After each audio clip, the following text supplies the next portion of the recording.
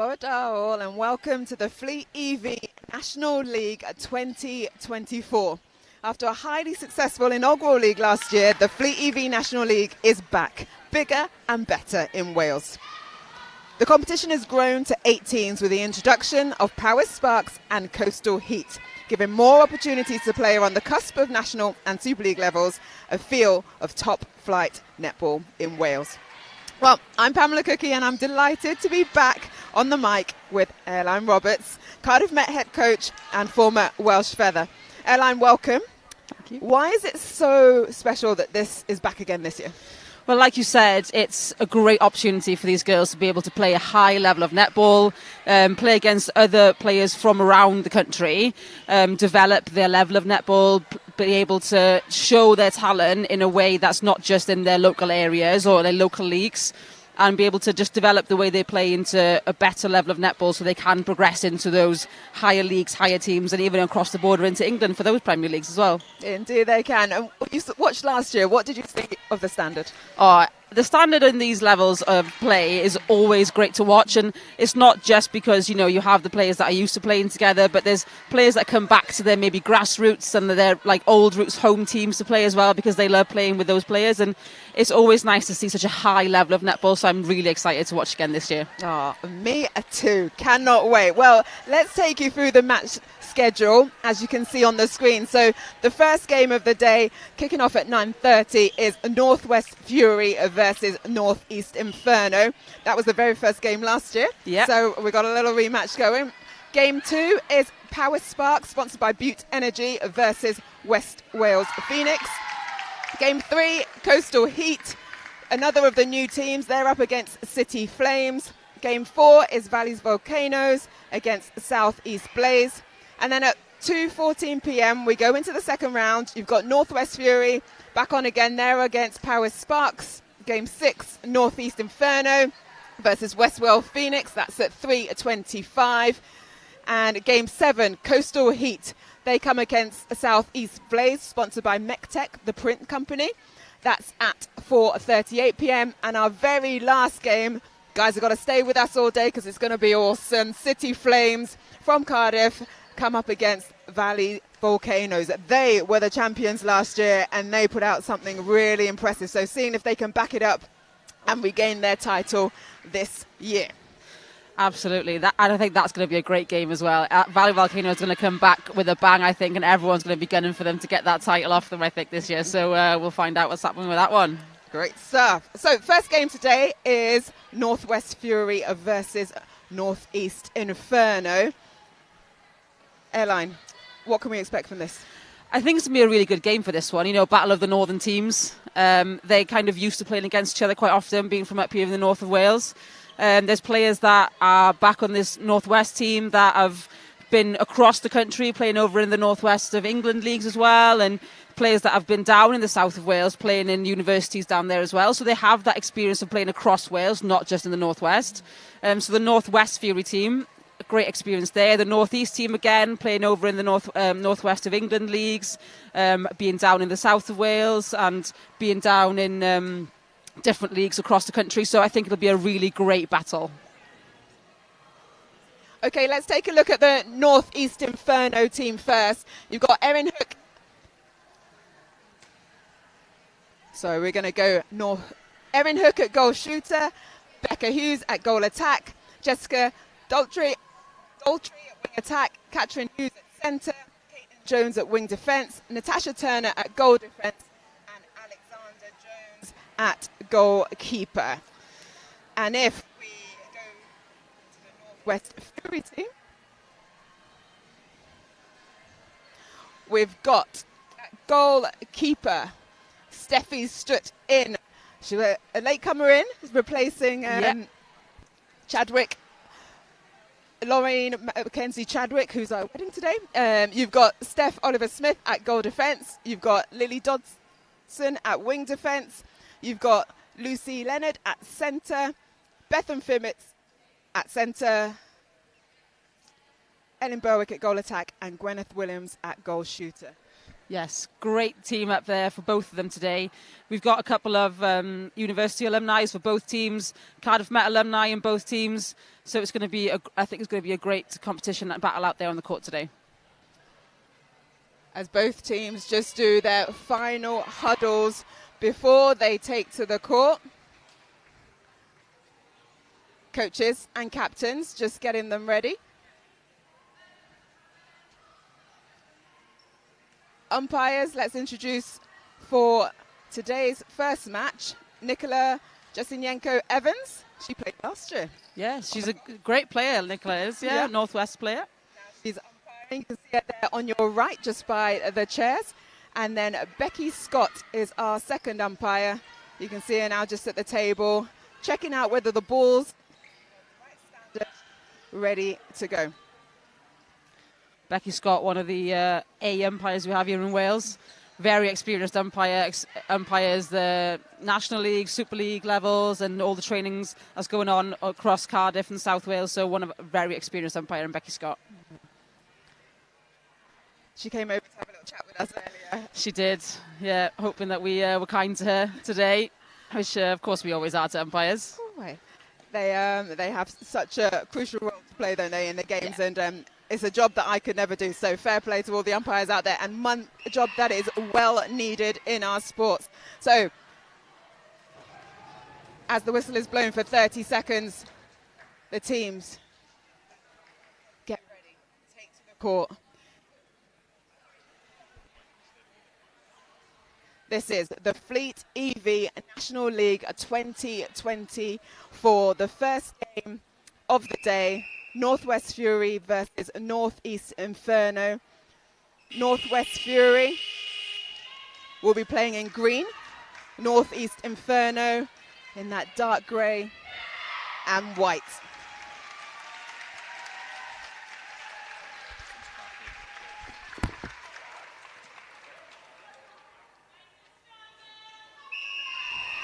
And we're off.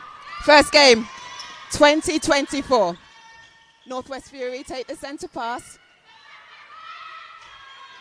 Nice into Gwen-Anne Williams. She's a returner from 2023. Yeah, she's a great player, Gwen-Anne Williams. She's played Wales under 21s. You know, she's a very experienced shooter, and she's a really good addition to this team. And for Northeast Inferno, you have Becca and Katrin. They are twins that you'll see on the court there. I think the only difference you can see between them is sometimes they're trainers, but their link together on that court is something to really look out for. Yeah, Katrin is playing at centre and Becca at goal attack. But as quick as Northeast Inferno score, Northwest Fury back into the mix.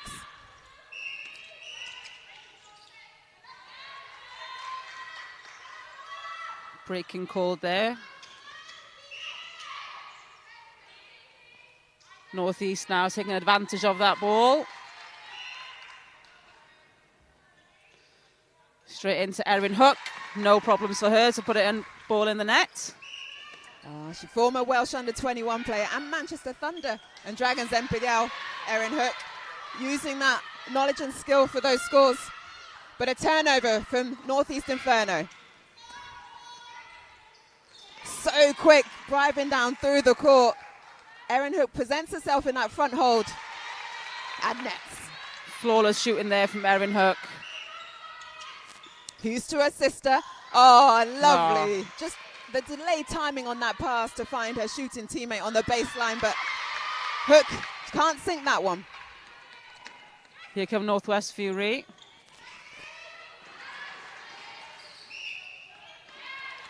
Uncharacteristic error from the experience there of Gwen-Anne Williams. I think the ball just came a little bit too early for her there. She hadn't quite finished her run, but caused the footwork.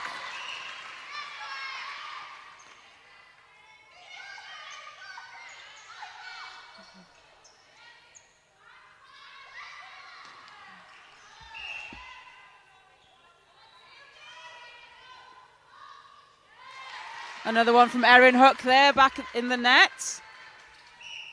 And Northwest Fury are back at it. So current score, as Hughes tries to get an inset, but just contact called 4 to Northeast Inferno, 2 to Northwest Fury.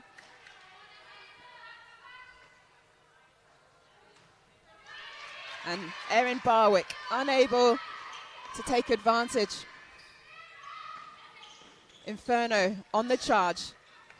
Playing to the left of your screens. And goal defense, Tash Turner. Another returnee from 2023. Yeah. Lots of voice and experience in that side. Yeah, absolutely. Tash Turner plays Division 1 over in England. On a great ball over there from Becca Hughes. Unfortunate miss though from Erin Hook. And Northwest Fury have just lost the ball back to the Infernos.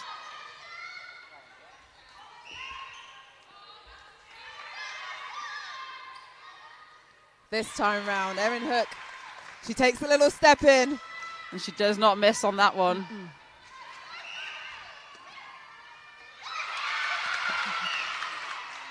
Oh, what a turnover there from Lily Doodson, that was, for wing defence for Northwest Fury, but it unfortunately lost the ball.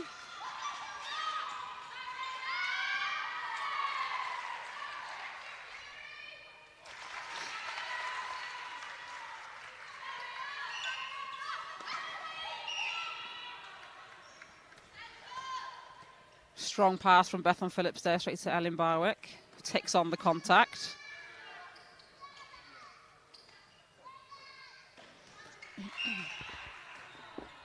Ellen Barwick, another experienced player, who's played in the Cardiff Met University and also in University of South Wales.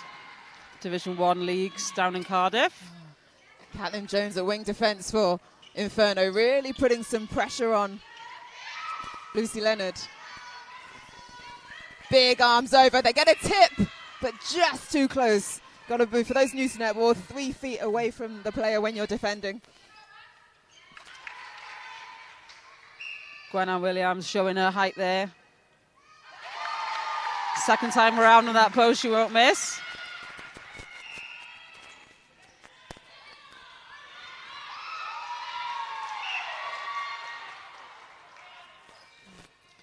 Lily Doodson again putting her hands up, fighting for that ball, but doesn't go her way this time, unfortunately. What is it like? So, as defenders, you've got to put the pressure on early to get in the heads of the attackers, but you also don't want to draw the attention of the umpires so you get pulled. And a great turnover there from Northwest Fury. Oh, but can't connect as they bring it through. Oh, what a ball. Save. Unlucky. Great vision there, though. But no, I know what you mean. It's almost as if defenders are prone to being called for contact, but I think it's all about the tracking of the player. So you need to make sure that you can use the sideline as an extra defender almost and track your player. So when the ball comes up, you can come and take it cleanly instead of having to climb over your player to take that ball.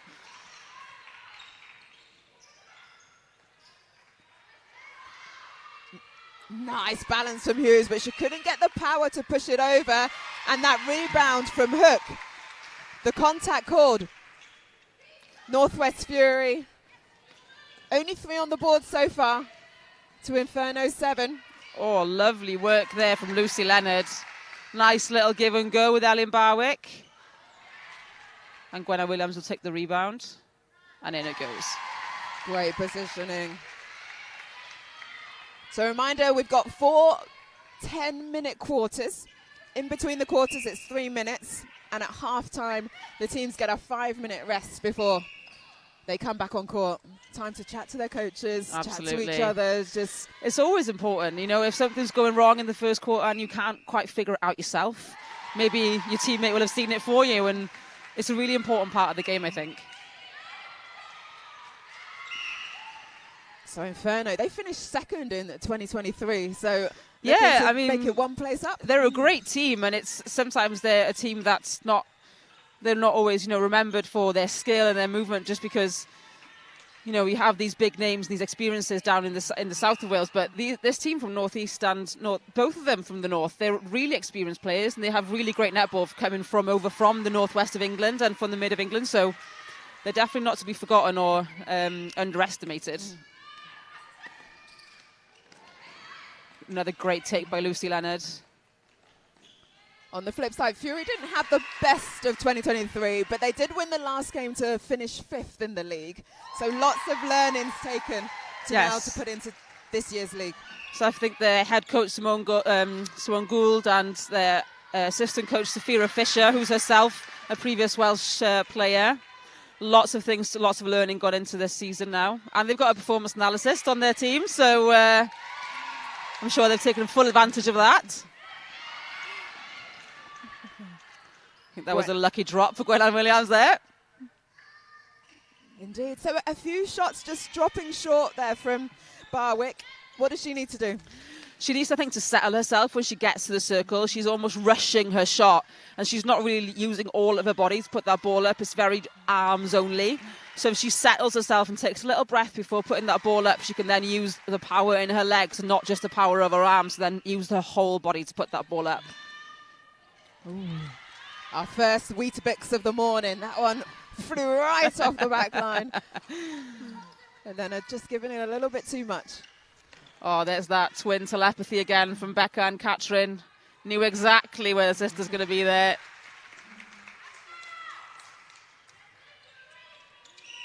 So the last minute of this quarter.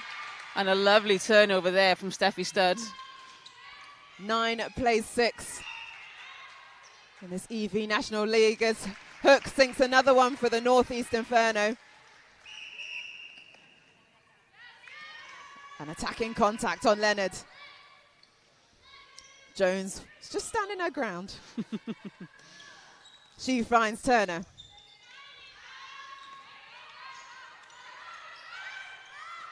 Back to the line.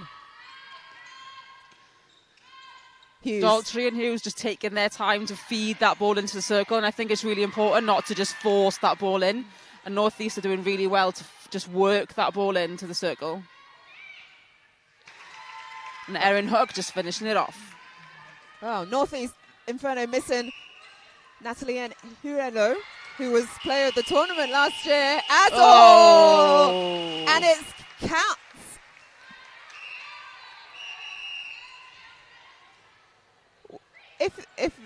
But didn't it go through the net? Yeah, I believe that would have been called as an advantage call. Yeah. But the obstruction in this time round, that is a shame. Oh, that is a big shame. Yeah. Obstruction, and she did take it, and I think Katrin Hughes is questioning that with the umpire as the captain. And I think she's going to check with Becky Scott as our reigning A umpire. Because I would have said that would have been a goal. I would have agreed with you there. And now the team manager, I believe. They are discussing it between them to see if that counts as a goal. Well, its currently score is 11 to Northeast Inferno and 6 to Northwest Fury. And I think the umpire's decision might stand. There's chats still occurring. Well, while we wait to hear how that unfolds, tell us about that first quarter. Oh, it was fiery, wasn't it? It was full of energy. There was turnovers galore, tips and lovely shooting on both ends. So it was a really nice way to start. So I think, like we said, Ellen Barwick falling a little bit short on her shooting. Gwenanne Williams with her really tall and strong build, so she's able to pick up, luckily, the rebounds on them. But on the other end of the court, Hook and Hughes working really nicely between them, and the play through court from both teams, both of them really out for it, really wanting to get their hands on that ball, but doing it in quite a clean way as well. We've had some back and forth between the mid-quarters, as we always do, I suppose, but no, both teams really showing that they've been working hard over the past since the end of the competition last time. Yeah, well, you always expect the first quarter to have a little bit of those nervousnesses in there as a team's just trying to figure this out. You can train all you like, I always say, but it doesn't beat stepping out on that court and playing in an actual match. Absolutely. I mean, like you said, you can train all season long, but you're playing with your own team, and you never know really who you're going to face and who you're going to come up against. And like I said, these girls would have played against each other in different leagues and different games, maybe on the same team sometimes. But when you come into this environment as well with a crowd, and it's a competition and it's a big competition, and the nerves will settle in and kick in, and I think that first quarter sometimes can let you just get yourself into that momentum of I'm playing a netball game and I'm getting into it, and sometimes coming on the second quarter will just let you settle a little bit more into your own game pattern. Yeah, well, 11-6, the current score. Remember, it's just 10-minute quarter, so that's why the score potentially could be a little bit lower than what you would imagine. 4 lots of 10 minutes. How does that compare to playing 15 minutes? I mean, I think considering that they're playing more than one game in a day, I think the players will thank them for it. We'll be happy that it's not 15 minutes quarter, but I think it means that you have to make the most of the time that you've got. You haven't got as much time as you might want to do different things and be as like you play normally. However, it also means that just because you have to do more with the time, it doesn't mean you have to rush the ball. It doesn't mean you have to rush things around. You have to be more careful with the ball when you have the possession because you won't have as much of it. That's the buzzer for the quarter time is over as Fury take the first centre pass with Bethan Phillips. She's played county netball and now repping the Northwest. So contact called on Lucy Leonard. Inferno get a turnover straight off the bat. Just looking to see if there's any changes on the court by any team, and I don't believe we have any. I think we're still on the same teams that we were. Yeah. Looks like no changes as Hughes takes the centre pass. Oh, lovely quick ball in from Daltrey, a wing attack. Finds the twin Hughes. Obstruction called there.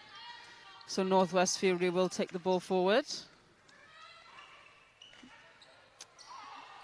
Oh, wonderful work by Gwen-Ann Williams. We've got a jumper on the court. She's taking balls flying off the back line. She's putting it behind her without looking. She's having a great time.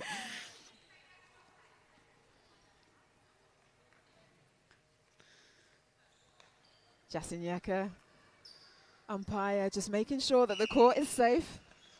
The obstruction jumper is now well off the court, and Inferno move on with the attack. Again, taking their time, building it up to getting that ball in. And a turnover there again by Dootson. And they do win the ball, Northwest Fury. Oh, slightly overcooked that one, but they do get their hands on it. There's a few loopy passes going into that A lot of end. loopy passes. I think sometimes what's easy to do is when you have a tall shooter, you tend to just try and force that ball in. Well, that's the difference with Northeast Inferno. They haven't got exactly that height, so they have to work the ball in a little bit more. So you can get easily complacent to try and work that ball into a tall shooter. So more of a rotation in the circle for Northeast Inferno. Fury, they've got that target shooter in, Gwen-Ann Williams. Turner takes the penalty. Hughes at goal attack. Straight in there to hook. Oh, creeps in on the side there.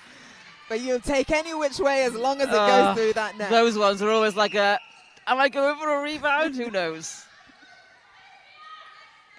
So I remember correctly, you were a shooter as well. I was a shooter, yeah.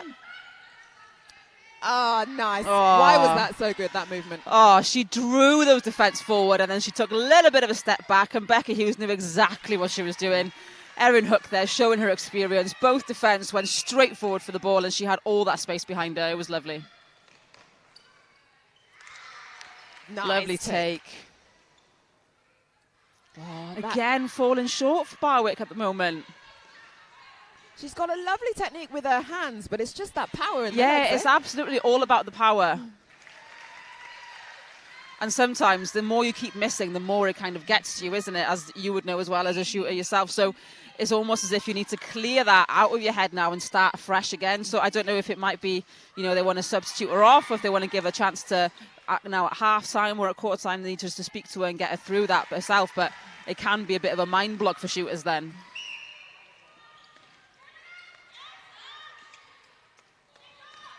Leonard, as Williams comes out the circle to help out their attack.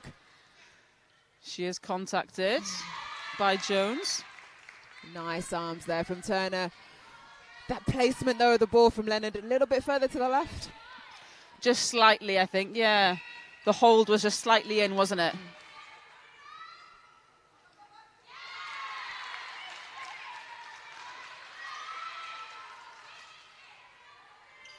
Inferno now looking to see where they've got down the court.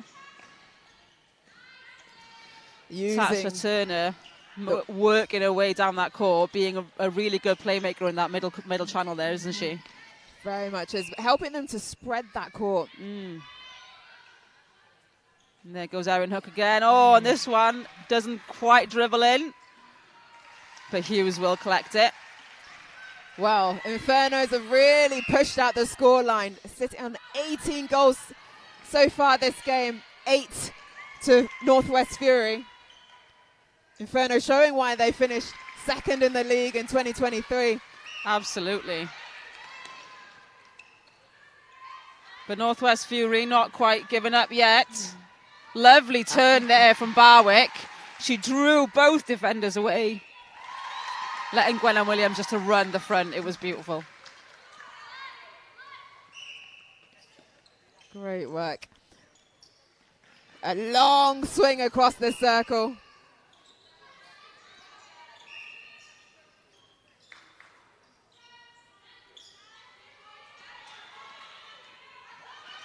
Great baseline drive from Hughes. The left-handed goal attack nets another one. Takes the score to 20 for North East Inferno.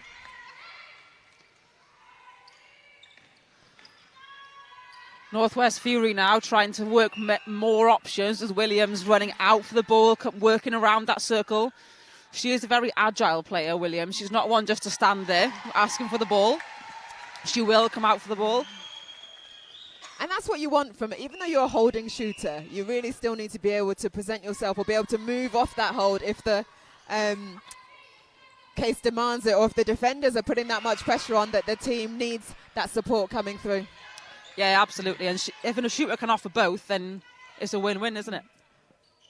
Definitely. As Hook brings Inferno to 21, just coming up to the 3.5 minute mark left of this second quarter of the EV National League here in Bangor for the first game Barwick of finding the day. some great space there on the side of the circle. She's running quite freely around the court.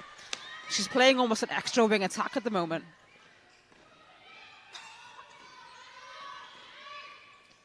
Hughes that quick. She offers front, but the two offers in the circle means that Daltrey has two options that she can go to, and she chose the back one, and it's resulted in a goal. That combination of a good... Oh, what a turnover there. Steffi stood right in there, saw that come in, straight hands on the ball. Just before that, what I was saying was the combination of a good goal shooter and a goal attack working together, a good partnership is always important, isn't it? Definitely. And those links throughout the court need to be seamless. As Williams has another attempt under the post. She goes high this time and it swooshes right through.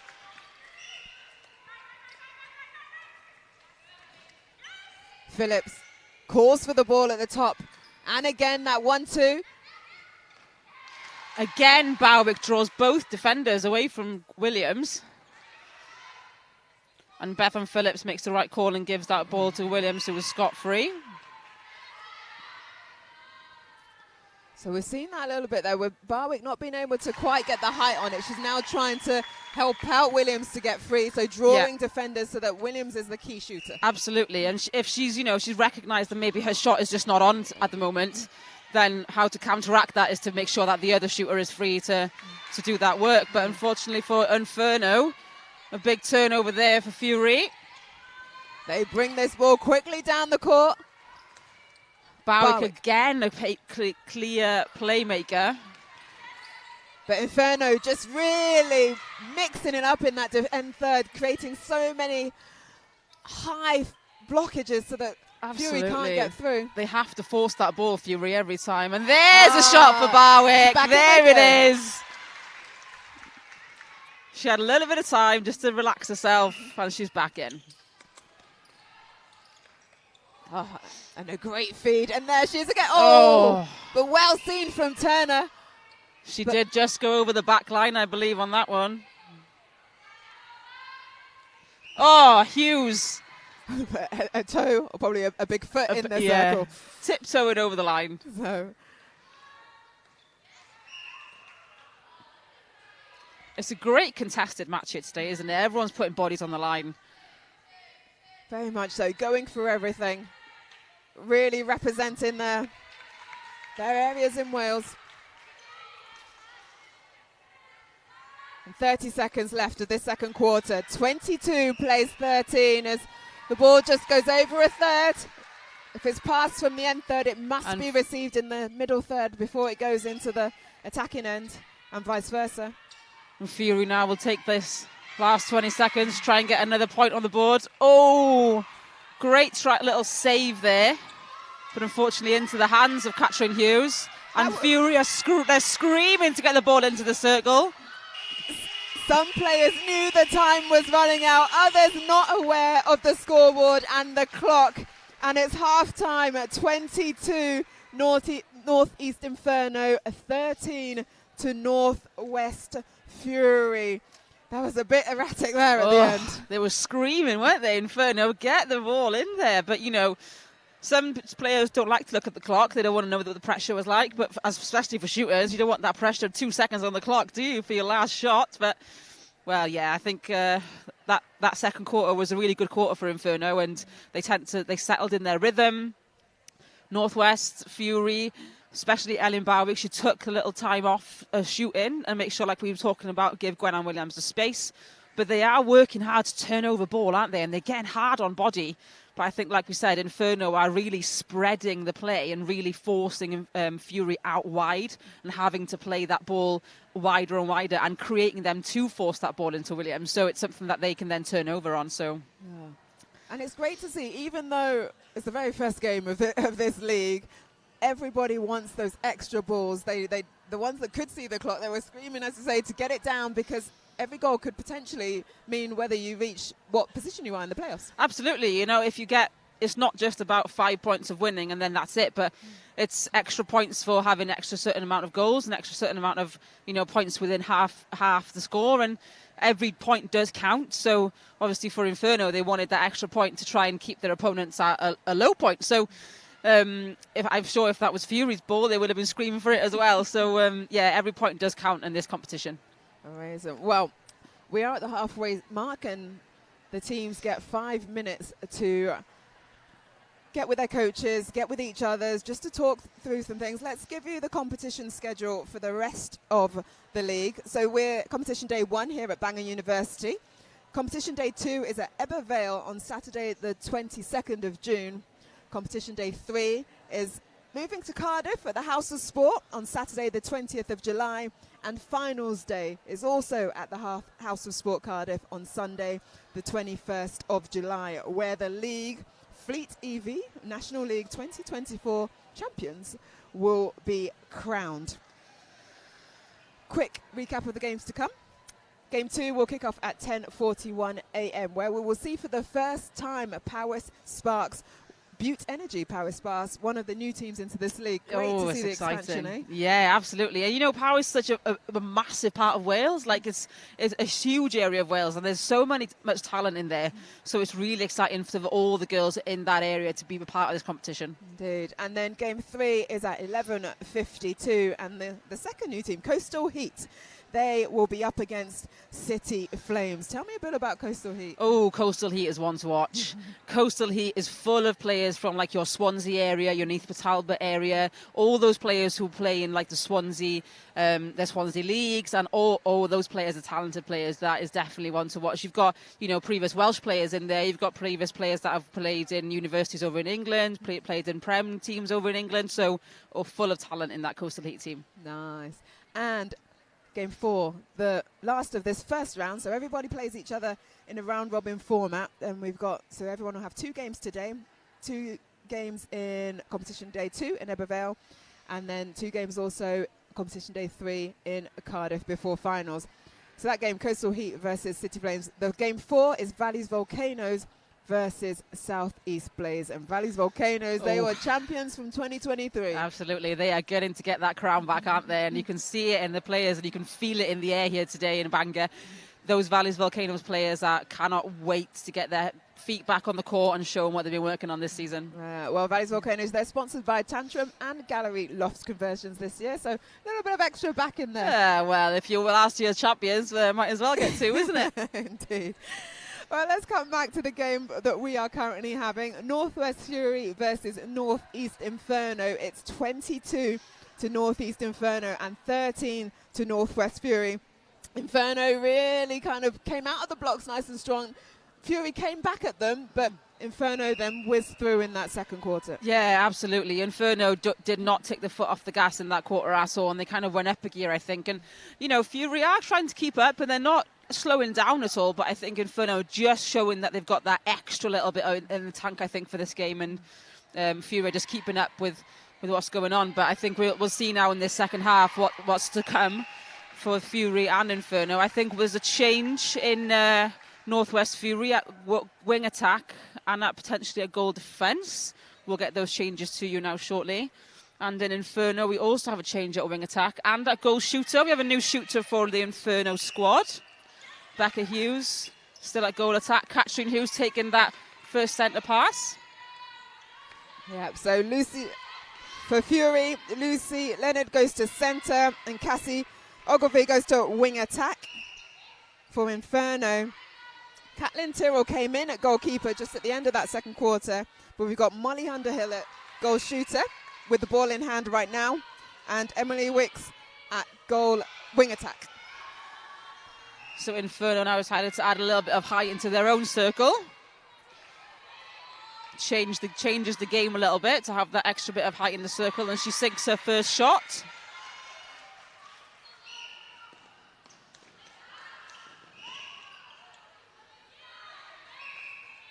A change at goal defence as well, I think, for Fury.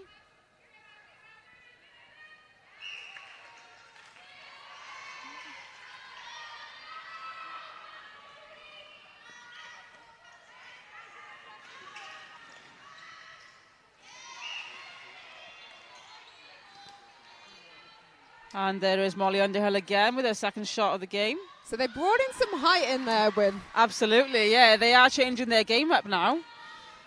Erin Hook has done her job for this first half, potentially. Oh, and just a loss there, picking up. Oh, what a turnover there from Northeast Inferno's wing defence, Caitlin Jones. And there's that shot from Becca Hughes. Wide range shooter, Becca Hughes. She will shoot from anywhere in that circle. Really got her eye in. Again, another potential advantage call. Oh, what a ball again from Caitlin Jones. Straight into that circle.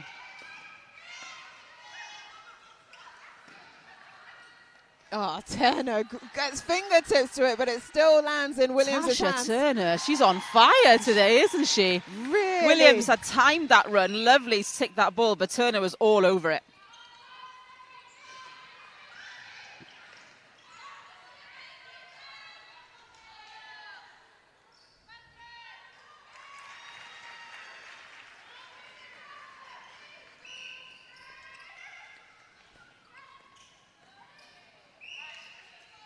Quick transition through the court.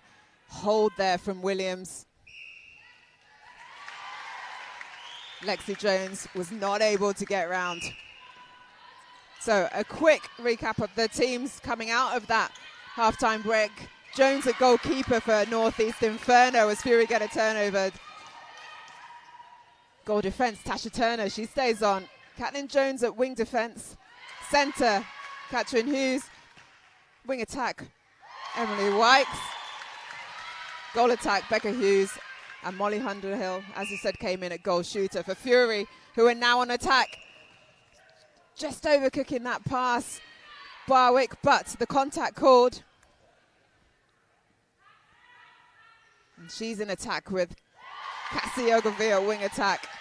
Lucy Leonard moved to centre. Dudson stayed at wing defence. Oliver Smith at goal defence and Stud at goalkeeper. Here goes Hughes again with a bit of a long shot. Oh, rolls off the side on that one.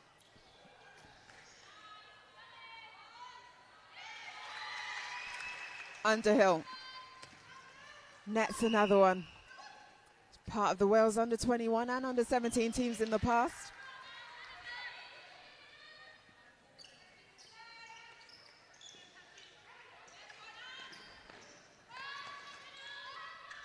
There goes Cash Turner again, meeting that playmaker in the middle.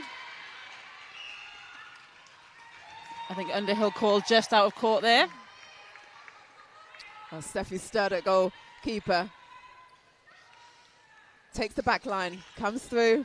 Leonard now in the hands of Ogilvie. She reoffers, but not in time. 3 seconds called. You have to release before that 3-second whistle. Steph Oliver-Smith there, unlucky with that 3-second call. Oh, but she turns the ball over and gets that little tap. Here goes Molly Underhill, straight up. So lots of pressure being put in that Fury defensive end. Absolutely. Inferno have brought that height in now, so they have to work a lot differently to how they were working with Erin Hook. It's a different game completely, isn't it? You're changing the dynamics of that shooting circle. Oh, we've just had our first caution. Oliver Smith, goal defensive Fury. So she'll just now need to watch it a little bit. Stud is battling it there against Underhill, knowing she's holding for the high ball. And she gets the front ball instead, straight up. Quite an unusual shooting style for Molly Underhill, and there, isn't it? It's two-handed. Yeah, I'm not normally a fan of the two-handed shot, but if it works for you, it works for you. That's absolutely fine. It's Williams down the other end with a traditional one-handed. Hughes a goal attack, swings it to her twin sister right in the corner and plays herself. Oh, it looks like she plays herself, but you know, there is two of them. One too many passes there. Oh, but a lovely ball.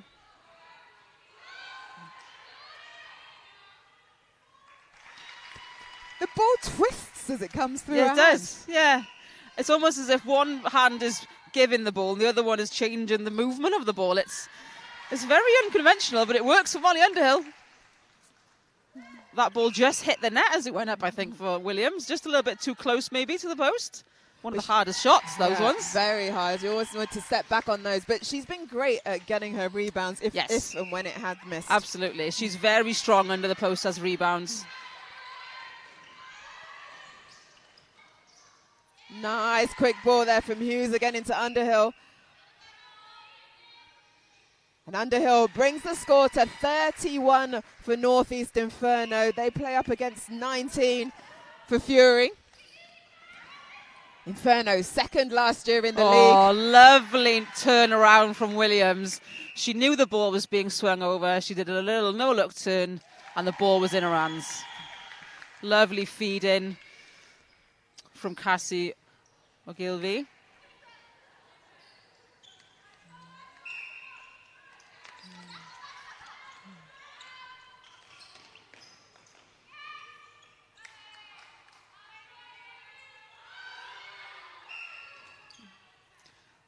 Slight battle under the post. I think Underhill comes out as the victor in that one.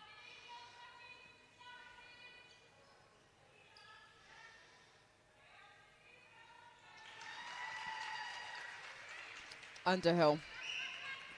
D-side netball club. She nets out a great interception there from Catherine Hughes. Another D-side netball club player. Catherine Hughes and Becca Hughes, both previous Welsh players. Yeah. Went to Netball Europe with the under-21. Yep. Very experienced players. Just manages to get through, and the score as we come to the minute and a half left of this third quarter. The turnover happens for Northwest Fury. Great take Behind the back, and she does find absolutely her teammate. Lovely. Oliver Smith was there She will do anything to save that ball, Williams. But second time, it didn't quite pay off.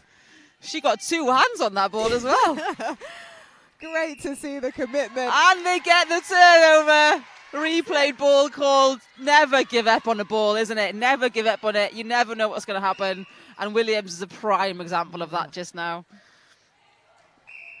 Oh. Dinah's Netball Club. She's played Wales under 21s. And she loves coaching as well. So it's great to have that experience in the team where she can impart that knowledge into the others. There she is again for the rebound. Gets the contact call and she nets. Formidable force in Williams. 30 seconds on the clock.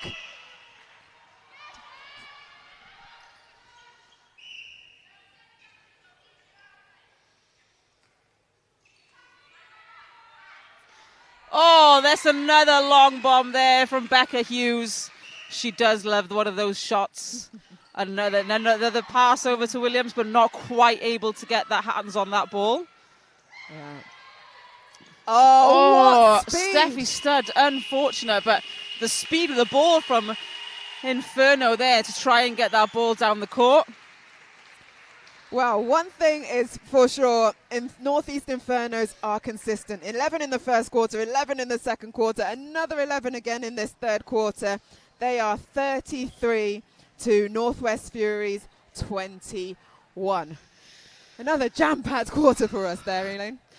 Quarter full of tips again and turnovers and no-look balls behind the back. It was... yeah, it's getting exciting for the first game of the day. I wonder what's next to come for the rest of it. But yes, it's full of just talented netballers, and it's really exciting, isn't it, to watch all of this happening. But yeah, Inferno, like you said, being so consistent. Their players remained consistent throughout these last 3 quarters. And Fury, again, you know, they're keeping up. They're giving it all they've got. They're putting their bodies on the line. They're passing really nice balls, but some balls just a little bit maybe behind, not quite getting in the right timing. The movement's slightly slower, and they're just maybe not hitting the right space that they want, or not shutting down the Inferno players in the right exact timing or movement. But they're definitely not, you know, too out of the competition. But in this match, they are within, you know, a decent score. But Inferno definitely showing why they came second place last year. Indeed, they are. And going into this last quarter, like you say, they're not out of it yet. There will be a big mountain to climb for Fury to overtake Inferno and get the win. What is it, though, that they can work on to bring that scoreline closer? Because we do get points for... even if you lose, but if you come within 5 goals, you get 2 points. And if you come within 50% of the winning team score, you get 1 point. So it's all to play for. Absolutely. And, you know, they can definitely get that 1 point for coming within half a score, and that's definitely within their remit. But I don't know if they can come within that 5 point, within the 5 points of that. If they want to really get to that point, they're really going to have to start slowing down Inferno's game, because we can see how fast they move that ball and see how their connection through the court works for them. So we can... Inferno are really good at spreading Fury's play. So if they like to play, Inferno like to play themselves a kind of wide game, you need to make them play the opposite of that. Mm-hmm. So you need to bring that ball really kind of narrow into their play, and your defensive setup needs to narrow them, and you need to be in control of their style of play. So don't let them play their own game, but make sure that you are taking over their play by getting your defenders into your positionings and pushing them to force them into errors. Indeed. And do you think Northeast Inferno are going to want to put their foot down so they don't give away any points to the opposition? Oh, absolutely. It's a competition, isn't it? Of course they are. They're going to probably get into another gear now and try and push even further with that lead. Well, Becky Scott and Nicola Jasinyega have blown the whistle to start the 30-second countdown before the first centre pass of the fourth quarter. And we're underway. More changes here for Northeast Inferno. Ashley Davis has come on to goal attack, so Becca Hughes has been hit the bench. Chloe Morris is on at centre, with Katrin Hughes moving to wing defence. Tasha Turner has moved back into the goalkeeper position, and Caitlin Jones is now on at goal defence. So Fury in the green to the sideline. But Hughes, who's moved to wing defence from centre, as you said, getting the contact call. Big jump from the defence. Caitlin Jones put that pressure on. She's not the tallest of defenders, as you can see in there, but she's causing some havoc. It's taken Fury a bit of time to get that ball through the net, but they do. Absolutely. And, you know, Caitlin Jones, when she was playing in that wing defence position for the first 3 quarters of the game, she is really on the body. She's really gunning for the ball. So I think she can cause a little bit of havoc in that circle.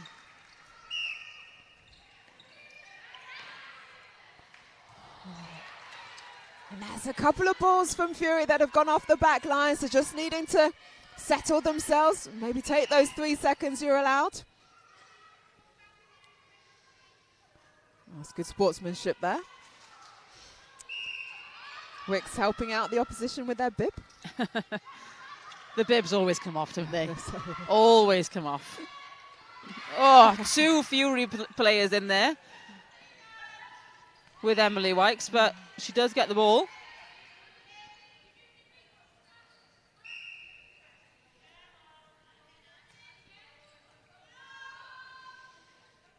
Right, Underhill giving the ball under the post. She nets. Morris, Chloe at centre, takes the centre pass. Long ball in, but who was there but Stud, a goalkeeper. She's been consistent, isn't she, throughout this game? She really has. And her team unable to reward that pressure because Inferno are coming down so quickly. Oh, she's there again!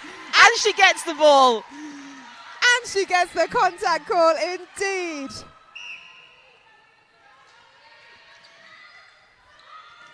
Such a formidable player, Steffi Stud. So consistent throughout this game. And there goes Catherine Hughes. Always tend to run into the crowd, Catherine Hughes. Likes that extra bit of a little run into the wall. Super fit she is. Another one. She wins the ball. And does it with a smile on her face.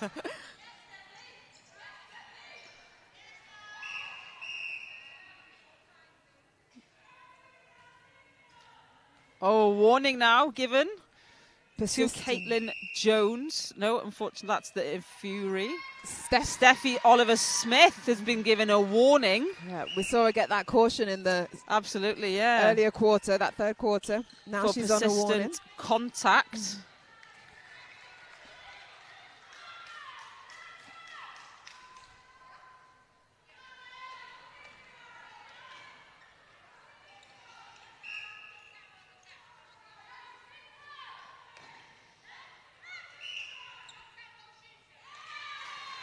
Williams being called for contact there.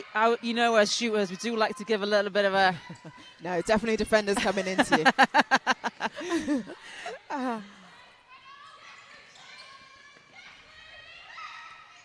Oh, nice over ball. Contact is called on Underhill as she tried to keep that ball in. And Ashley Davis going in at goal attack. How was that changed up? She plays quite a different game to Becca Hughes, and obviously as well with Catherine Hughes moving back as well. There's a very different combination of players now in that attacking side. You've got Chloe Morris in the middle, Ashley Davis, and they've kept Emily Wykes there at wing attack. But the style of play she has, playing with Molly Underhill, she tends to keep herself more to the top of the circle, but doesn't shoot as far as Becca Hughes does. So she will work herself then further in. So she tends to run around a bit more and then just let Molly Underhill take the ball a bit more. It's a very different style of play to what they're used to playing in the first 3 quarters with Hughes. But it's nice to see them do something different and being able to have those changes and let the other players kind of work around. But Ashley Davis is definitely a bit of a playmaker in there. Yeah. And that was a nice pass in, wasn't it, to that shooting circle? As if circle. It was trained, wasn't it? Right on cue.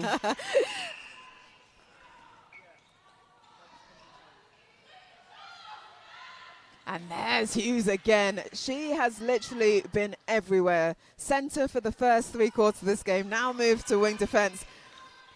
Sometimes known as the most underrated position because you do so much work there, but you hardly get the recognition. But she's so getting much some work great takes. off the ball, isn't it? Off the ball works. And I always say to players, you know, just because you're not getting the ball doesn't mean you're not working hard. And she is working so hard to stop that wing attack, become a playmaker. Oh, nice pass there from Leonard, from Bethan Phillips. Apologies, at centre. Oh no. Lucy Leonard it is. Oh, I think Steffi Stud might have got a little bit of a touch on that, but she does win the ball. Or she at least put it off. Oh, she did get a touch. There we are. Inferno do get that ball. And she stretched up for that. Oh, 3 seconds! 3 seconds call for Steffi Stud on that defence. She has been phenomenal. Oh. I mean, Ironbridge and Mould. She's been in Bucks Division 1. She's really come out to play today. Absolutely, and she's vocal on the court, you know, in the back of that, in the back then, goalkeeper, and she's really showing her talent. Another loopy ball across for Inferno, and they are spreading their play a bit here, aren't they? And this time, Undilla able to keep her legs there just for a fraction longer to not allow Steffi Stuff to get that elevation and tip on it. They're having a little chuckle to each other on the right-hand side. Oh. Replay ball called there for Oliver Smith. She's quite versatile, Oliver Smith. Goalkeeper, goal defence and wing defence in her repertoire. But she's just played goal defence today.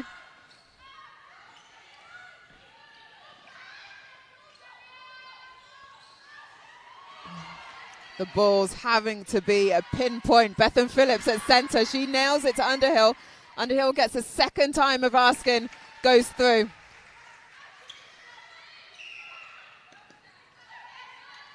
Oh, Stud again!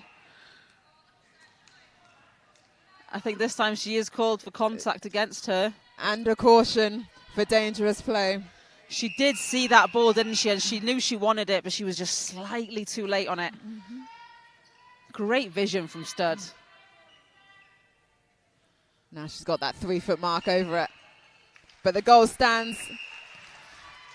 Time is called for Inferno. Chloe Morris is going into wing defence. And I believe coming on is Jess Daltrey into centre. Jess Daltrey started this game for Inferno at wing attack.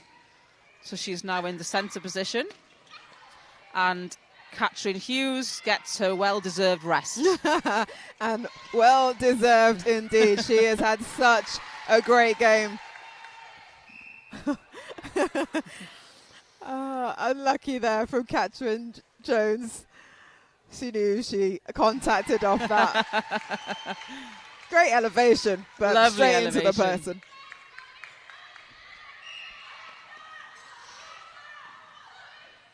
Oh, lovely ball in there. Ashley Davis into Underhill. The feeds into these shooters are phenomenal today, aren't they? The feeds into Underhill from Davis and from Wykes. And speaking of Wykes, what a great turnover. These girls are matching my vibes today. Oh, so good. Emily Wykes, West Cheshire Warrior, Wales under 19. And she's holding her space on the edge of the circle.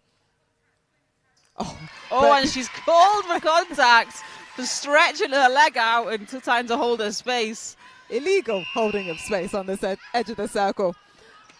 But she's back into defence. Leonard goes long. Oh, but and can't just keep it in. Loses it. Dodson, just too much for her.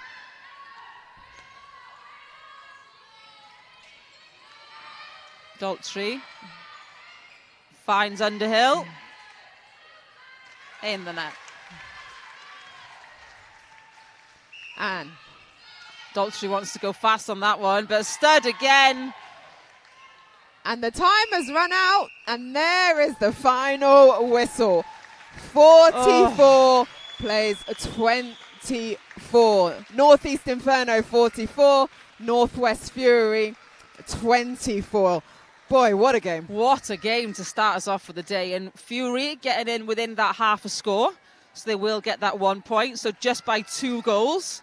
So they did keep on in there to get that 1 point for that. But Inferno with that win. Great game for them. For both teams, great game. But Inferno, what a win. And guess what their quarter score was? Exactly half. 11 again. So every quarter for Northeast Inferno, they scored 11 goals, hence that 44. For Northwest Fury, 24, like you said, they get within half, so they're going to get some points on the table, 1 point, in fact, for getting within 50% of Northeast Inferno's scoreline. Oh, who really stood out for you, Airline? Oh, we have to mention Steffi Studd. She was incredible in that back. And, you know, she had the competition of having at the end, in the second half there, of the height of Molly Underhill to begin with. At the end there. But she really worked hard to get in those turnovers. She had so many tips and so many turnovers and 3-second hold on a shot. And she worked so hard. And that last one, when she came out there, and she did get a caution, but she saw that ball and she wanted it. Her timing was just off, but she worked really hard. And against Erin Hook at the beginning as well.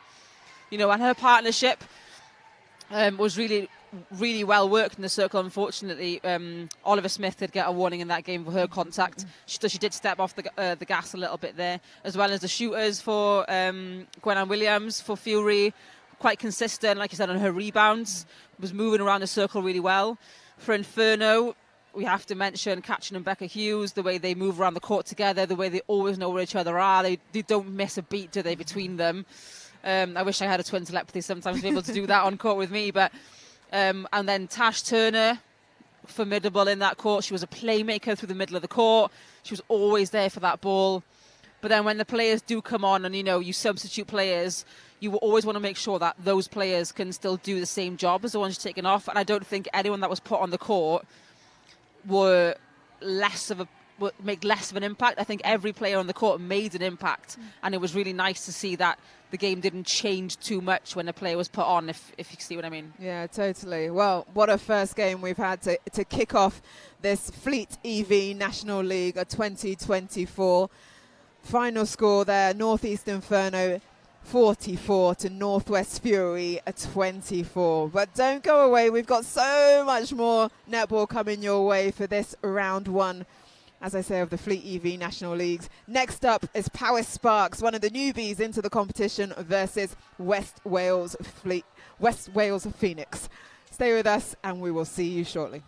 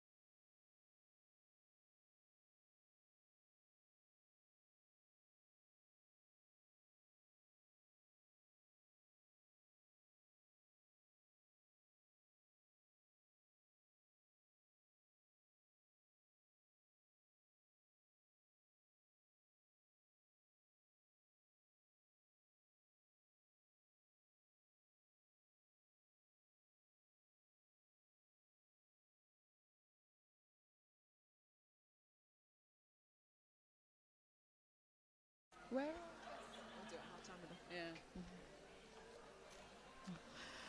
Hello and welcome back to this Fleet EV National League 2024. After a highly successful inaugural league last year, we are about to get underway. Powys Sparks versus West Wales Phoenix.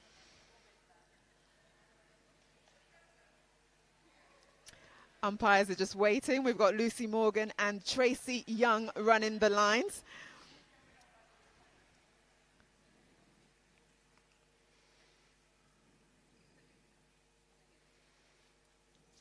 Just waiting for that first whistle.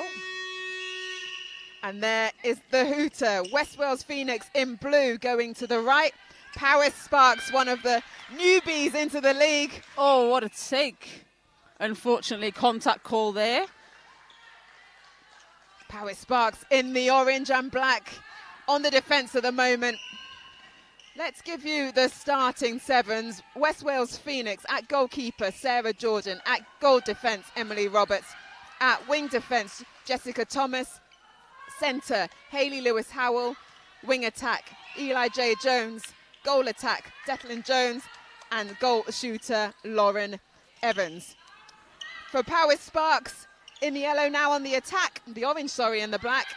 You've got goalkeeper, Mary Bailey. Goal defence, Lizzie Sims. Wing defence, Catherine Carmody. Centre, Chloe Evans. Wing attack, goal attack, Emily Brooks. And goal shooter, Katie Parks.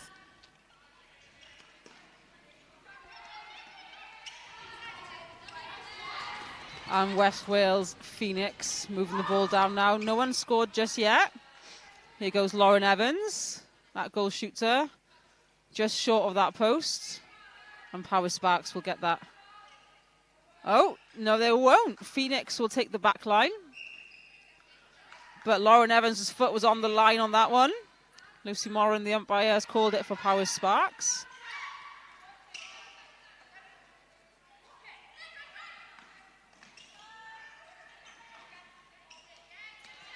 Turnover there. Unfortunate for Jess Thomas. Been called for contact. And great in Katie Parks at goal shooter. She takes the shot. Oh, goes off the back line. Sarah Jordan.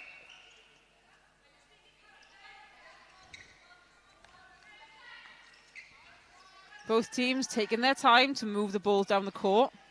Scoreboard still no score as far. And again, another turnovers. Both teams just starting to get the feel of the games. As you say, yet to put a goal on the board. The attacking ends just not quite getting those links together. Well, for Powys Sparks, their first time in this competition. Another turnover there. Ball over the back line for Powys. And here go Phoenix.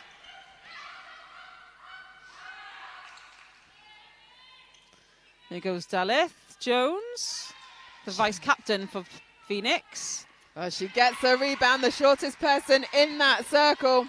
And we are away with the scores.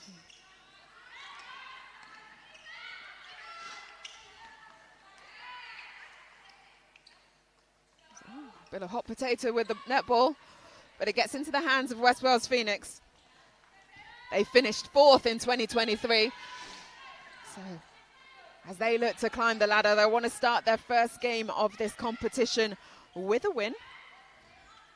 Butte Energy Powys Sparks hitting the top of the circle with goal attack, Emily Brooks, and then out to centre, Chloe Evans.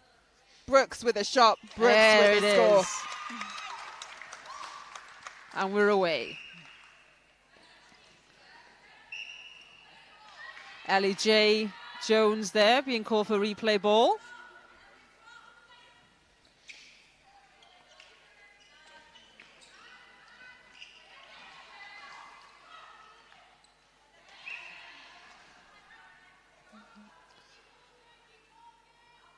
Again, lots of competition going on in the circle here. Jordan trying to get an arm around while still marking her player. That shot for Brooks a little bit short. But the rebound from Mary Bailey. Sorry, apologies, Katie Parks. straight in. Wing attack, Kaya Holmes. Went for the long deep ball, but couldn't quite pull that one in. She wipes her hands on her dress. Oh, Chloe Evans in there with a tip on a long ball.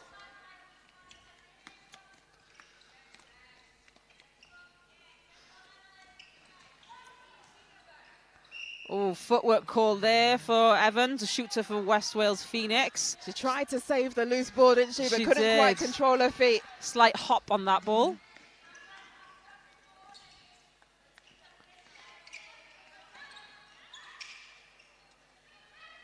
Sparks just working the ball around, getting it into their shooter.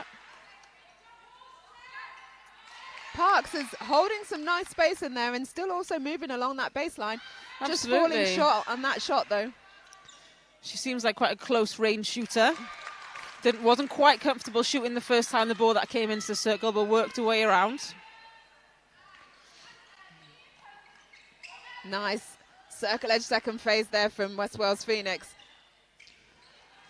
And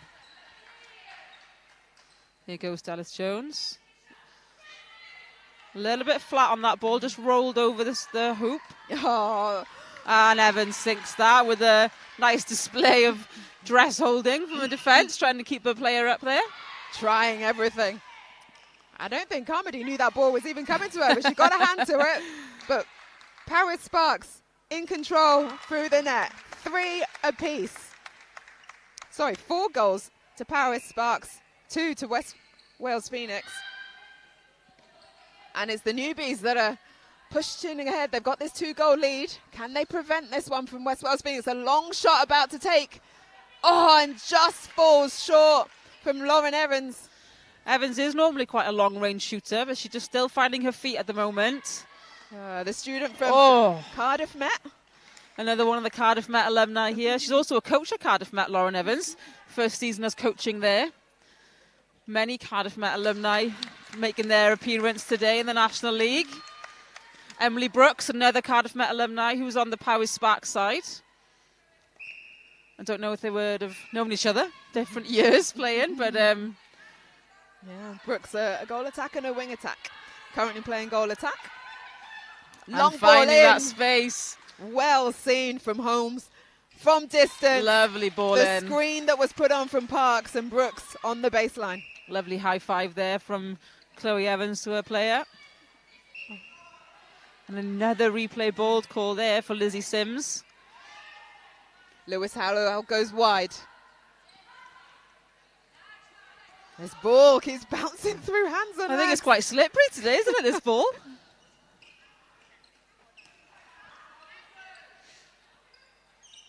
Lewis Howell herself plays a very good goal attack, but has decided to play in the centre position much more often these days. And another drop ball. Oh, and great defence. Great defence there. Mary Bailey picking that up. I asked the teams to give me some facts and information about the players coming into this so we could wax lyrical about them. Oh. But says she plays anywhere. Anywhere? Anywhere on the court. I mean, that's the kind of play you need, I suppose, isn't it? If one goes down, goalkeeper into centre. You never know. Into goal attack. Into goal attack, even better. Mary Bailey, versatile. Emily Brooks, another goal attack on the shorter side that we've seen in this circle, but doesn't mean she can't get that ball in the net. So bits of miscommunication there for West Wales Phoenix. Those connections aren't really clicking in that attacking end. No, not at the moment, no. And no, a lot of these players are playing the same league down in the west of Wales. Not always in the same teams, but they know exactly how they all play. Evans really wanting that ball from Howell. Yeah, quite a few Saucepans players in this West Wales Phoenix side. Some Merlins Netball Club. A couple of Morganite Netball Club in there as well. Mm-hmm. So good to see the variety and bringing together of the great players from those different clubs. Jess Thomas, another Cardiff Met alumni, and Jess Thomas taking that ball. Nice tip and turnover. Can it be rewarded? Yes, it can. Evans with another medium shot. Evans recently had a ACL injury, coming back from injury after having surgery. First full competition for her back on court after recently coming back into netball. And this is her debut.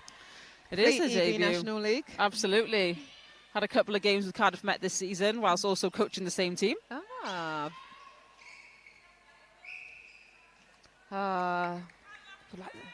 error there on the baseline from Emily Brooks.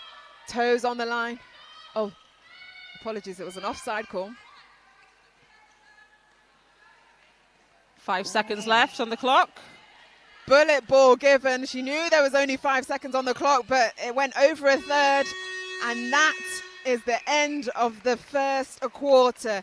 6 to Power Sparks, 3 to West Wales Phoenix. The team in orange and black have taken this one away. They are. They're really making an impact on their first season in this competition, aren't they? And they're really showing that they deserve to be here. Some really nice pastures of play from Power Sparks, and showing that they do know each other and the way they all play, and turning over nice balls. But both teams need to just calm down a little bit and making sure the ball gets to the area correctly without having to force balls into areas. So I think both teams and coaches will be saying the same to their teams at quarter time. Indeed.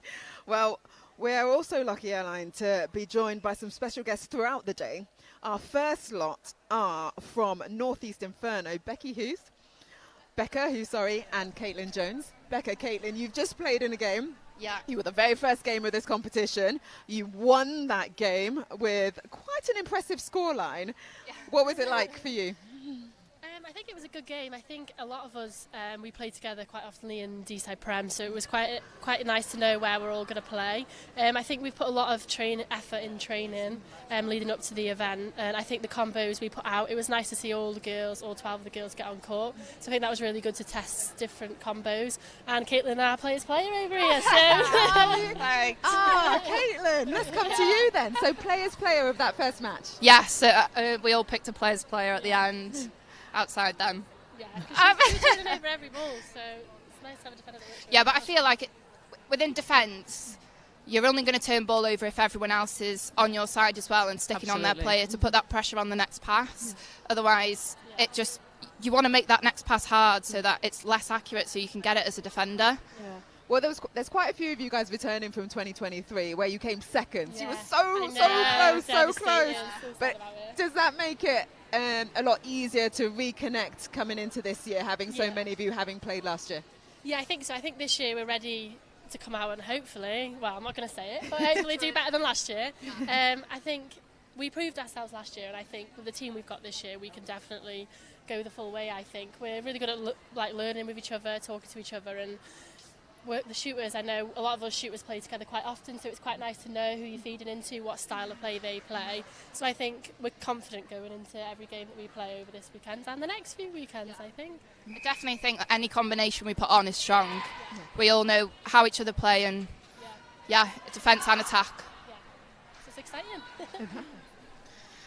Oh, amazing. Girls, you're going to stick around with us for the rest of this game, yeah? So feel free to jump in and we'll talk a little bit more again at half time. Thank you. So this is the second game of the day so far. Power Sparks are on 6 versus West Wales Phoenix, who have scored 3.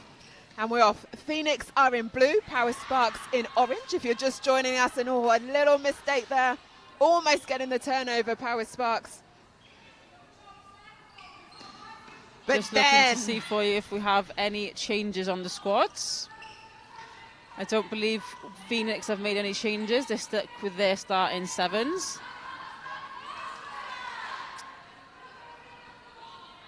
Indeed, and Evans, she continues. She loves that long range, doesn't she? From distance, nets it through. There is a change at goal attack for Power Sparks. Emily Brooks has come off. So we are looking to see who has now come on for Power Sparks. So we'll get that change to you as soon as possible.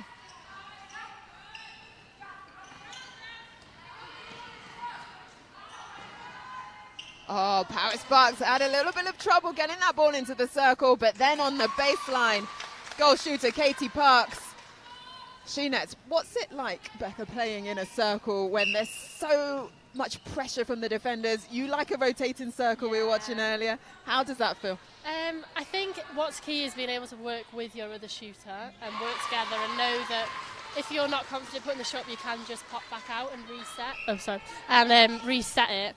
I think the pressure on the defence from who we just played, I think, was really, really good because both of the circle defenders both played for Bangor University together.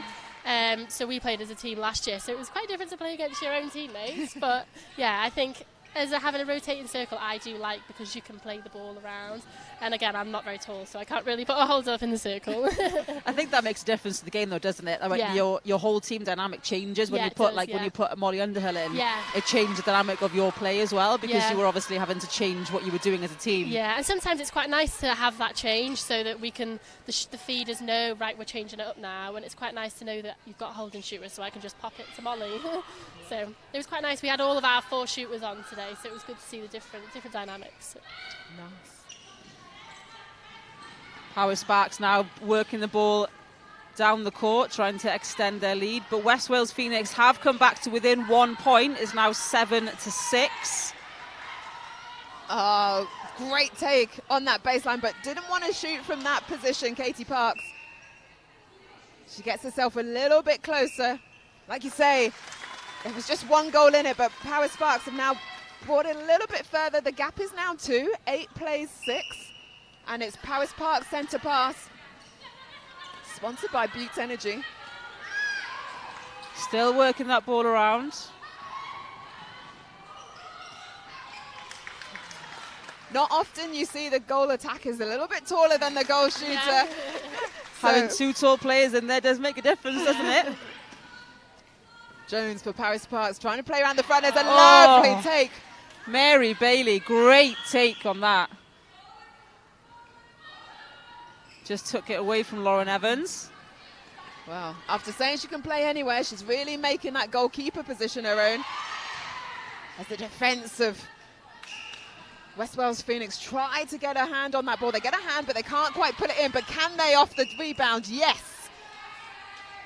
With the work of Sarah Jordan, Merlin's Netball Club goalkeeper.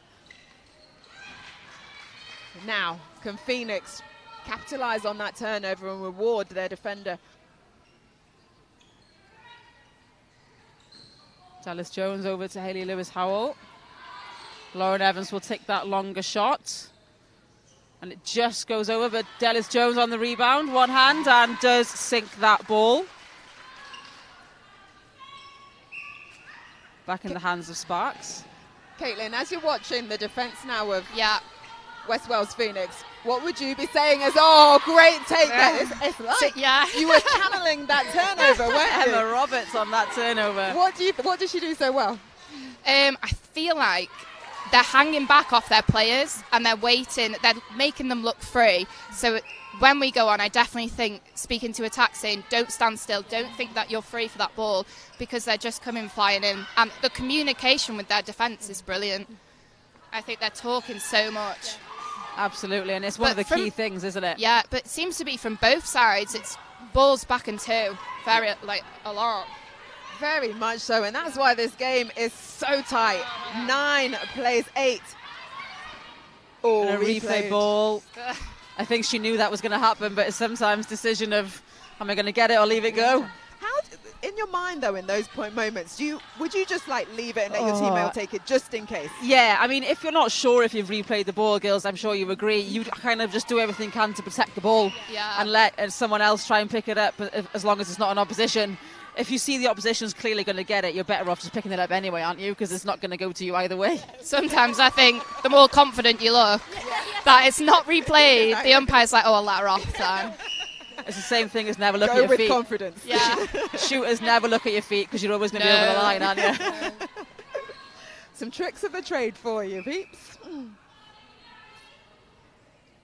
So from mid-range, nice shot there. And we do have a confirmation here of the changes for Power Sparks. That goal attack comes in Jasmine Barty. And Emily Brooks, like we said, has taken to the bench. And a lovely other shot from Lauren Evans. Another mid-range shot from her. Like we said, she does like that range.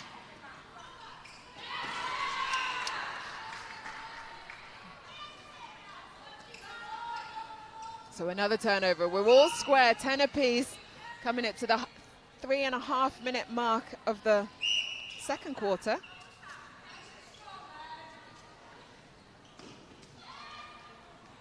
It's the Fleet EV National League.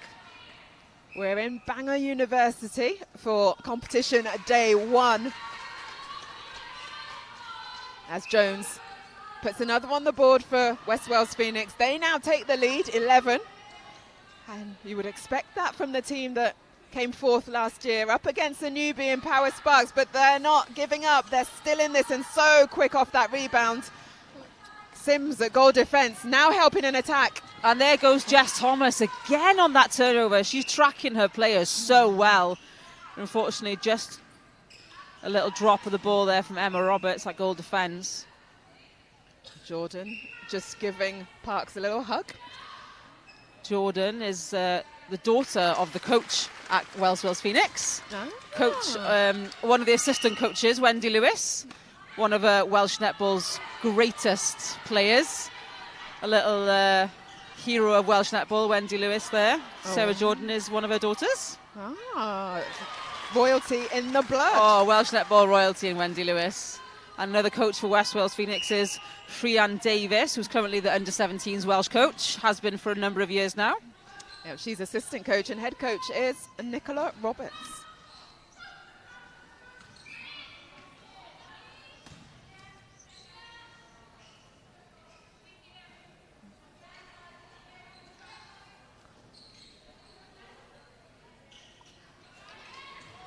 Lewis Howell is there to pick up the rebound at centre, making sure she did not go away in case her teammates needed her, and they did need her. So now it's 12 apiece here between Sparks and Phoenix.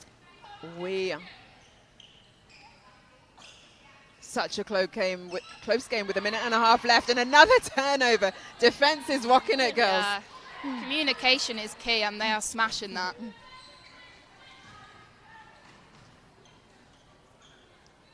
Oh, no replay ball called there for Chloe Evans. She was confident in picking that one up, girls. But Phoenix have turned the ball over. A little more settled this time, but the shot just going off the back from Jones. So for Jones there, Becca, what would you have said regarding her shot? Is there anything that you would change? What's going on with the shot there for Phoenix? I think sometimes I know it's such a close game, sometimes you then hesitate, and that can get in your head so quickly. So I think it's just, if you're not 100% confident, it's just to reset it, because you know that your wing attack and your centres are waiting there for you. But it's nice to see that. I feel there's a lot more confidence going in that circle now. I know it's good to see, because I know Lauren, she did her ACL, didn't she, last year? So it's nice to see her back playing, because we used to play in academy together years and years ago, and Rhian was the coach back then. So everyone's coming together in this competition, it is isn't nice, because you don't see these people that much anymore, and then when you come back to something like this, it gets you all back together. Nice. Well, tell us a little bit about Rhian. So she was my first. She worked with Bev Powell at the time, my first under-17s coach, about many years ago now, and she was really, really supportive, really good. Nice. I really enjoyed my time in the academy. So. Well, we're going to pick that up because we're 5 seconds left of this second quarter. Oh, and the break-in called, but that is a 12 to Power Sparks and a 14 to West Wales Phoenix. That quarter was just back and forth, back and forth. We saw West Wales Phoenix finally take the lead, but Power Sparks not letting them get too far. Absolutely not. You know, West Wales Phoenix have really come back on that, and they've managed to show that they do deserve. They did deserve that fourth place position last year, and they're showing Sparks that, you know, who they are in this competition. But like you said, Sparks being the newbies, they're showing as well why they deserve to be here, and they are pushing them to their extreme level. And a really nice play between both teams, and they're settled a bit more now in that second quarter. It's not as rushed, it's not as panicked netball, and it's really nice to see those combinations. And like Caitlin said, the communication between both teams is really nice. Yeah, well, that communication is especially fine for the defence, as we've been talking about. Caitlin, as a defender, we talked about how good the communication is, but what else is needed to be a good defender?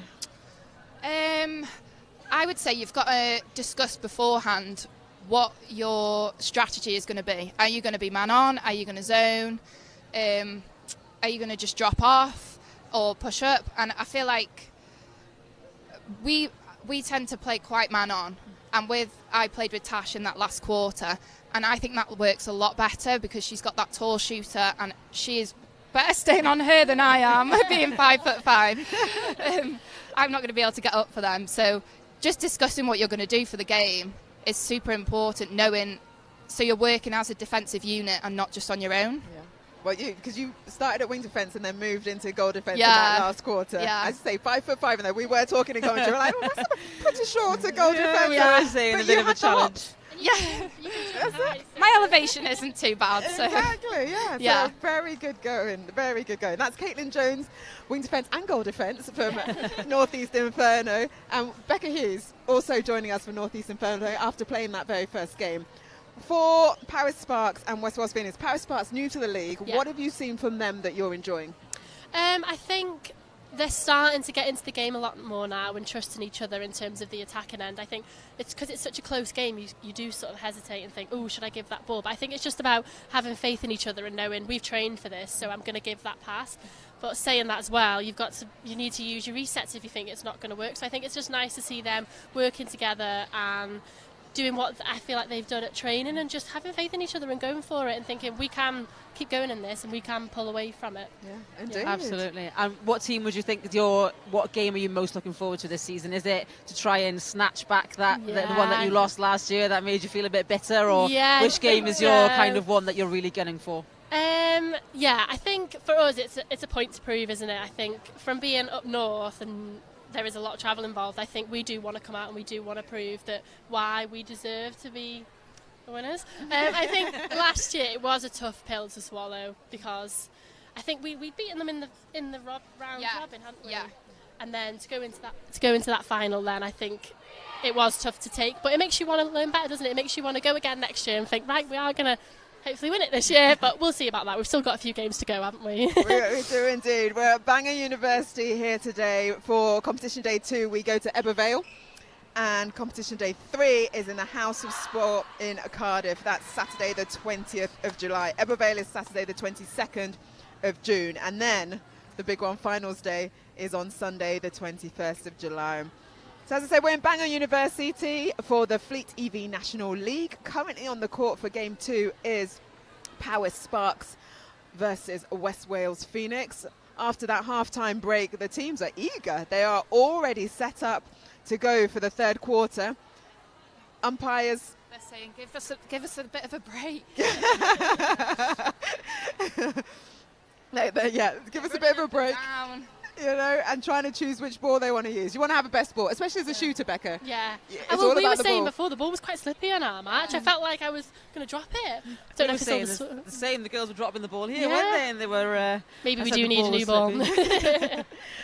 Well, the umpires have picked one. There we go. Hopefully this one will be better. Lucy Morgan and Tracy Young. They set up as we await the start of the second half. No changes on the court for West Wales Phoenix, but Powys have made some more changes. So Chloe Evans will move into wing defence. Shia Holmes into the centre, so a little swap there. And Emily Brooks is back on the court as wing attack.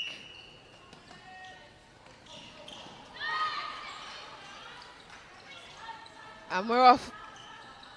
Powys Sparks in orange, attacking to the left. Score 12 to Powys Sparks, 14 to Northwest Phoenix.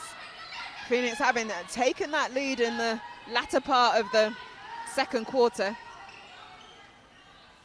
Sparks in the hands of Parks brings it back to 1 the difference. First goal, always important, isn't it, in the start of the quarter. Oh, what another take from Jess Thomas. She's on fire this game. Every ball, she tracks her players so well. Jess Thomas plays in Division 1 in the West Wales League for Morganite. And a take their turnover for Mary Bailey. She's screaming for someone to come towards her and help out is Bailey.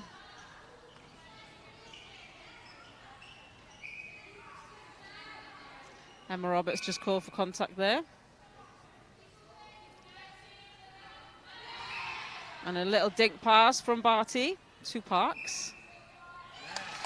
Next, Parks again, under the post. Makes it 14 apiece. Such a tight game on our hands. Evans having 3 passes there to make her split just a little bit closer to her range. Yeah. Nothing wrong with that, girls, is there? Becca, No, about your wrong. range? No. We know you like a long shot, Becca. You're not I much try. It doesn't always go in. You're amazing at the long ball. We love a good long bomb. Oh. I think it's nice to have a tall shooter in the circle like Molly, because you know if I miss, hopefully she'll be able to get the rebound. Nice drive through court. Oh. West Wales Phoenix, every single one of you. Well done on that through court. Quick, direct, to the point, and it's finished off. Great screen by Evans there as well for Dallas Jones, and might have taken her 2 attempts, but she did get it in the net. Just out of the range for Ellie J. Jones. Evans was there to help out, but it still falls in Powers. Sparks' hands. Roberts get that little tip on that. It's Powers to throw in. Head coach Trish Sterling and assistant coach David Lindley on the bench. They'll be given, well, they would have given the halftime talk, and you can just see them still giving instructions as the game is going along. Powers Nice Sparks. deep drive. Roberts being floored there by Jasmine Barty, but nice contested play. Well, she's played since she was 4 years old, so she's got a lot of netball knowledge in her. She's got a lot of netball grit, I would imagine, and she's back up. She says she's okay. A little twerk of the ankle and she's fine. Lovely turn from Lewis Howell and a lovely straight ball into Evans. Just off the side of the ring.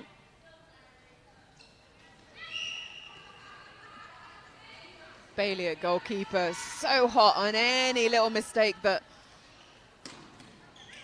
Phoenix are making. Again, another deep ball in. Phoenix working the ball a little bit better at the moment from the defensive third into the middle third, but it always seems to be that forced ball, isn't it, from the middle third into the attacking third. So I think it breaks down a little bit from here in this attacking third, but they do manage to get the ball to their shooters. Katie Parks on this shot. Just short on that one. She took a step in on the first shot. Second one, she has to take a step back. And we've got some big Power Sparks supporters in the crowd. Love to see it. And it's just great to see that they sold out today. Like, such a big step up. Absolutely sold out. You players aren't even allowed to be in here, are you? I know. You're Sold out crowd. up on the balcony because we've got so many more fans coming People in. queuing at the door to come in and watch you guys today. It's great to see the is, rise yeah. in the sport, isn't Yeah, it? And no, that you have to have definitely. so much backing. Yeah. It does make a huge difference having that support on the sideline. Lewis Howell worried she was going to get called for footwork there, I think. Looking at the umpire for a plead of help. There goes Evans with a long shot. Obstruction called. Evan gets the chance to reset. Goes on to 1 foot and swoosh. Yeah, everyone loves those shots that does not hit the rim. Straight into in. the net, isn't it? It's a lovely shot. And you're talking about her returning from an ACL. Doesn't look like it's affecting her No. at all as she nets another. Injuries make you stronger when Yes, you come they do. back. Yeah. Absolutely. Speaking from personal ACL. Indeed, me too. Oh, every injury makes you stronger on court, doesn't it? Yeah. It really does. So Sparks, sponsored by Butte Energy, bringing this ball down through the court. Oh, that Jordan. one not quite on. Jordan did get a hand on that, but Katie Parks calls for contact. Oh, I think Lauren Evans even said that ooh word then at the same time, getting that ball. But there it does. She's found her rhythm now, hasn't she, Evans? Yeah. She's sinking them left, right and centre. But it's still only 2 in this game. It's still a close game, isn't it? 19 plays 17. So tight. That defensive pressure we saw in the first half still on. But now I think the attacking ends have started to find a little bit more connection as well. Oh, that missed shot gives Power Sparks the chance to bring this one back to a 1-goal game. Coming up to the 3-minute mark left of this third quarter of this second game. Great take by Barty on that one. Second time Barty. The Newton and District Netball Club goal attack. Started in defence. Yep. Now she's moved into the shooting end. I mean, she's doing a great job, isn't she? Indeed. A lot of shooters in defence play the same position, don't they? It's very easy to kind of switch between the both. I mean, I've played both defence and shooters, and you kind of play the opposition, don't you, really? And it's something that's quite easy to do. Definitely. Well, it was funny, when I was doing my A-levels, for England, I played goal attack. For school, I played goal defence. I think they were trying to make me get better at defending. Yeah. Well, every player's a defender, aren't they? That's what everyone says. You've got to defend. Exactly. All 7 defenders, Yeah. all 7 attackers. Yeah.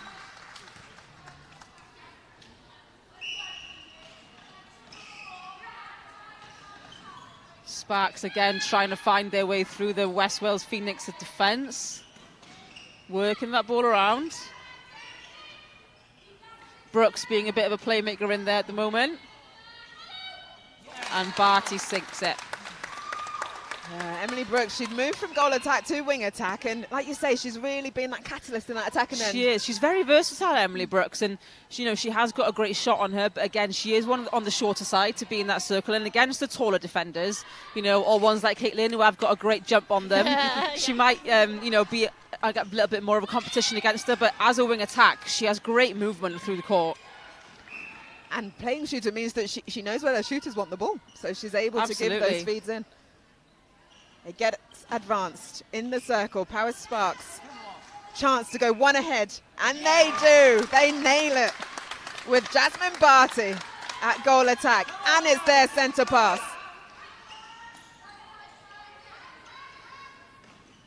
Oh, again, Jess Thomas on fire today. What she is reading that game so well. But turnover here. I think was it a short pass called or a replay between Jones and Evans? So the last minute of this third quarter, Power Sparks, Butte Energy Power Sparks with ball in hand, trying to get it down to their shooting circle, having to go back to the line. Good defensive pressure from West Wales Phoenix, but Sparks still have ball in hand. And they get the contact call in the circle. Oh, 30 that seconds pressure. is a lot of time, isn't it? You can do a lot in 30 seconds. They can And move if the they ball nail around. this, Oh, two in front. 2 ahead.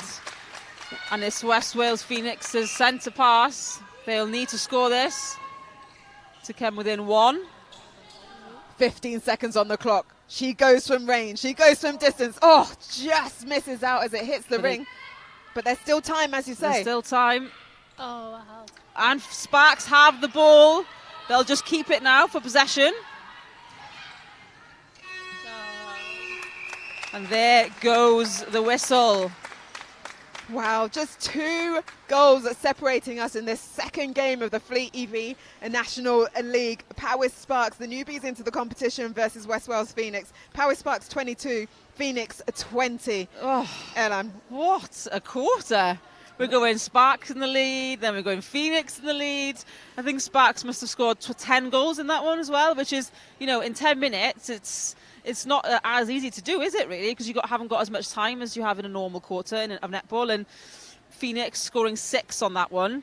So Sparks definitely deserving the lead, but both teams giving it everything on that court. And the turnovers are stunning, aren't they? And the long shots, oh, it's beautiful to watch. So beautiful. Let's go to our guests. We're really delightful and grateful that we've got 2 Northeast Inferno players joining us in this commentary. With all the turnovers, Caitlin Jones. Yeah. As a mid-quarter. Yes. Lungs, right? Oh God, yeah. You've got to have the fitness for it. What do you say to your attackers? So Becca Hughes as a goal attack for defence. If your shooters and your attackers aren't making and taking advantage of those amazing turnovers that you do get, what do you say to them? Do you know what? I wouldn't get annoyed about it. I think I did do one. I caught the ball in the middle and I think I just threw it and I thought, why did I do that? I think you turned it over and I just threw it and I was like, oh, sorry, Caitlin. I just think it's about as soon as you give the ball away, as long as everyone is getting back on in defence, because like you say, everyone is an attacker, everyone is a defender at some point, you don't really mind. So as long as I can see you're making an effort to get it back, it's fine. Teamwork makes the dream work. Yeah. So everyone's attacking, everyone's defending. They're helping you out on defence. Becca's scoring some amazing long-range balls. Yes. You're doing some amazing intercepts, getting those hops, those jumps in. Everyone's doing their job, then everyone's happy. Yeah, exactly that. I mean, it's a pressure position, is it, being a shooter? And everyone's always like, well, it's on the shooters to get the ball in, but we did choose those positions. It's a choice you've made, but sometimes it can get, when you've thrown that ball away or you've missed that shot after such an amazing turnover, it can get a little bit frustrating. Yeah, and sometimes you just don't, when someone's turned over a ball, you almost don't expect it in a way, and then when it comes to you, you just automatically panic and just throw it away. And I'm like, Caitlin's worked so hard to turn that over, and then here I am. But again, with a missed shot, I always find if the ball's had to work hard to get down there, there's more pressure on you to shoot then, and then that can sometimes get in your head and then you miss and then you think, oh. So I think it's just about calming the game down. After a turnover, reset, go again, and then shoot from where you're comfortable. Perfect. Love that answer. As we now head in to the last quarter of this second game of the Fleet EV National League. Powys Sparks versus West Wales Phoenix. Powys Sparks in orange and black if you're just joining us. And they will take the centre pass with Kia Holmes. Oh, there's the defensive pressure from attacker, but she was a little bit too close. Just a little bit. You always hope you can get away with them. I always do. It's all about the pressure, though, isn't it? And she really wanted to get her hands on that ball. But here goes Katie Parks, the first shot of this quarter, and she sinks it. Just looking for any changes on the court now.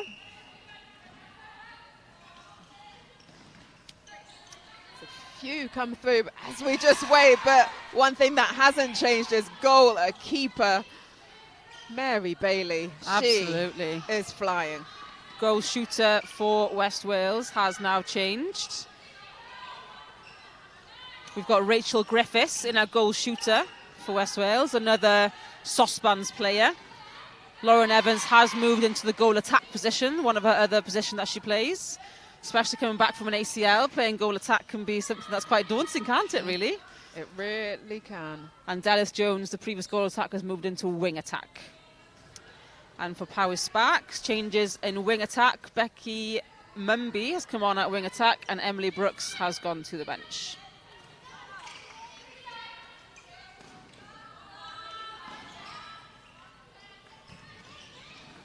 Oh, great chase down, but unable to keep that ball in.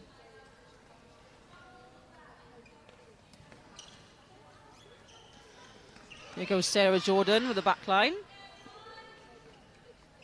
Lewis Howell have been working so hard in the middle, trying to move that ball around the court.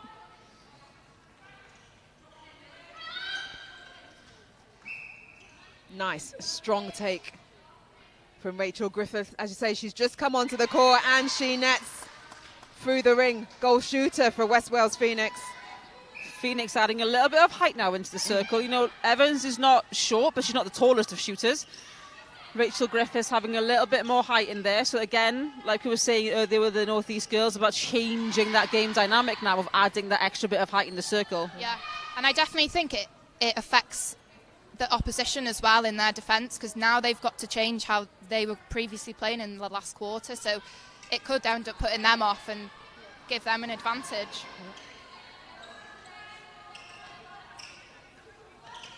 So Powys Sparks with a 2-goal advantage, can't capitalise on that position of play, gives the ball back to West Wales Phoenix.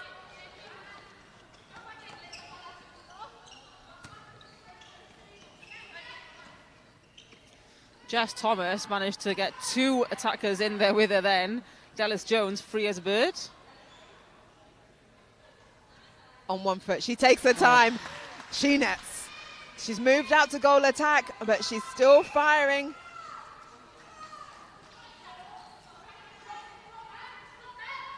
Oh, there was a screen on then from Griffiths, wasn't there? That was lovely. Just let go. And we're back within one here at Bangor University for the Fleet EV National League between Sparks and Phoenix. Power Sparks just in the lead again, 23 plays 22.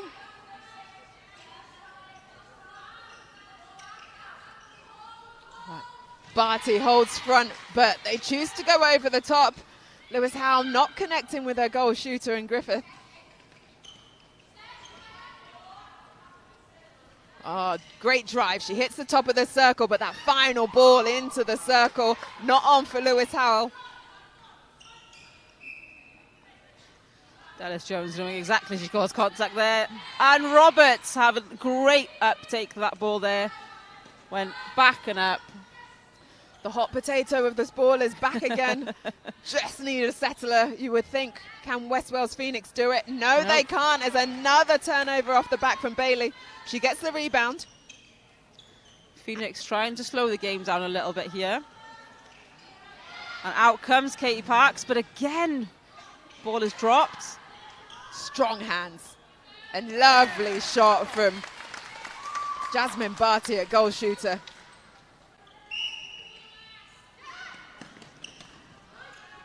Defensive support coming up for that centre pass.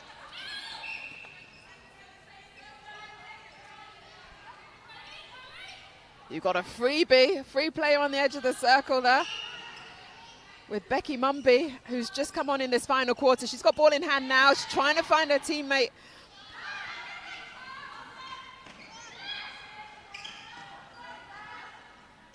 Parks, can she get this rebound? Oh, she challenges well. She goes all the way back to the line, though Mundy was on the circle edge. She's playing out quite a bit now, Parks, isn't she? She's changed her own game for this quarter. Get back in the circle, I'd say. I think the defence had picked up on that overhead that was coming into the shooter, so they were double marking on her, so I feel like she's got no other option now but to start playing it round a bit.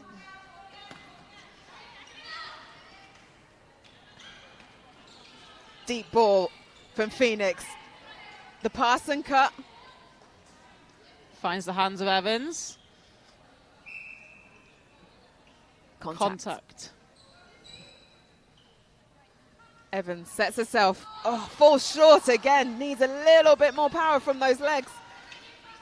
24 to Power Sparks, 22 to West Wales Phoenix. This has been so close. We were just 2 points in it after the third quarter. Still 2 points now. Power Sparks, can they bring the difference further? They do. 25 now on the board for the Butte Energy Power Sparks. I think that's a much better play for Katie Parks, isn't it? Instead of driving out for ball, driving out for space and coming back in for ball. Because if she's driving out for ball, then Sparks are a little bit lost without anyone in the circle. So it's better for her to draw and come back than draw for ball.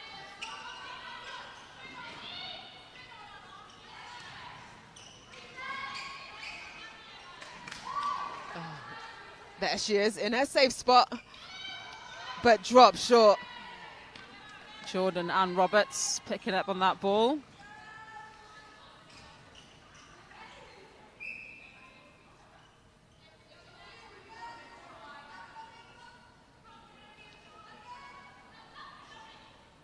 This time Evans rolls over, again. so overshot this time rather than the under.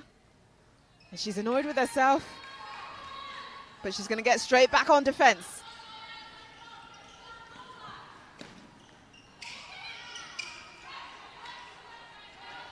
I think we're yet to see Rachel Griffiths put up a shot for Phoenix, I think. I'm not sure if we've had a synced shot this one. I think at the start of the quarter. Maybe one we had one. Yeah. Maybe just settling into this game. Well, she's got an opportunity now. Again, as if we planned it. But this time it falls short and it goes off the back line. So Phoenix still have ball in their possession, but now they need to get it to another shooting opportunity. Quick turn to the post. This there time. it is. 2 minutes left of this second game in the Fleet EV National League. Power Sparks 25, West Wales Phoenix 23 as Sparks go long into the circle. Great vision there by Chloe Evans into Katie Parks. Still falls a little short for Parks. Third time, nets through. Phoenix, centre pass. Evans, a little cheeky one to the top of the circle. Oh, free as a bird in that shooting circle.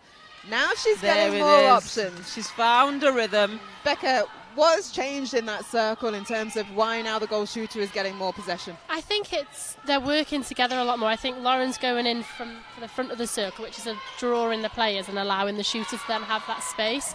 So I think it's just working the front, Lauren working the front, and the shooter then can have that little roll to receive and shoot. But I wouldn't like to be a shooter with 48 seconds to go. Well, as I say, we're in the 43-second mark now. Sparks just nailed another one. 27 plays 24. But Phoenix they want to stay in this game, won't they? Because you can get 2 points for losing within 5 goals, 1 point for scoring more than 50%. So they're currently within 5. What a turnover from Evans. They take it back. Get the ball. 20 seconds left on the clock. It's feeling a little rushed from Phoenix, but it's to be you can expect it with the clock. Evans looking very annoyed at herself again for that shot. Oh, and another turnover from Dallas Jones. Jones wanting this one, wanting this score on the board. 2 seconds left. Can she score? Yes, she can. Yes, she can. Rachel Griffiths came on in that last quarter at goal shooter. She gets the final goal of this second game of the Fleet EV National League. Power Sparks 27, West Wales Phoenix 25.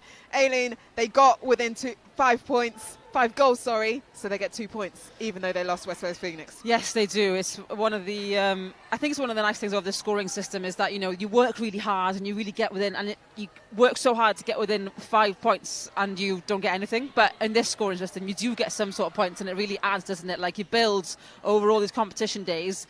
You could lose against one game, but come within 2, and it can make a massive difference into the scoring system, like you guys had seen last year.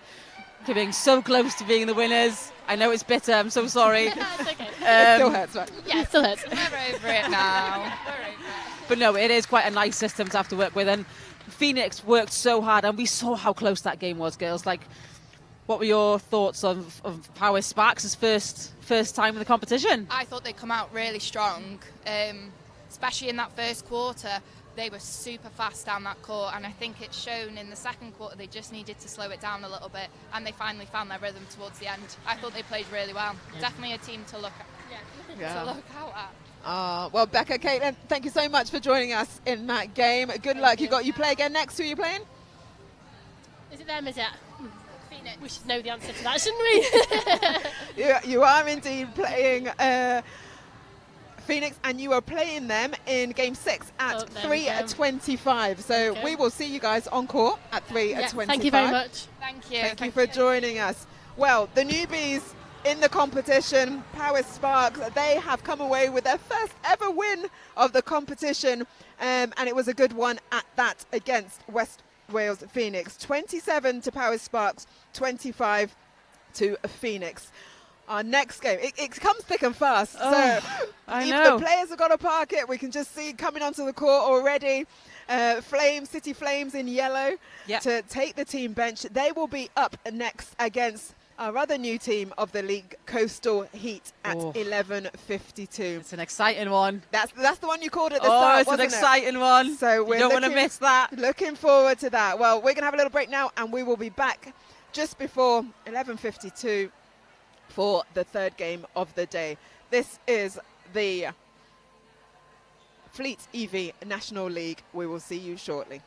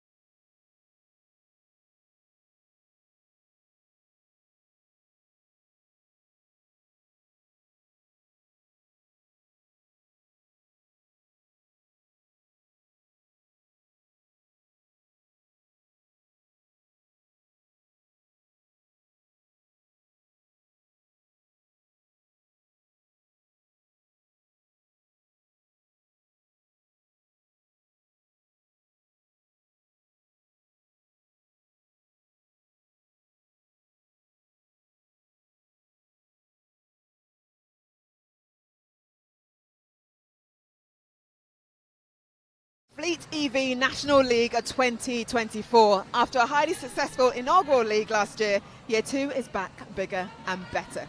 If you're just joining us, we have just watched North East Inferno, last year's runners-up, win 44-24 in our first game of the round, and Butte Energy Power Sparks get the history-making first win over West Wales Phoenix. I'm Pamela Cookie, and I'm delighted to be back on the mic with Airline Roberts, Cardiff Met head coach and former Welsh feather. We're also lucky to have some special guests to join us throughout the day, and later in this match we will have Gwenanne Williams and Grace Anderson from Northwest Fury. But first off, we've got the man with the cash. It's Jared Morris, CEO and founder of Fleet EV. Jared, so awesome to have you here, so awesome to have you sponsoring this event. Why, first up, did you do it? No, it's definitely great to be here, and I think for us as a company, we're really keen on doing social value across the whole of Wales. And when Vicky came to us the opportunity, first of all we were looking at a team. This is probably down to Vicky's upselling skills, I think, more than anything. But the opportunity for us to make an impact across the whole of Wales was a real thing that we were keen on doing. Women's sport is something that we're keen on really promoting as well, and particularly the grassroots element and the community element of that as well. And this ticks all the boxes for us as a company. Amazing. Can you tell us a little bit about Fleet EV? Yeah, so Fleet EV has been going just over 3 years now, so still a relatively young company. And the main focus of Fleet EV was basically help people switch to electric vehicles. So we help businesses, local authorities, governments, NHS, all basically switch their fleets to electric. We help individuals as well. So we're here to kind of demystify the process of going to electric and make it easier for everyone to switch. Amazing. Well, you're going to stay with us for the first half yes. of the game, so I'm going to come back to you, but we're just going to get on the screen now the starting sevens, because it's our third game of the day, Coastal Heat versus City Flames. So first up, another newbie is to the league, Coastal Heat. Ellen, talk us through the starting seven. Oh, Coastal Heat, yeah, another newbie, another exciting team. So Rhian Evans starting off there in goal shooter, a previous Wales player. Rhian Evans also plays runner and for Wales as well, so multi-talented athlete there. Chloe James in at goal attack, another previous Welsh player, under 17s and 21s, also a Cardiff Met alumni. Chloe Evans at wing attack, another Cardiff Met alumni in this team. Megan Thomas in at centre for Coastal Heat. Lydia Grice in at wing defence. Emily Richards in at goal defence. And Sarah Dacey in at goalkeeper. Richards and Dacey, sisters, that you will see on the court. They look very similar, but they're very different players in that one. But yeah, very exciting team for Coastal Heat. Their coaches for this season are Wendy Blethin, head coach. She's a level 2 coach and a B umpire, so very does know her stuff. Bev Ryan, assistant coach, and Jane James, mother of Chloe James, as team manager. Nice, thank you. And if we switch now to City Flames came third last year after a slow start in the league, but they managed to come up with that bronze medal in 2023. They're back in action with 8 returning players, but talk us through their starting seven. So the starting seven this season for City Flames then is Natasha Charles. Tash Charles at goal shooter, playing in the Cherub Angels teams for Division 1 in the Cardiff League. Another previous Cardiff Met alumni, Sarah Bell, quite a well-known player in Wales at goal attack. Another, multiple caps for Wales, multiple World Cups, Cardiff Dragons player, another Cardiff Met alumni. Elise Hayward, Cardiff Met alumni again, coming on the court. I think almost all of these girls are Cardiff Met alumni. Another under 17s, under 21s Welsh player, and Elise Hayward, another Welsh feather there. Megan Richmond Morris in at centre, a Dinas player in Division 1 at Cardiff League, another Cardiff Met alumni. Megan Cooper in at wing defence for the team here, who is a Swansea University alumni, so a little bit of a change there for the team. Tizzy Birchurst in at goal defence. She is another Wales under 17s. Celtic Dragons and now Cardiff Dragons under 17s, and Sarah Bell is her boss at work, so that's a nice little combination there. And Katie Darlow in at goalkeeper, and of course another Cardiff Met alumni. Cardiff Met alumni in full force here in this EV National League. Back to you, Jared. So you've told us why you've sponsored the event. What have you seen so far? So I've been here about an hour, so Yeah. I've seen a really competitive game that we walked in on just now, so there was a really close fought game. From my point of view, the level of competitiveness and the passion that everyone's got is it's really visible on the day, and I think that's really key for building participation as well, and that's something they're really keen on seeing. Amazing. Well, that's the 30-second whistle for teams to get to the court. Our umpires today, well, no, that was the whistle to actually start playing. Umpires are Danielle Coxey and Becky Scott. As City Flames take the first centre pass, and we are off straight away, and with a turnover from Coastal Heat. Megan Thomas in there.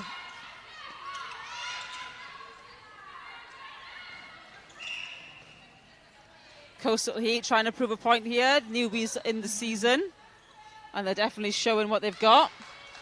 And you were telling me earlier, which part of Wales do they cover? So Coastal Heat will be covering the part from around about your Neath Talbot area down to your Swansea area before we move into the West Wales Phoenix area of like your Llanelli and across. So it's a smallish area. Previously, if you're an inter-counties underage groups area, would be known as Afan Nedd Tower, or your ANT. But very, very talented group of people in the Coastal Heat area. Well, Jared, you were telling us earlier you've got a few friends in the Coastal Heat side. Yes, it's actually my home area. So I was born and bred in Neath Talbot, now living in Cardiff. So yeah, it's probably a bit of a grudge match for me actually, because I've got a foot in both camps here. But yeah, so two of my school friends, so Sarah Dacey and Ellen Jones, are both playing for Coastal Heat, and Ellen actually lives opposite my grandmother. So yeah, pretty close to home. Ah, small world. Well, Sarah Dacey, she's in at goalkeeper, and you can just see her under the post now, trying to stop this attacking work from City Flames. Straight in there to Tash Charles. Oh, and there's a hoist with a goalkeeper, Emily Richards. They are the sisters on the court. So again, we'll know each other very well. Oh yeah, I can now see the resemblance. There you go. So Natasha Charles, she gets the first one on the board for City Flames. They're on 1, Coastal Heat on 2. Oh, unlucky there from Megan Cooper. And a little tip there from Megan Richmond-Morris into Katie Darlow. And it's turnover central here as we start off this first quarter. Coastal Heat in purple, if you didn't know, City Flames in yellow. But that quick ball, just too much for Coastal Heat. Rhiannon Evans, goal shooter, not on for that ball. Now Heat try and get this ball back. The defensive pressure is on. Richmond Morris, another one of our ACL club girls. 4 times ACL for Richmond Morris. Wow. 3 times on one leg, 1 on the other. That takes some coming back from, and great to see her on the court. Playing centre. So insane. Dedication and commitment from Richmond Morris is something I have definitely in awe of. And Haywood on the ball at wing attack. Just saw her do a lovely bounce pass into her shooters to get that last goal to level the score. Sarah Bell at goal attack.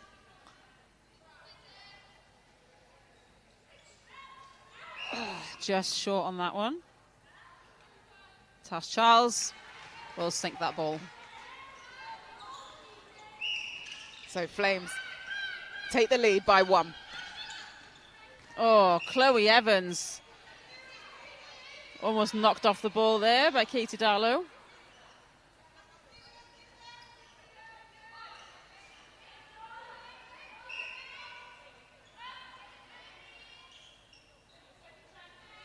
Second chance, and this time Coastal Heat back to 3 apiece in this third game of the EV National League 2024. Sarah Bell driving for pocket, but just not gathering that ball. Oh, Richmond Morris being pulled up for contact there.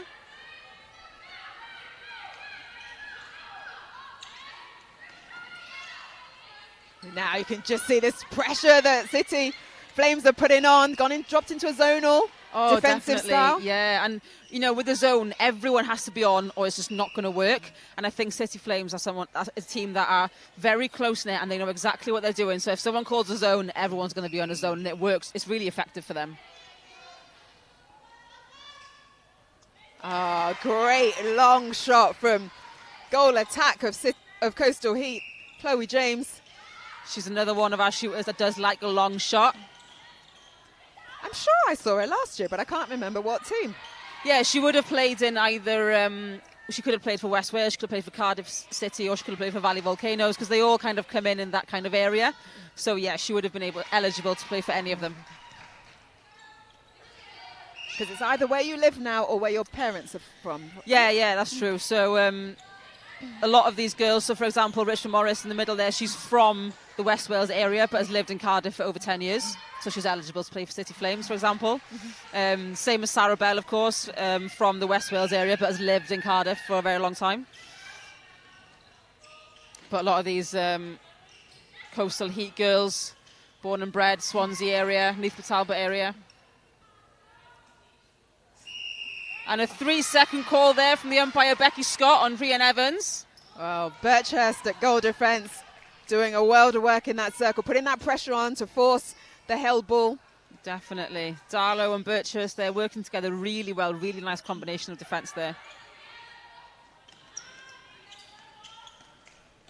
Well, Jared, if we can bring you in, MD and co-founder of Fleet EV. So far in this first quarter, we've got 4 minutes left on the clock. Just one goal in it. Yeah, it's pretty tight, isn't it? So, yeah, I think all the games we've seen so far have been like this. So is this pretty typical compared to last year as well, or? Well, you're asking me questions now. Yeah. Okay. Yeah, no, last year was awesome. I think we went into the last round and 4 teams were on the same points. So nice. It was anyone's to take in going into that last round. So it's been pretty tight, and I'm expecting the same this year. And like you say, we've seen some pretty tight games. Nice, yeah.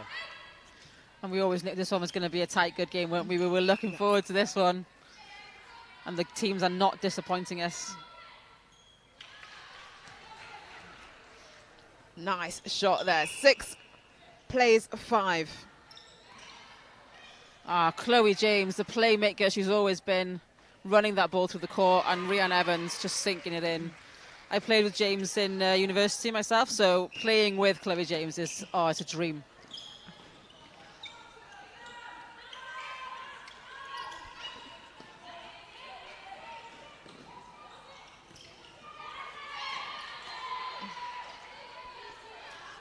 So a turnover there from Coastal Heat.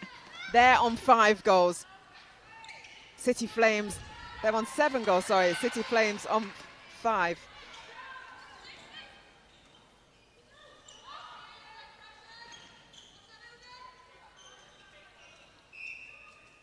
Just a little contact call there as Rhian Evans tried to pass that ball over. And again, another turnover as we approach the 2 minutes left of this first quarter of our third game. And an incorrect setting, I believe, on the sideline there for Darlow. So Coastal Heat will take the ball. Nice hold. Evans, good positioning, nice shot on her. Yeah, she has a really nice shooting action, Rhian Evans, and she's been a consistent player throughout. She plays as she has always played, and she's always been a consistent player, and it's showing today. The voice of Birchhurst bellowing from the back there. You can hear her calling on all the rest of her players.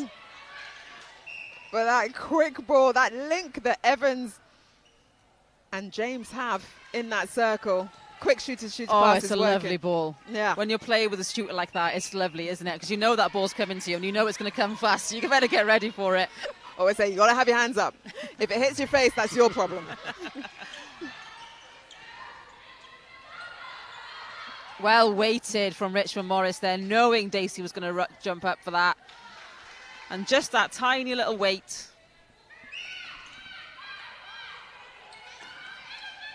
Coastal Heat 9, City Flames 6. That last one just going through. Tremendous pressure coming through the court from City Flames, but Coastal Heat able to find those gaps. And she's down. And that's Megan Thomas from Coastal Heat. That doesn't look too good. Time will continue to run, I believe. So someone Oh, we don't have injury time? I don't believe we have injury time.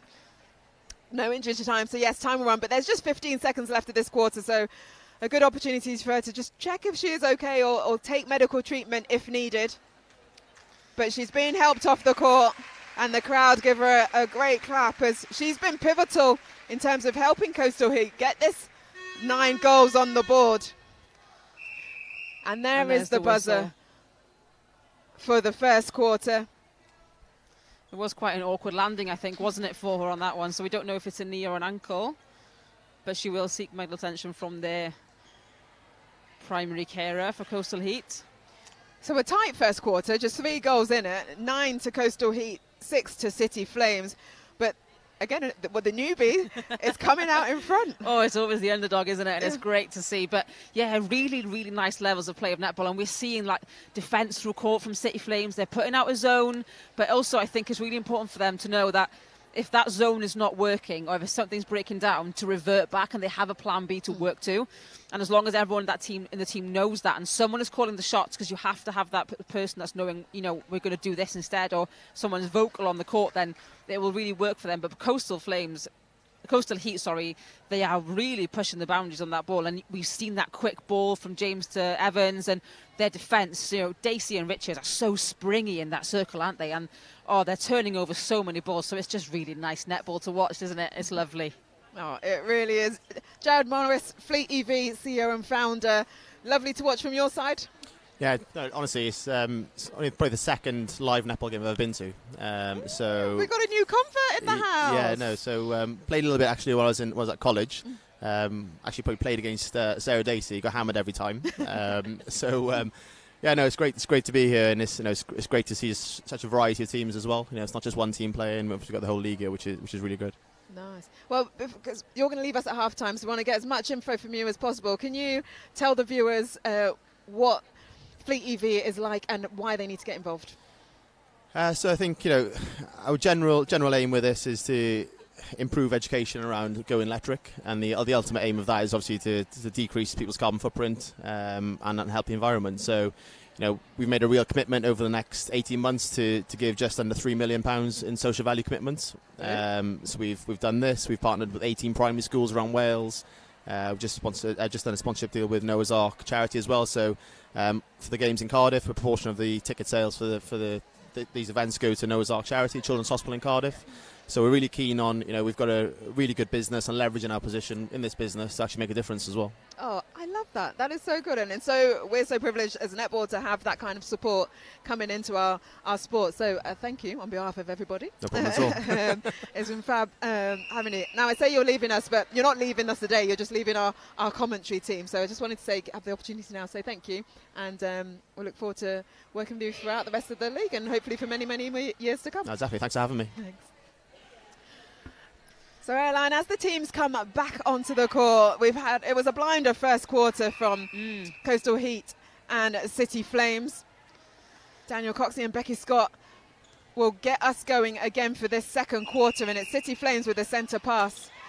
Some changes to be expected there from Coastal Heat due to that last second injury for Megan Thomas. So we have got Lydia Grice who's moved into centre.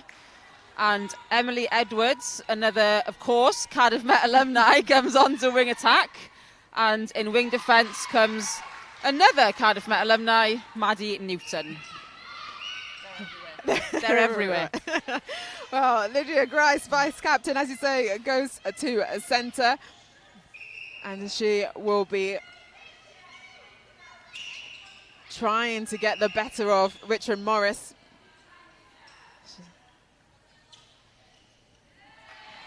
Lovely ball in there again from James to Evans.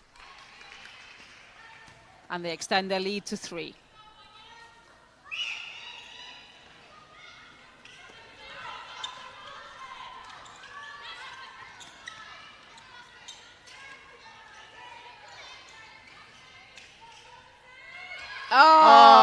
It's your pal. Oh, Elise Hayward knew where she wanted to put that ball, but Sarah Dacey was all over it.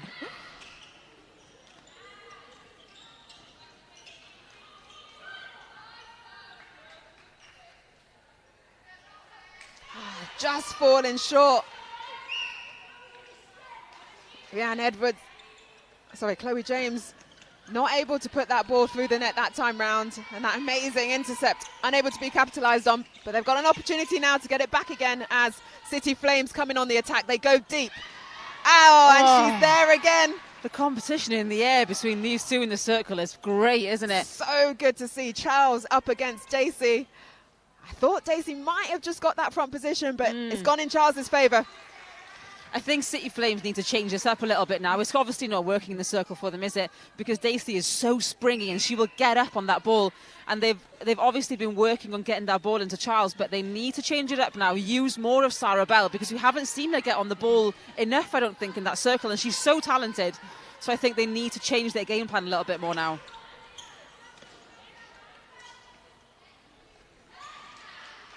The pressure she's put on again, Daisy. The contact is called on Emily Richards, and a quick shooter ball from Bell.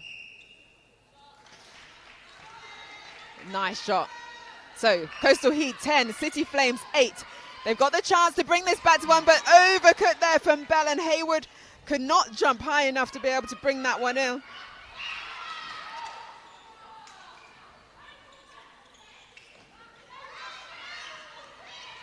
Newton finds Grice.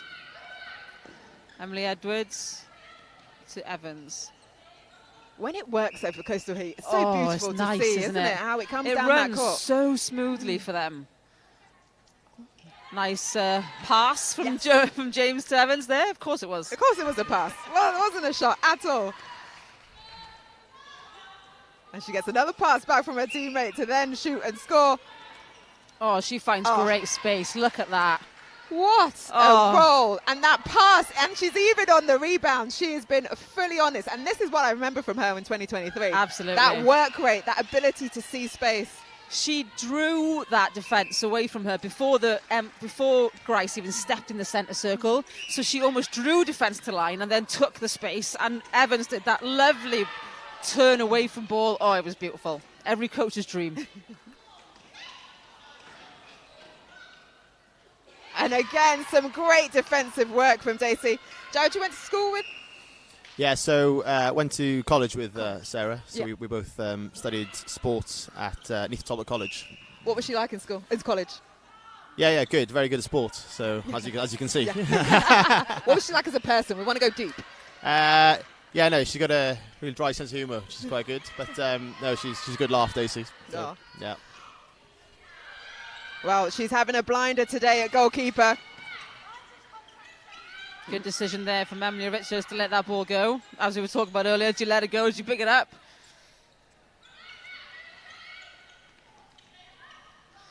Something you notice here with Coastal Heat is every ball they take, they turn post, don't they? They take every ball and turn post, every ball turn post. And it's something that's really important to do, because just that slight turn to post will firstly take the defender off your back, and secondly look at every option you've got. You've got 3 seconds on the ball, and that's actually quite a long time when you think about it. So it's something that if you look at all Coastal Heat players, they all do it. They will all turn post with ball. Well, they've got a retired local government officer in their head coach, Wendy Blevin, and a retired assistant head teacher in Bev Ryan as their assistant coach. So discipline there, eh? Oh, so much discipline. And Wendy Blevin is, well-known name down in Swansea League. She's coached there, and she's played herself. She's a Welsh feather herself, I believe. So, she's very, very experienced, and so is Bev Ryan as well. And they're both on their feet right now when they're obviously very, passionate and excited. So, yeah, netball is in their blood, really. Well, Blevin, under 21 and the senior Wales netballer, as well as now extraordinary coach, as you've been saying. Oh, from distance. Oh, just rolls out there. But it's picked up by a teammate. Ball just doesn't want to go through the net, but this time round, Rhiannon Evans, Mumbles Netball Club, and 6 Welsh international caps at under 21. She nets. City Flames just starting to lose patience a little bit here. I think they're starting to, they're not giving as many options in the centre pass. They're not running the lines quick enough. They're not, finding their own space. They're starting to play a little bit as individuals. That they need to find their team balance again. Their lead's extended a lot now. Heat are on 14. as compared to Flames is 9. It's not too much. It's not, out of reach. But Flames need to find their balance again. And like that wonderful ball. Right on cue by Elise Hayward. That is what they're going to need. They're going to need to penetrate into that circle, but then net it as well. As Bell has another opportunity. Great jump in that elevation in the circle from Richards, but it still goes through with a swish. 3 minutes left of this second quarter of the Fleet EV National League. Oh, Coastal Heat in purple, City Flames in yellow. Hayward took a hit there, but she just carried on going as if it was nothing. She's still going as well, asking for every ball, but she steps into the opposition, but footwork is called on Maddie Newton. Wing defence for Coastal Heat. And the pressure again. She's just slightly too close to that back line, isn't she? The balls they're putting up, because she's so close to the back line, she has no space to take ball and turn. And then Daisy is all over her. So Tasha Charles needs to just stay a little bit further up into that circle and not move herself. Exactly like Rhian Evans is doing there. She has so much space behind her to take the ball and turn, whereas Charles is a little bit too close to that back line for me. Better position in there from Charles. She took the front hold, but she didn't land the shot. She took a massive step in. It hit the post and rolled back out again.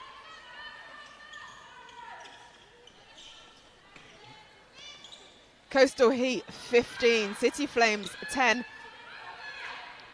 Well running this attacking end. Oh, well in there from Megan Cooper. She read that from a mile away, didn't she? She was running in for that ball. Well, and she's going again. She's so good. 34 years old. She returned. She was in City Flames last season. Dana's Netball Club. Yeah. Dina's. A lot of girls from Dina's Netball Club playing for City Flames this season. I will get my pronunciations better You're by doing the end well, of you're this. doing well.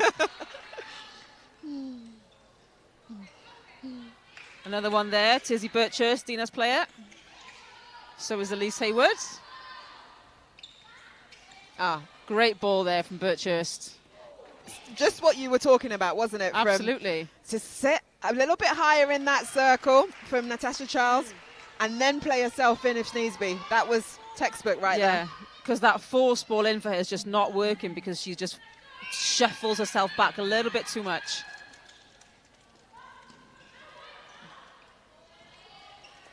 Unlucky there from Darlow. She came out to try and confuse the space, but then going over ahead, goalkeeper for the City Flames. I think that's what James and Evans are so good at doing, is confusing that space for you. I mean, James will run circles around you and thinking that you've got the space, but Evans is just scot-free in the circle waving for the ball. It's so nice to watch. Is that more than we want to see more from Birchhurst, Tizzy Birchhurst, in goal defence? Yeah, in goal defence, I think at the minute, I think she's doing too much because Chloe James will just keep running and running and running and do all the work.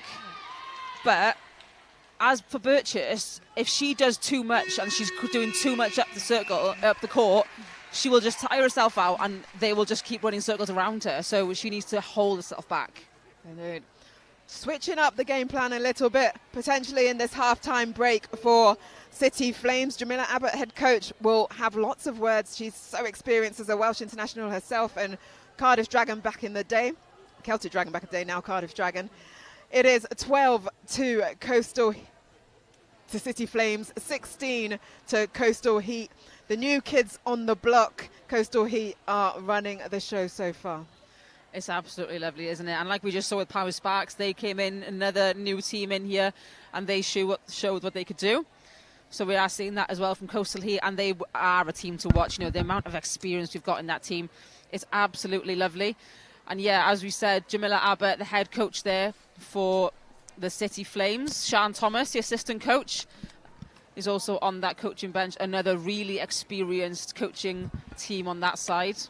And I'm sure both coaching teams now will be saying to their players to just calm the game down a little bit. It is getting a little bit feisty out there. And I believe City Flames need just to change a little bit of their game up. They need to make sure they have that options in the circle and not just forcing that ball in. But Coastal Heat, they should be so happy with this performance so far. They are playing so well. So they should be indeed the team in purple. Well, we talked about earlier, we had some special guests joining us throughout the day, and our next duo is Northwest Furies, Gwen-Ann Williams and Grace Anderson. Ladies, thank you for joining us.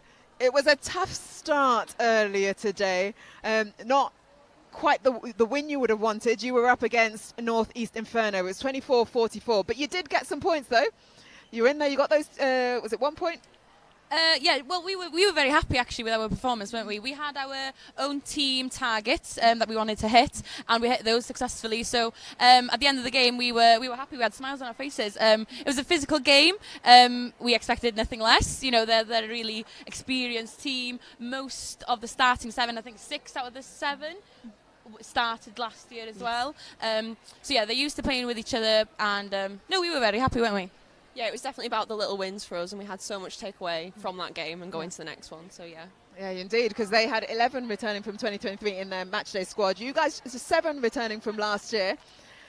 What's it like coming back into the fold?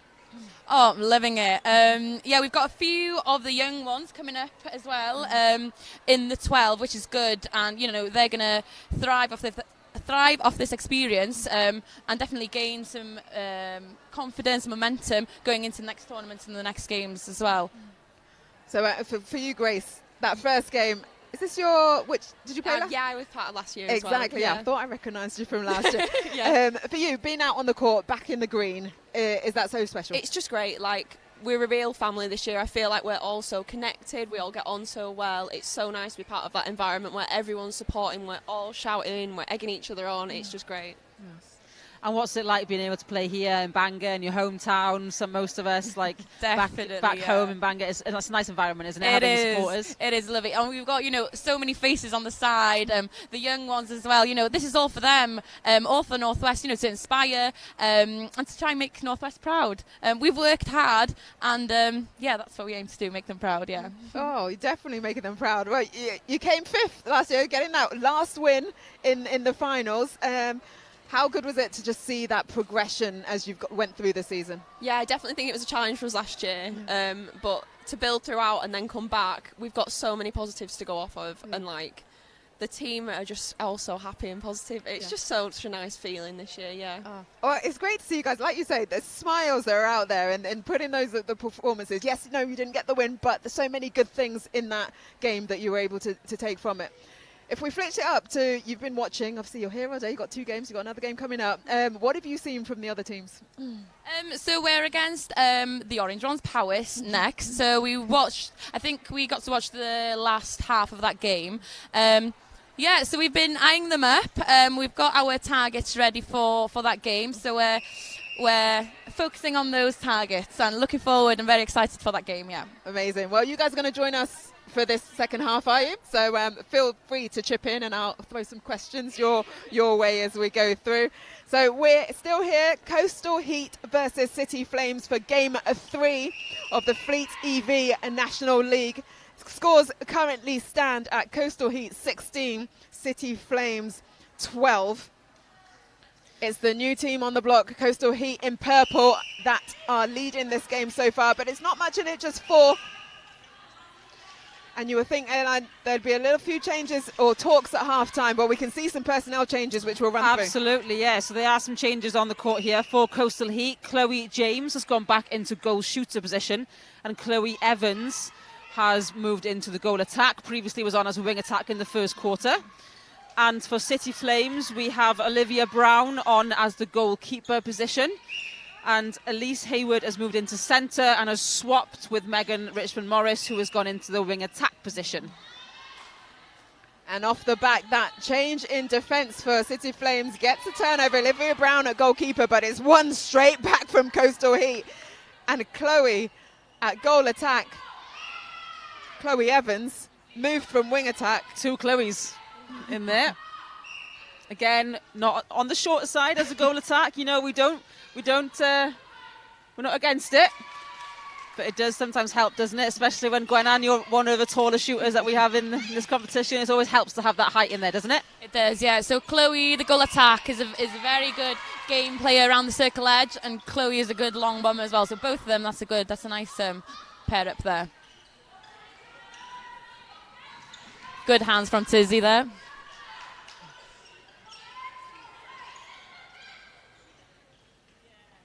Chloe James takes the front position, just drops short, but another great turnover in that defensive end from Olivia Brown.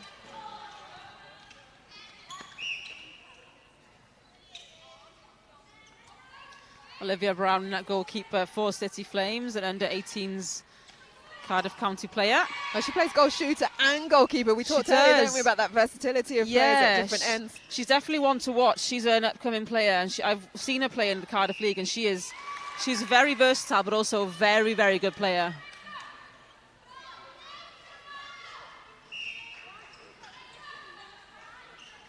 Maybe a potential Cardiff Met alumni, you never know. Well, are you recruiting? Always recruiting, always recruiting.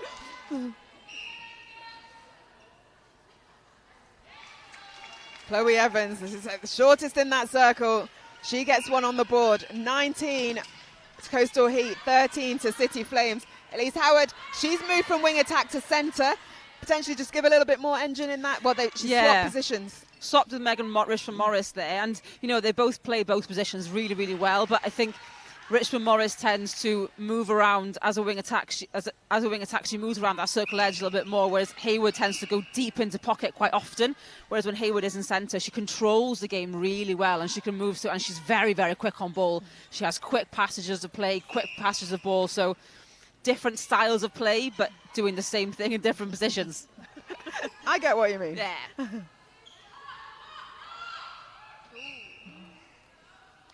You two both play in the shooting end.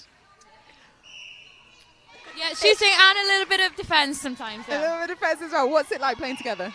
Yeah, look, I think we've got a good combination. You're a bit of a long bomber, aren't you? And I tend to hide under that post. So that works well when we play together, yeah. Nice. Well, that's Gwen-Anne Williams and Grace Anderson from Northwest Fury in with us in the commentary box. We'll be trying to pull a little bit of insight from there. So now we know it's mainly attacking end for Grace. Gwen-Anne, you flow around a little bit of the court, wherever they put you. Having coached Gwen-Anne, before, I think she's definitely a great defender. I do have to say. Oh, everyone's being too polite here now. Okay, right. It's interesting though, because you know most of these City Flames players all come from the same club, don't they? So a lot of DNAS players here, so they're used to playing with each other. So that should work in their favour, hopefully now for the second half, for them to hopefully bring it back. Yes, DNAS, also Cherub Angels, Natasha Charles, she plays there, and Central for Sarah Bell. Yeah. But you're right, the majority are from DNAS. It does work the same though for Coastal Heat. A lot of them pay for Pontardawe in Coastal Heat. A lot of them do it, or for Treforest, Mumbles. So it kind of does work on all teams really. You know, you have that mixture like we saw for West Wales Phoenix. We have a majority 3 teams who tend to be like the ones, the top teams in the league. So it does shine through and does show through. And Tash Charles, she has played on a couple of teams, and when you play in a league against each other, you do get to know everyone's team, don't you? And Gwen-Anne, you play down in Cardiff, don't you, in the Cardiff League? So I play with most of these City Flames girls in DNAS. So yeah, I've got some insights already on them before our game against them.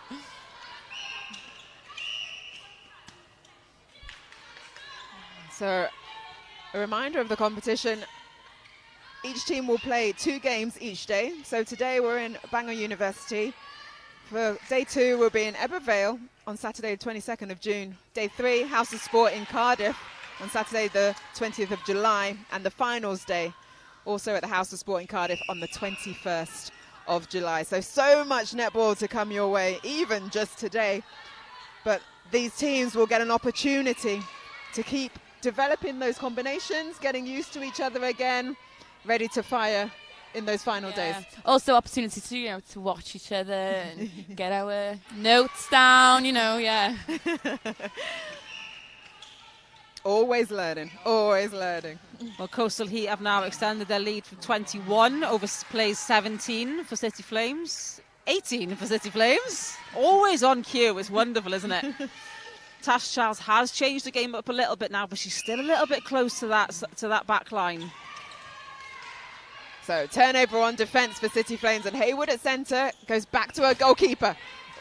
They want us Edwards. to play too. Edwards joining us there at the commentary table.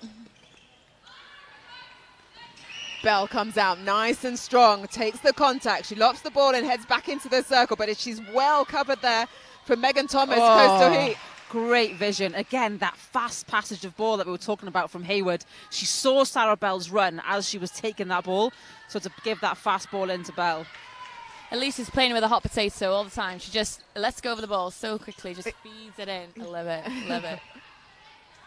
Elise Hayward has definitely got great vision.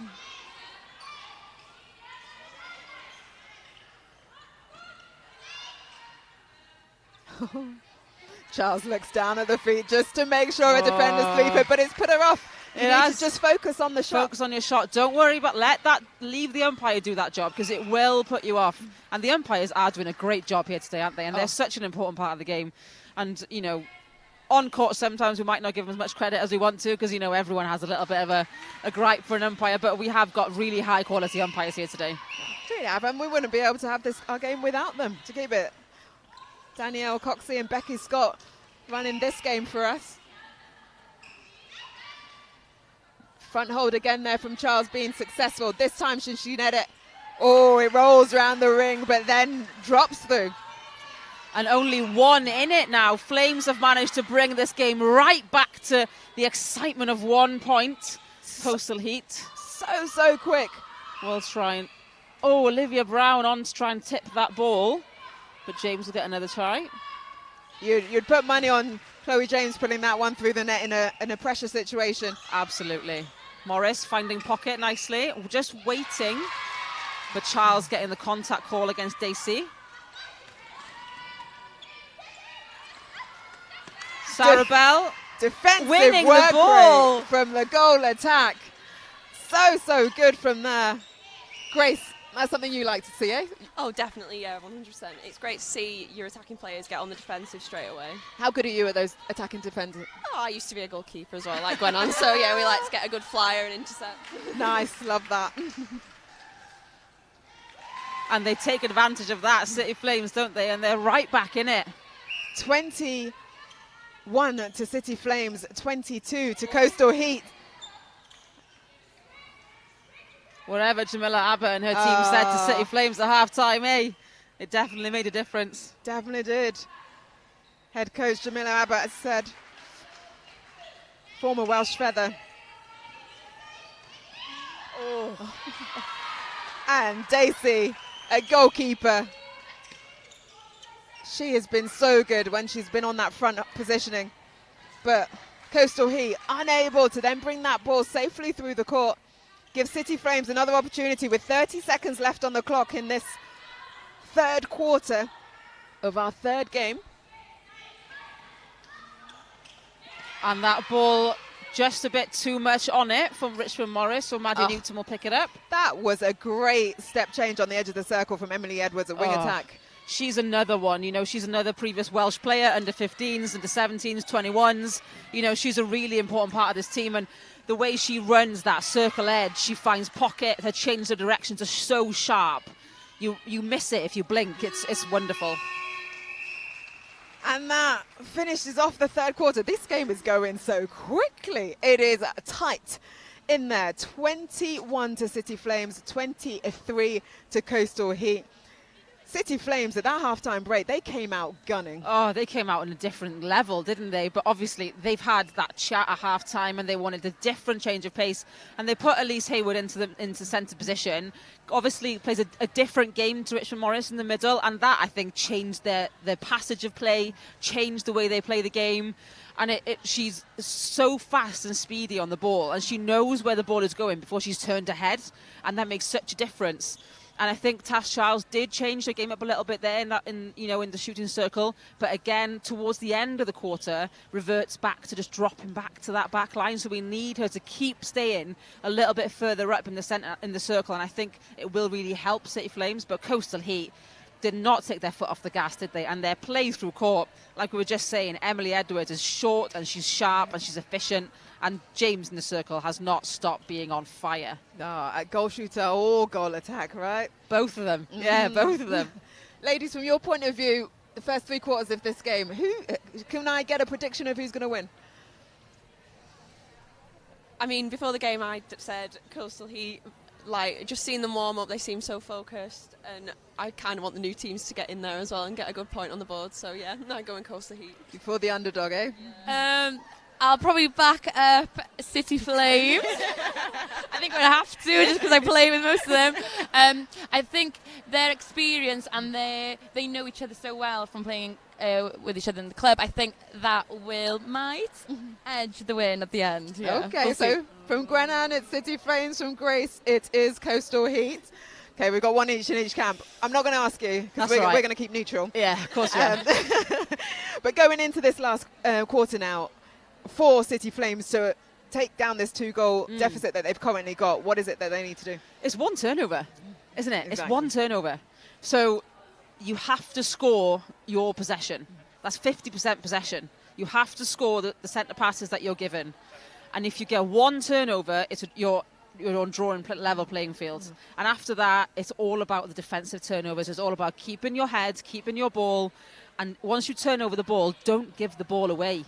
Because we all know that first turnover you get, the first ball you throw after that is the statistically most ball that you're going to give away. So you have to keep level-headed. And I think that's what City Flames need to focus on.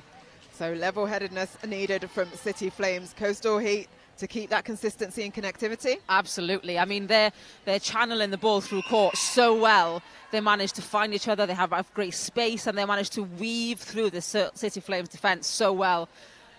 So yeah, they'll be great now coming onto this one. And I think we have one change in here for Coastal Flames. We have Ellen Jones coming into the centre position. And we also have a change at goalkeeper for Coastal Flames. So coming in at goalkeeper now is Olivia Hollis. So Stacey Dacey gets a rest and moves to the bench as Olivia Hollis comes on at goalkeeper. She's been at Celtic Dragons, Wasps, 7 Stars, and Team Bath. So she's had a lot of Super League experience. A very, very experienced player in Olivia Hollis. And also in Ellen Jones, played Division 1 very often, played in Pontardawe Club under Wendy Blethen for many years. And she was at West Wales Phoenix last year. Yes, she was, yeah. So she is, again, on that border of being able to play for either teams before the creation of Coastal Heat. Experienced player. Ellen Jones plays centre wing defence. Is known to go into goal defence if needed. But, very good player, Ellen Jones.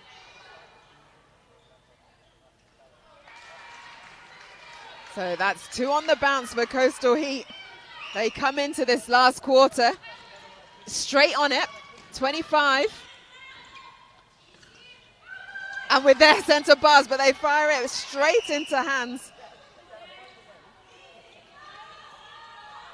of Olivia Brown, who came on in that 3rd quarter.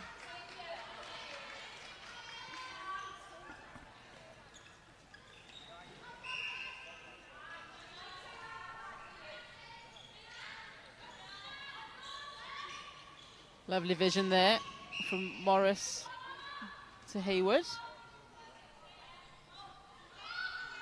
Oh, nice pop there from Sarah Bell. And her teammate Charles makes sure. So that's one off Coastal Heat's centre pass. So that turnover they managed to secure.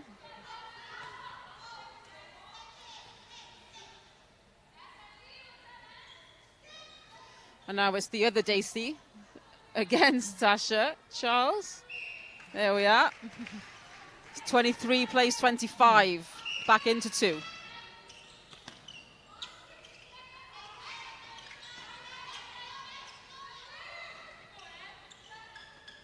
Well worked from Coastal Heat. Being patient with the ball. They do go long, but that pressure there from Olivia Brown just putting them off a little bit. Now, she's a part-time vehicle delivery driver and a model. I mean, she can do it all. When I heard that, I was like, very different ends of the spectrum, but great from her. I mean, get someone that can do and someone, it's perfect, isn't it? She's a doer. She's a doer. Yeah, and she looks great. And she looks great. Obviously. And she's playing well on the and netball she's court. a great netballer. All-rounder is what Triple we would call threat. her. Triple threat. Triple threat. But because netball isn't quite professional there, all these players have jobs as well, whether it's teachers, accountants, or students. A lot of them. A lot of students, yeah. But we will get there. Netball will get there. And there is Olivia Hollis on her first turnover from that rebound. Nice work from the defensive pairing of Coastal Heat. And Edwards again on that little 1-2. She's so She's on quick. Fire.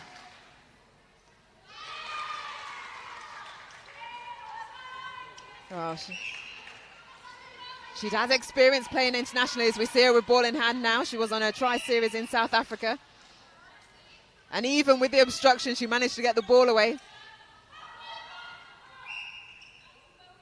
Lovely step back. Chloe Evans was actually one of my players this season at Cardiff Met. Yeah, just graduated from Cardiff Met, and she's a wonderful wing attack. Yeah. Wonderful wing attack. And obviously as well, a wonderful goal attack. So when you're watching her now, are you like taking notes? I'm like, I taught her that. That's all me. Even better.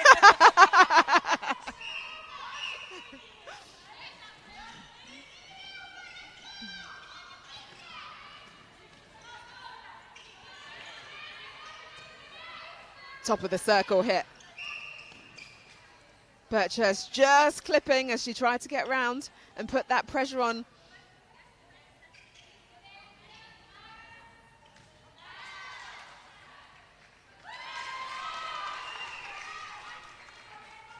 Chloe James makes it 28 for Coastal Heat.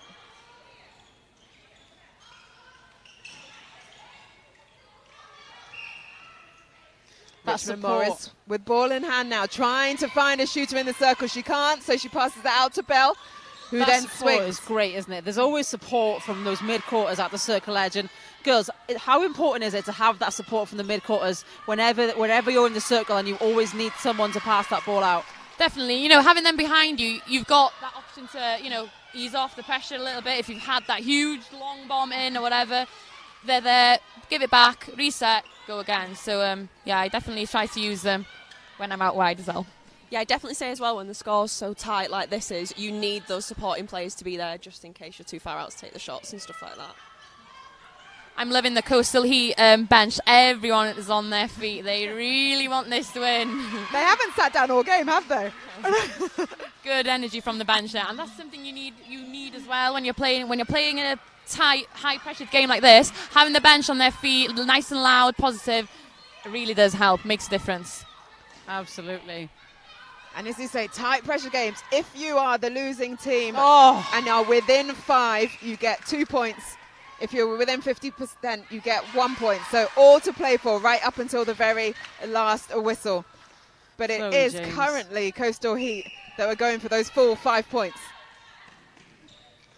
Balls from Chloe James. What a play. Second time that she's done that just now for Chloe Evans. She just knows she's there.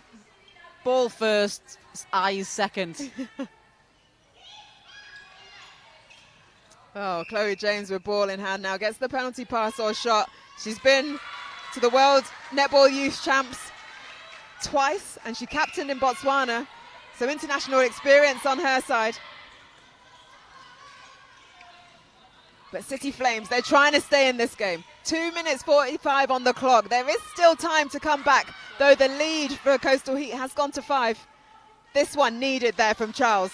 26 on the board. City Flames need to stay within 5 now to get those all-important points. They will drop to 1 point if they get within half. But to get those extra little points, they'll need to stay within 5. Chloe telepathy. It must be the Chloe, but there goes Tizzy Birchhurst on that rebound. Just a little too much on it for Hayward. She's not the tallest of players, is she? But she's nippy. But she couldn't quite get onto the end of that ball. So maybe one more pass needed to get it out of that end third before they looked long. And nice work on the line from City Flames, Richmond Morris. at wing attack. Gets a tip on it.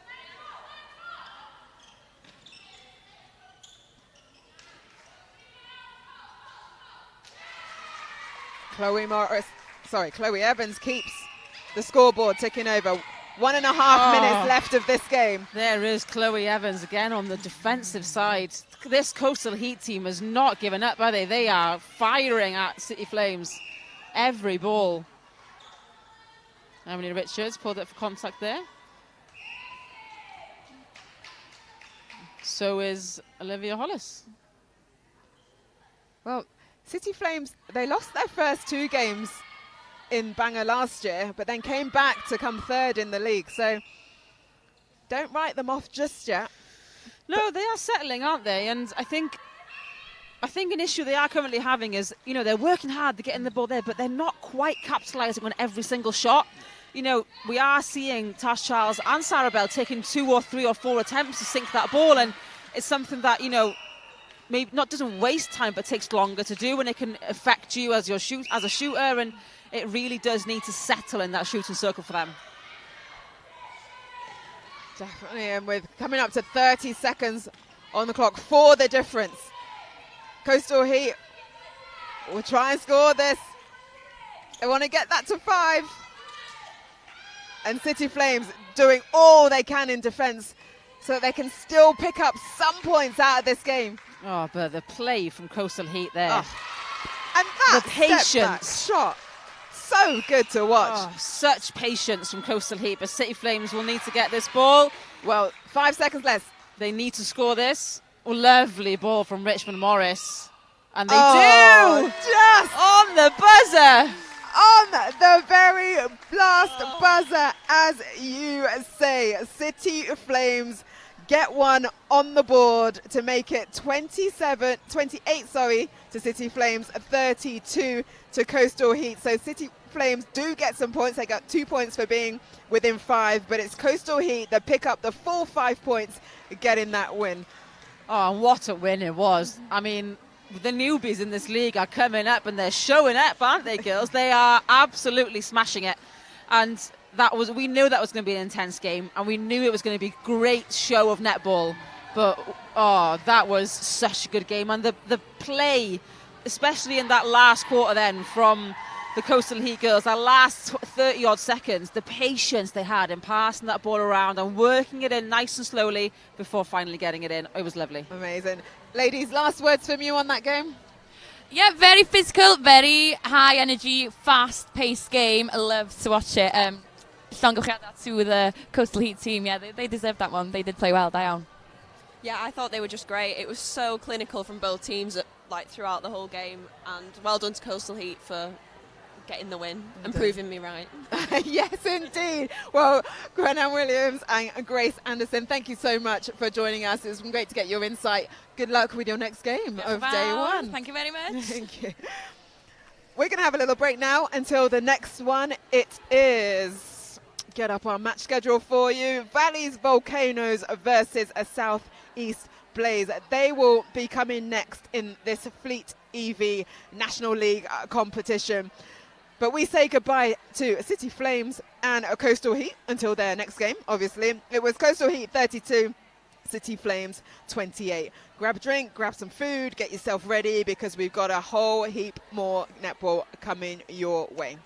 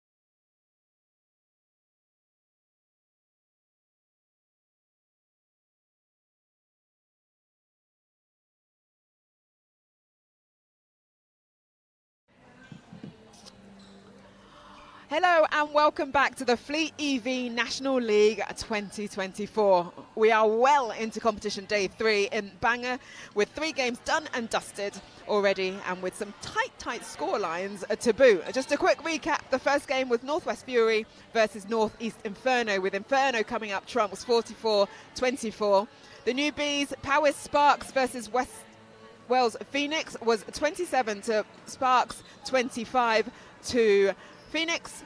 Game 3 was Coastal Heat up against City Flames, another newbie into this league. Coastal Heat won that 32 to City Flames 28.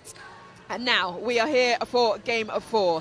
Kicks off at 13:03. Valleys Volcanoes versus a Southeast Blaze. I'm Pamela Cookie. And Elaine, who was joining me earlier, Elaine Roberts, is so gripped she's gone to get her trainers. Joke. She's just having a little break. But she will be back with us shortly. So we have Welsh, a legend, Sarah Bell, who's just played for City Flames, a former Welsh Feather and a former Celtic Dragon back in the days.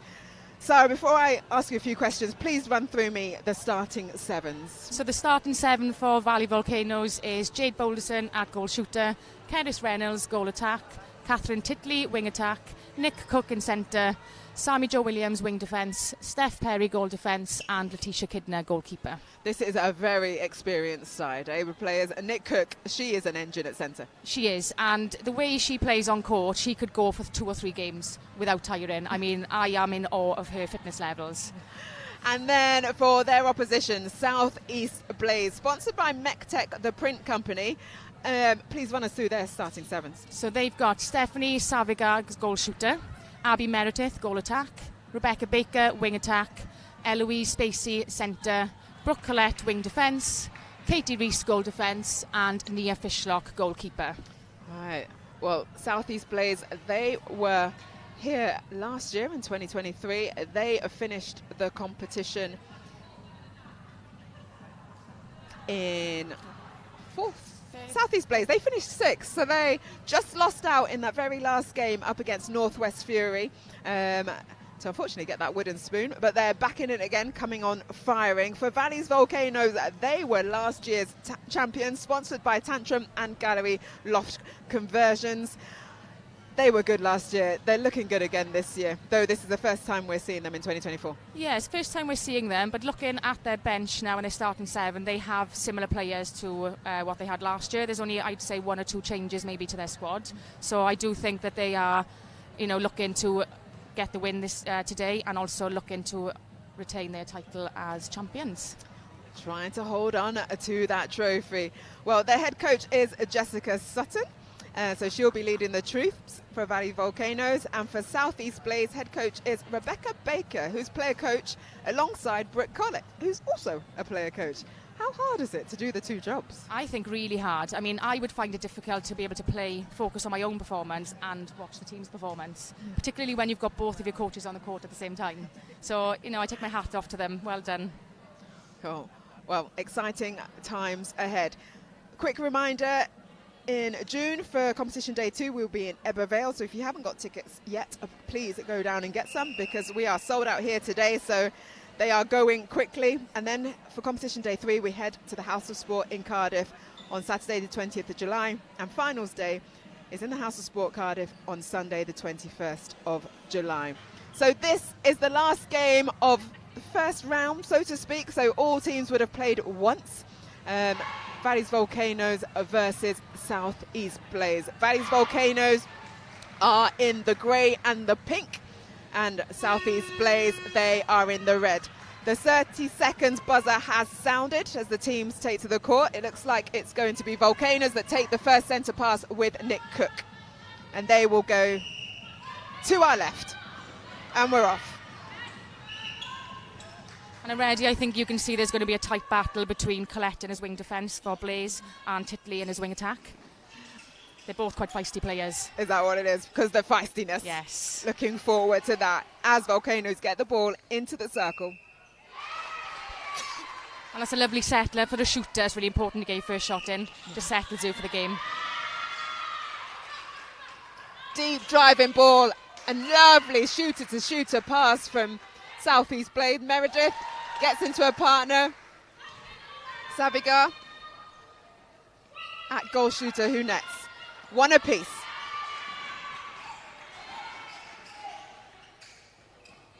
Balderson, nice strong hold on that front position. Oh, just falling short. And the rebound goes into the hands of Fisher, goalkeeper. And what's interesting is Fishlock and Balderson both play for the same club team, so... Yep, Central Netball Club. Yes. It's quite handy, isn't it, if you play for a club team, then coming into this level to have those connections already formed. Yeah, especially if you're on the same team, it helps. So I know the Valley Volcanoes, lots of them have played for the same club team, and I play with them. But unfortunately today we're on the different sides. So yeah, so they'll have good links on the court, and I'm sure South East players are the same as well. I think they've got a lot of players from the same team.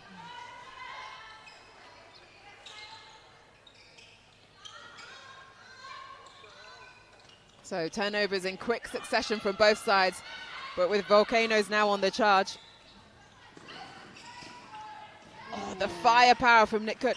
I was just told her she's got 2 kids. She has. And she's still doing what she's doing. Yes. And look in the way she's doing. Yeah. Hands down, amazingness.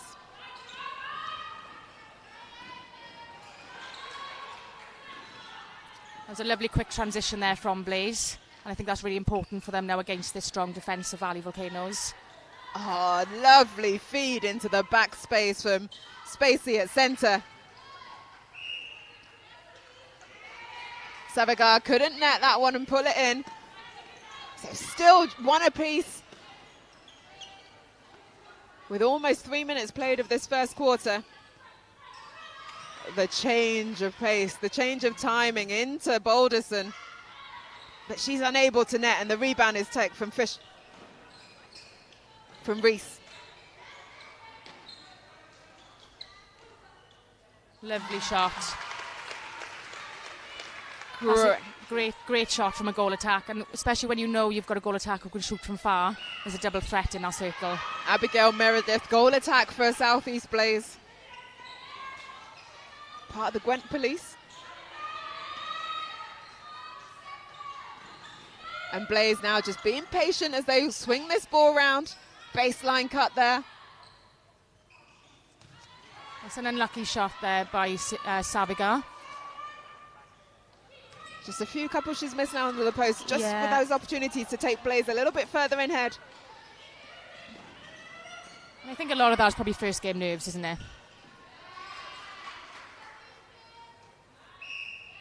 Lovely, and that's a good setter there for Balderson to get her first shot of the game in. Oh, 3 seconds called. Ooh. So that shot does not count. We missed that one. Oh, we did. But they get it back. Attacking contact called. Brooke Collett at wing defence, just getting a little bit too up close and personal. She's one of the 7 that returns for South East Blaze from 2023. And it's same 7 again from Infernos.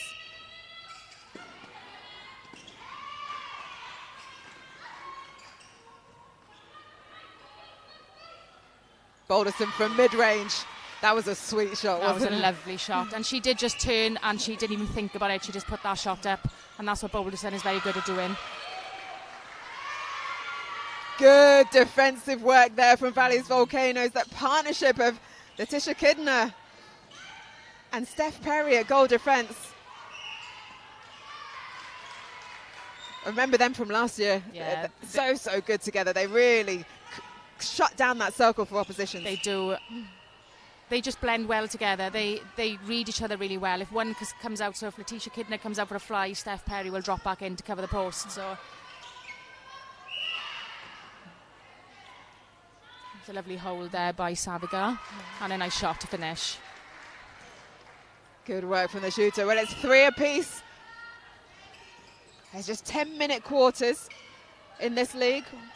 4 quarters.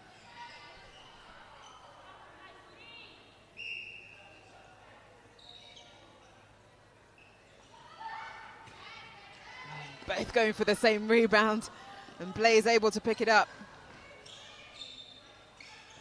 The defence end for Blaze seem to be positioning themselves really well for those rebounds. So they're working well together.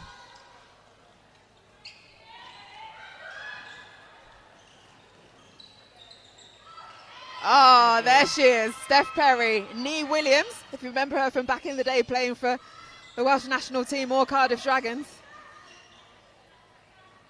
She hasn't changed one bit. She still plays the same now as she did many years ago. So good. And viewers from last year might see there's no Macy Lane in the Valleys Volcanoes side because she's been called up to the Welsh under-23 squad. So having to pull in some youngsters in that shooting end. She was so good. She was. And such an impact in there, getting them winning that championship last year. But congratulations to Macy for getting into the squad.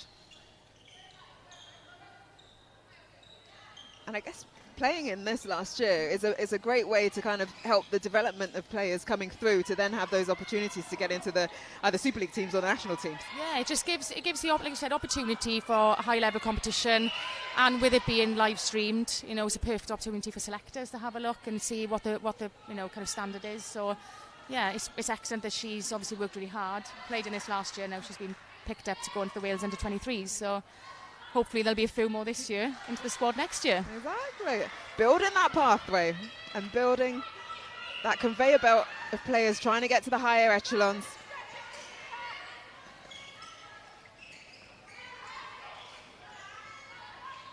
Still a very close game here for all. I think both teams are still settling, aren't they? Yeah. And you can tell not quite finding their teammates. It's a little bit either overstretched or underpinning those passes as umpires get a mix in the wood. Claire Williams is our umpire on our right-hand side, and Nicola Jasinieka is the umpire on the top of your screens. Oh, lovely ball. Just going through the fingers of Nia Fishlock.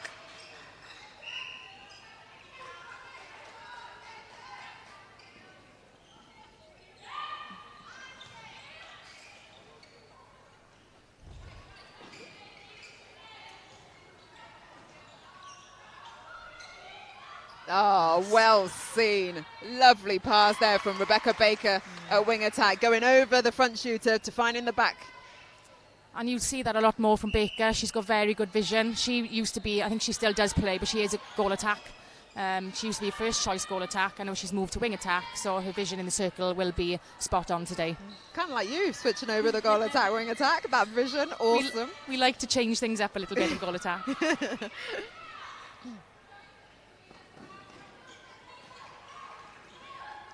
Nice timing. Balderson finishes off that passage of play. Still 5 apiece as Caris Reynolds just being told to put her bib back on properly. We don't want that falling on the floor and players slipping. But Balderson, a teammate, wasn't quite ready for that pass. No, there was a 2-on-1 there, 2 defence and 1 shooter. That's the time you want to really pass out, circle edge and play yourself in. The Volcanoes have managed to turn the ball over and straight to post. And a lovely shot there by Reynolds. Great shot, and they take that to a 6 for Valleys Volcanoes, 5 for South East Blaze, but they're straight on the attack. But Kidner, that quick arm span, that long arm span, sorry, and the quick reaction stifles the play. Oh, well seen. Spacey at centre. That was a pinpoint pass to find a shooter. Oh, lovely textbook centre pass, wasn't there? 1-2 into that shooting circle, and a shot to finish it off as the buzzer hooter goes for the first quarter of this 4th game of the Fleet EV National League. It is Valleys Volcanoes 7, South East Blaze 6. Both with sponsors this year, so Tantrum and Gallery Loft Conversions, they're fully backing Valleys Volcanoes, and MECTEC, the print company, South East Blaze. I'm just buzzing. The fact that, well, you played last year. I was here watching the amazing netball last year. And now this year to have more sponsors on board, more support. We were talking to the girls earlier, like you players aren't even allowed to be in this centre because they've sold out all the tickets. You're watching up on the balcony or warming up on the warm-up courts. How good is it to see the rise? That's amazing because, as you said, last year there was plenty of space for players to sit down, and I think with all of the publicity it had last year, the live streaming, it's got the name of the competition out there, and people now want to come and watch. You saw a difference from kind of weekend 1 to weekend 3. The difference in the spectator numbers, but the fact that this year now it's weekend 1 and we're ready to sell out, and you've got more sponsors for more teams. It's on the rise, isn't it? And it's where Wales Netball want this tournament to go. I think for players itself, it's brilliant because we've got so much support, and also for spectators as well to have this, to be able to watch it at home, to be able to watch it live. We don't get that much opportunity to watch netball on TV. It's getting better, so I think this is fantastic. Yeah, no, definitely, and big round of applause to Vic and her team and everyone at Welsh Wales for Welsh Netball, Welsh Wales, for putting this all together, and all the sponsors that have come on board to make this possible. It's a tight game here, just one goal separating the two sides. What have you really enjoyed in that first quarter? Do you know what I've enjoyed is that both, I suppose not enjoyed it, but both teams are finding it hard to settle at the minute. And it's quite nice in a way because it's a level playing field, isn't it? 7-6 is Blaze centre pass next, so it's a close game. It's not as if one team have kind of taken it away, so I love a game like that because it just keeps you on the edge of your seat. I just think both teams now will settle in the second quarter. What's nice to see at both ends in defence, they're getting into the post for rebounds, they're able to turn over ball. You can see some links in through court. You've got lovely feeds from Blaze into the shooting circle, great vision. You've also got some great vision down the Valley's end with more of a rotating circle because you haven't got that height of the goal shooter in there. So what I like about the game, you can't tell at the minute which way it's going to go, and that, as I said, it keeps you on the edge of your seat, makes you want to watch more. Indeed it does, and if we go on what happened in 2023, Valley's Volcanoes finished first. They lifted that trophy, and Southeast Blaze finished 6th. But with this scoreline, you would not think there was a whole raft of other teams in between them. But it's a tight one, and as you say, what we love to see. Yes. So Blaze with the first centre pass, but overcooking that pass. Baker into the circle, just needed to settle. We'd like to see that happen now in this second quarter after those first quarter nerves have gone. We see a change as well, so we see for Valley Volcanoes, Caris Llewellyn has come on to goal defence, and Steph Perry has gone across the court to the other end at goal attack. Yeah, Steph Perry, who was at goal defence, as you say, has moved to goal attack. Versatile.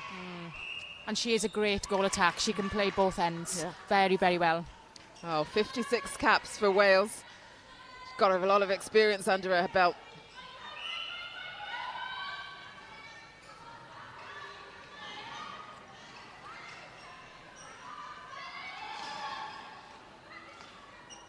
Nice pop through the top. She steps back. Just rolls round the back.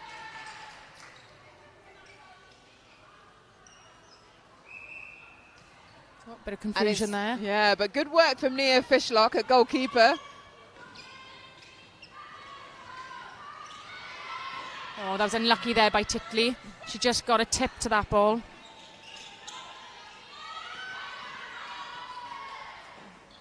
And Blaze's transition through court is very quick today. Very quick, and what a goal from distance there by Meredith. Played county under 14s to adult level. And that commitment and confidence to go from distance. Yeah. She's not afraid to put that shot up at all, is she?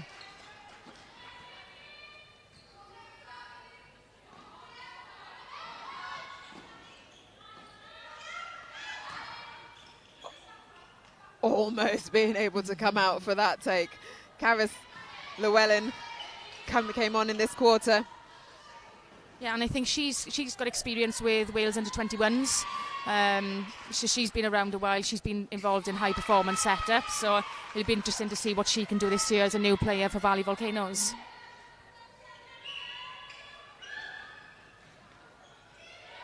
Perry, the give and go, the cut into the circle. She goes herself.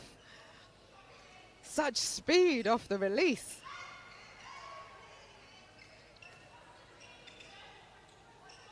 Oh, then the no-look pass. I love those passes. Defence must hate them, but I think they're great. Keeping the defence on their toes is Perry. Valley Volcanoes are setting up a lovely defence there. It's almost like they've got a box set up, really working together to try and cut out the space. Baker, another one. A couple now. She's thrown off that back line. What is it that she's not seeing, or what is it that her teammates aren't doing? I think positioning of the goal shooter at times. I don't think that she's maybe holding where she wants the ball to go, and potentially maybe just one extra pass. Just one more pass circle edge and then in to allow shooter to, sorry, I've forgotten the shooter, who have we got in a shooter for Blaze? Savigar, isn't it? Sorry. To allow Savigar to just reposition and be an option. Yeah. A little bit more patience, but that burst from the second quarter has been in Valley's Volcanoes' favour. Tantrum and Gary Loft conversions. Volcanoes, they're now at 11 to Blaze's 7. Deep ball out to Spacey. She finds her teammate in Collette. Better ball in. Still hugging that baseline though with Savigar. And the missed shot gives Volcanoes the opportunity to come back on the attack. Nick Cook at centre, being that link between attack and defence. Perry at goal attack, being a playmaker. That was a lovely circle edge drive then from Titley, and what a great shot from Boulderson to finish off. Yeah, Titley, the Central Netball Club player, and Wales under 17. That was a great take from Spacey. And that was a much better ball in then, wasn't it? They were patient, they played it to circle edge, or top of the circle, to allow that easy ball into the shooter.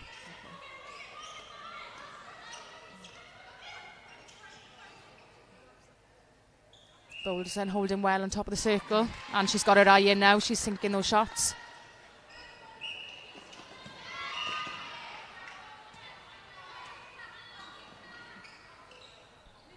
Llewellyn come on this quarter at goal defence, just getting a little bit too tight, gets the contact call. She's not quick enough to get back into the circle as Meredith, goal attack. So good. Brilliant. Drove the baseline really well. Savigar held to allow the space behind, and Baker, as we said earlier, vision is spot on. Released that ball before she even got to the back line.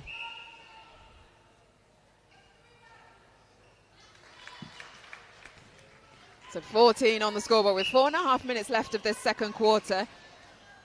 Valley's Volcanoes in the lead.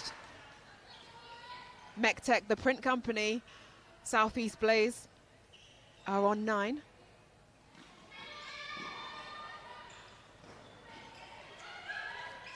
Oh, lovely. What a great drive. You could see the ball was coming down the sideline.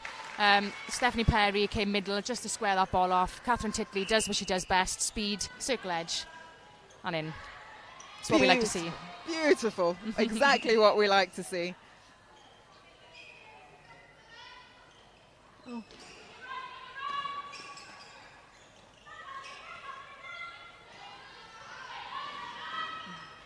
The drive from Reese at goal defence to create the space. She wasn't used, but she made sure her teammates had some space to run into. But that forced ball in, there was 2-on-1 there. You wouldn't normally give that, would you? No, you wouldn't. As a goal attack, you want to try and look for an option. Circle edge and play yourself in. Because either way, you're going to be free or you're going to pull a defender off your shooter.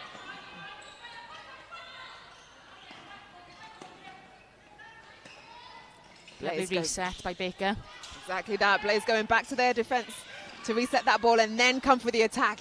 And that's the patience that you want to see from them, isn't it, in terms of trying to get through the defensive pressures of Inferno. And it's really important, as we say, we know the Valley Volcanoes defence is strong.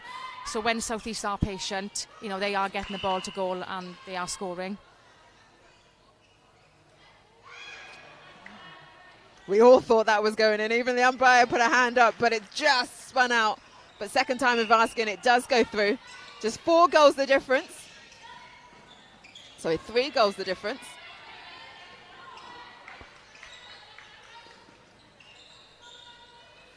Just having a little mess. So much netball going on. 5 goals the difference. Valleys Volcanoes 16, Southeast Blaze 11. You're too focused on the game. You're enjoying the game too much. We let you off. Thank you, Sarah. Thank you.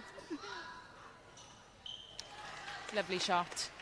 Nice shot indeed. So on Saviga.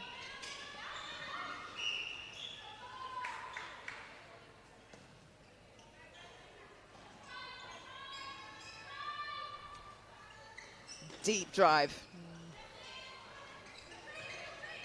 Oh. Titley, she's just quietly doing about her business, but she is there for everything. And that's where she's really good, is she is quiet, she doesn't make mistakes, she goes about her job, but she's so quick. She can, if you watch her, she can get circle edge on and off, and she's always an option.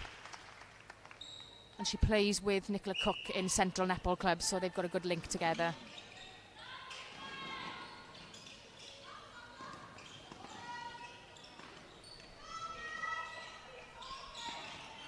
Oh, luckily, I thought she was going to be blown, but the whistle did come in the end. She was hoping she got away with that one, wasn't she? Well, we're coming into the final minute of this second quarter of the Fleet EV National League. The Valleys Volcanoes versus Southeast Blaze, and it's Valleys Volcanoes in the latter part of this quarter have really taken it away. Yeah, they have. They've really taken it away now. So the goal difference is 6. Obviously, we finished the first quarter with 1 goal difference. So Valley Volcano seems to have settled a little bit more on attack, finding the space in the shooting circle. But Blaze are still, holding on. They're still doing really well in defence. As we say that, the ball gets turned over. Commentator's curse. A lovely shot from Boulderson. Yeah, she punishes that mistake and takes it. 1 goal extra, 19 to Valleys Volcanoes, 12 to Southeast Blaze. 20 seconds left on the clock, and who is it? It's Perry. Moved from goal defence to goal attack, who gets the intercept, and now she's under the post. She steps to the left, and she nets it. Yeah. Boom. There is no better feeling. Goal attack, you get the turnover, and you get a shot. What more can you ask for? Nothing more, Sarah, nothing more. And on that, there goes the hooter for half-time. It is 20 to Valleys Volcanoes and 12 to Southeast Blaze. Another 6 goals on the board from Southeast Blaze, the same as that first quarter. But Valleys Volcanoes, 13 in that. You could see they really settled in that quarter, didn't they? They are letting the ball go first time. They're not hesitant to pass that ball in. They're hitting circle edge because Titley's drives are just fantastic. Shooters have now got their eye in. You've got Steph Perry in there, who is not afraid to put the shot up, but her movement is just, as a goal defence, she knows how, you know you don't want your goal attack, or sorry, I can't get my words out now. You know where you don't want your goal attack to go.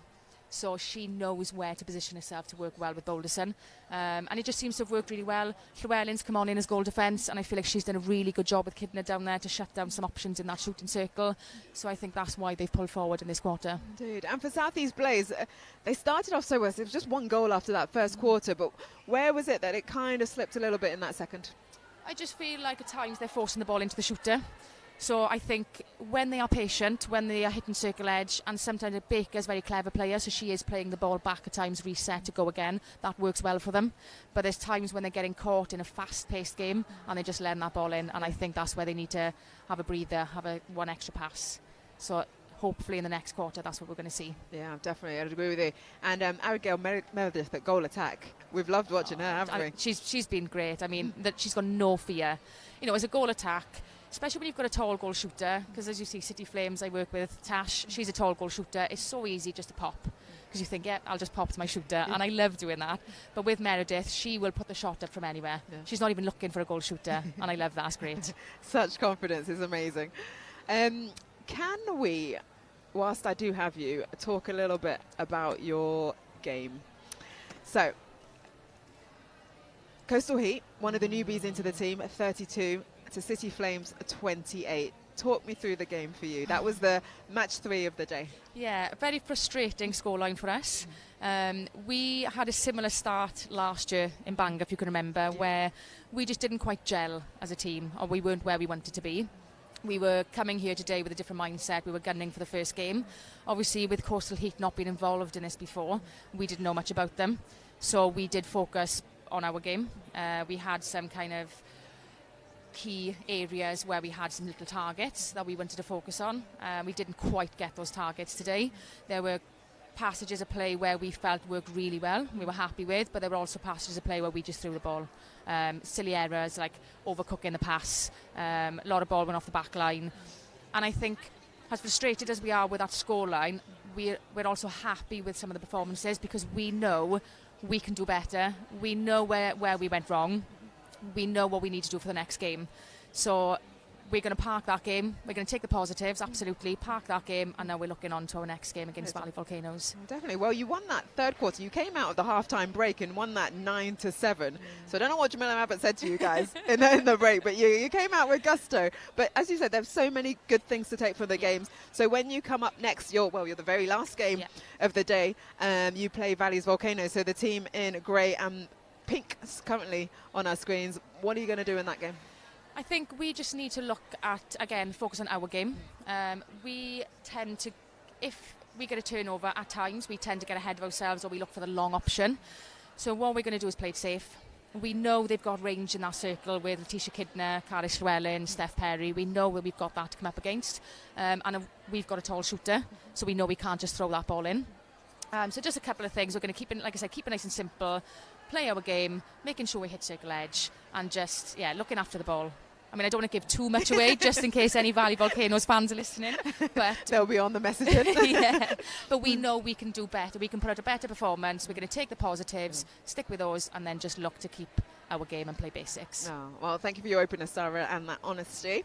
Love it, love it, love it. So as the teams come back to the court for this Fleet EV and National League competition, it's Tantrum and Gary Loft Conversions Valley Volcanoes up against MechTech, the print company, South East Blaze. Our umpires, Nicola Jasinyeka and Claire Williams, are controlling it as Claire Williams comes across the court and hands the ball over to South East Blaze. We'll just take a look if any changes, but it doesn't look like. I can see a positional change between Titley for Valley Volcanoes in its centre, and Nicola Cook has now gone to wing attack. Good spot and a quick goal off the mark for South East Blaze. You can also see there has been a change with South East Blaze. I can see Colette has moved across to goal defence. They've got a new wing defence on court. We will just wait for those to come through. Obviously lots of newbies in this league this year, so we're just getting to know all the players. Also Baker has gone to the bench, which is very interesting. And there's a new wing attack on as well, so let's wait to see who they are.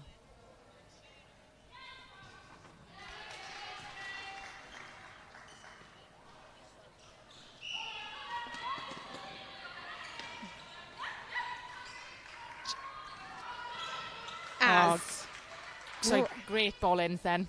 Indeed, great ball in.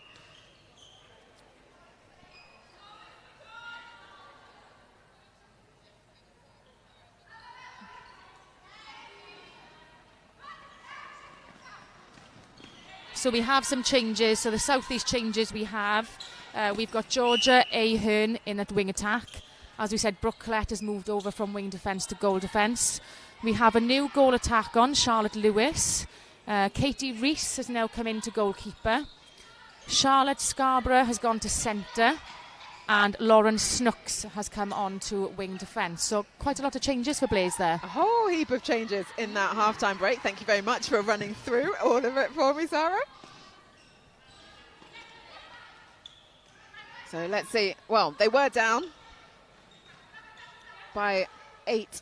So head coaches, Rebecca Baker and Brooke Collett, thinking change of personnel is what's needed to try and bring this game back. And sometimes it's not individuals themselves, it's just what the opposition, what they put up against you. Sometimes you might have a player on the bench who is just better suited to a certain opposition. And so far for Blaze, these changes seem to have worked. They've just had a lovely turnover there. Yeah, Katie Reese, who's gone back down to goalkeeper. A great story from her. She started up a netball club for female refugees in her local area. So the fact that she's bringing netball to help in the community, I think that's a lovely story from her.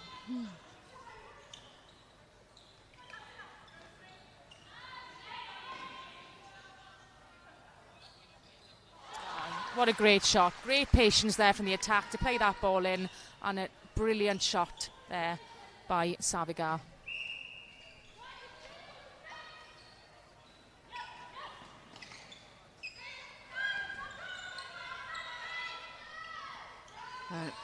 Scarborough at centre for Blaze, but an easy pick up there from Valley's Volcanoes as they speed themselves down through the court. But you think play advantage again? The score went through? Yes, and it has been counted.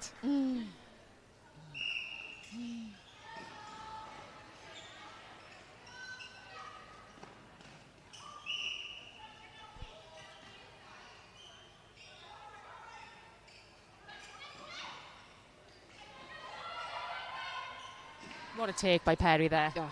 The elevation that she's got is fantastic. But those ones are sometimes the worst, aren't they? Right under the Yes, post. they are, because they're the ones you're expected to get in. The pressure shots, I like to call them.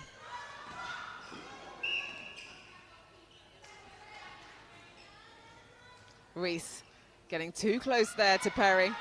Contact call.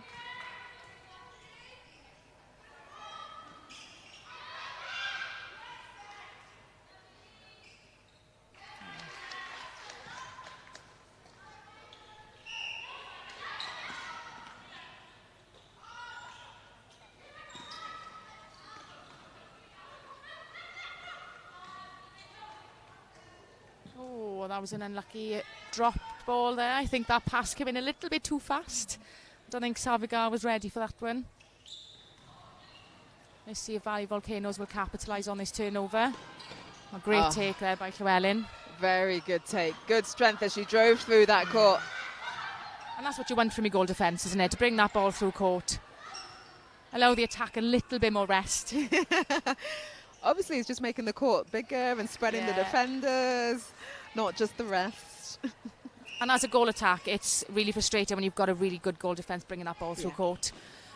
Because you've got defenders as well, haven't you? Yeah, so you don't get a breather. Oh, Reese with the rebound. South East Blaze defence have positioned themselves really well in this game today to get those rebounds.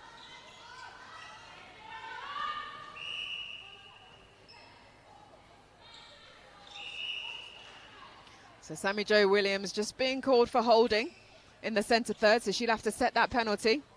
Now she can get back into the game, but Blaze so quick to get it into the circle, and phenomenal shot there from Savigar at goal shooter from distance. Nothing but net.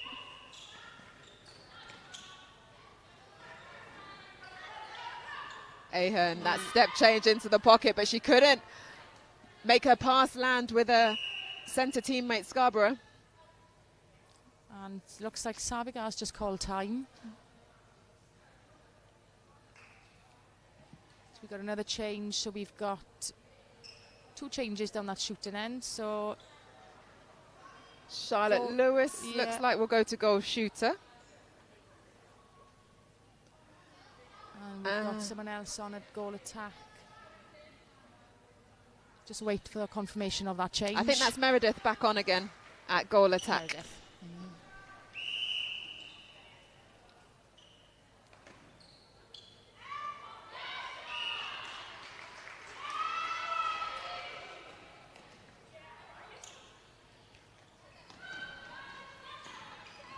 So 24 to Valley's Volcanoes, 16 to Southeast Blaze. And we've got another change for Volcanoes, which I don't know when that happened, but we've got Lauren Barber on at wing defence, and Sammy Jo Williams has gone to the bench.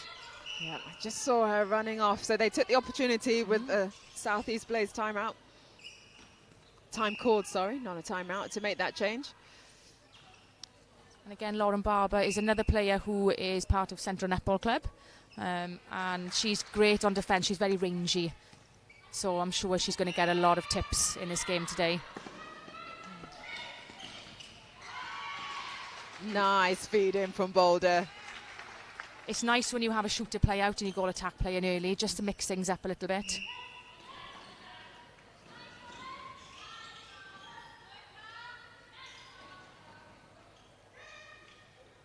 Good take from Lewis. She didn't want to shoot, but she finds her teammate. Meredith, she was running that baseline so well in the first half and shooting those long bombs a little bit closer. This one does not go through. That's those pressure shots we were talking about earlier, the close ones. And that was so unlucky there. That was great defence. Oh, Ahern that has come on at wing attack for South East Blaze. Getting straight back on defence. She got a hand to it, but couldn't quite keep it in. But the pressure that built, it's a snowball effect, isn't it? Does, yeah. She might not have got the tip or the turnover then, but her team now have the ball.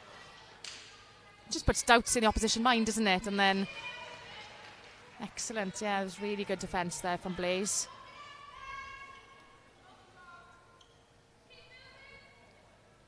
Meredith finds her shooter, Charlotte Lewis. A high shot hits the ring and bounces off.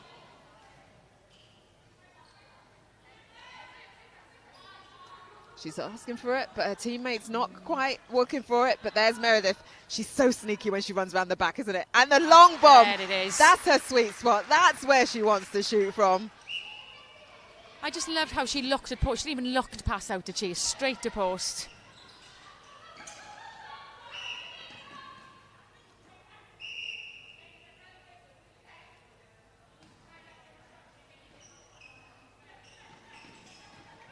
So Lauren Snooks at wing defence for Blaze. She's been told to tidy up a little bit and watch her obstructions. You don't want to be getting any cautions and then sending offs.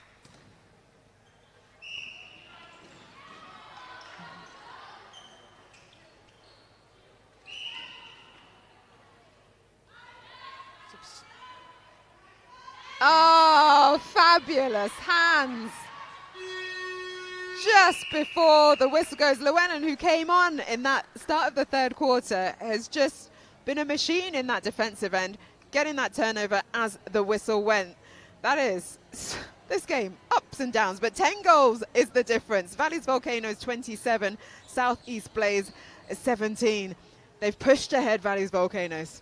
The champions are showing why they were 2023 champions. They have, yes. They are, turning ball over in defence. We saw that. Llewellyn reads the game really well.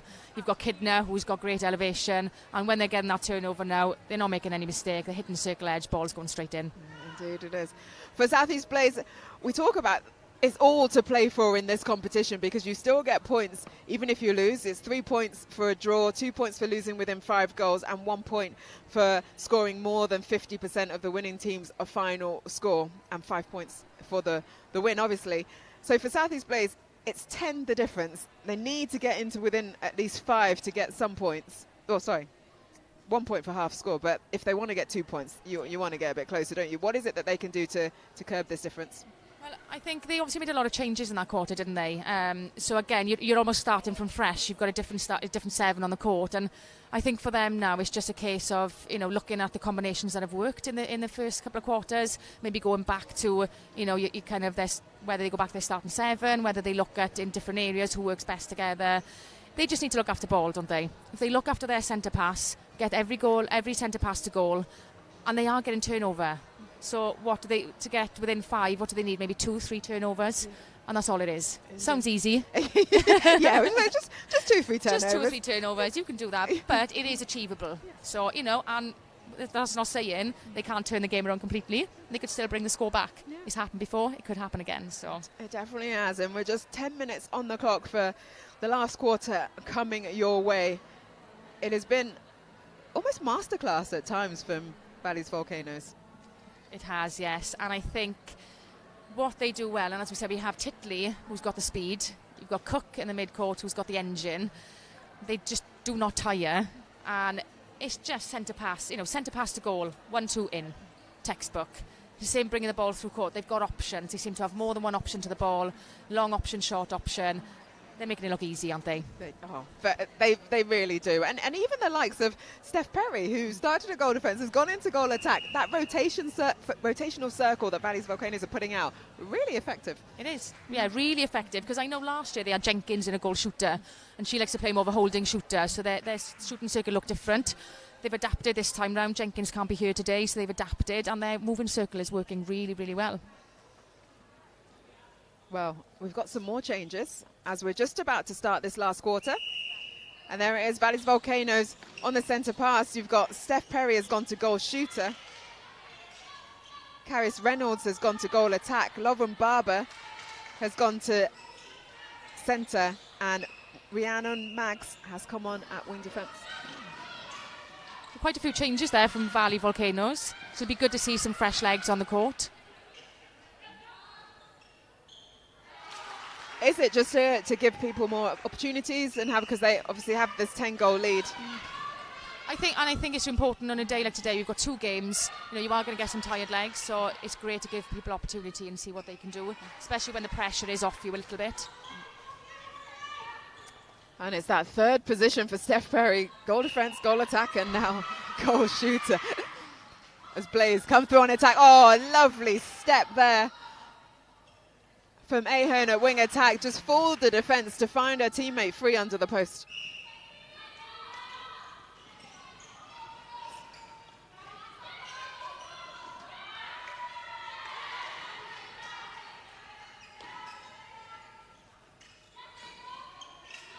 Volcanoes being patient around that circle edge, just passing the ball around, getting themselves into a better shooting position. That's an unlucky shot there by Perry. Oh, great ball there by Colette, great vision, looking down court.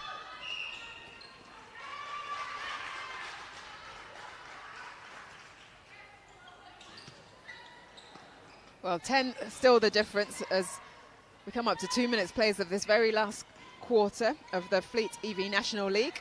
After this game, everyone would have played each other once. Teams would have been able to check out the opposition. Sarah, I know you're doing that whilst you're sat here as well as helping us on the commentary team. I am making some notes now on Valley Volcanoes, ready for the last game today.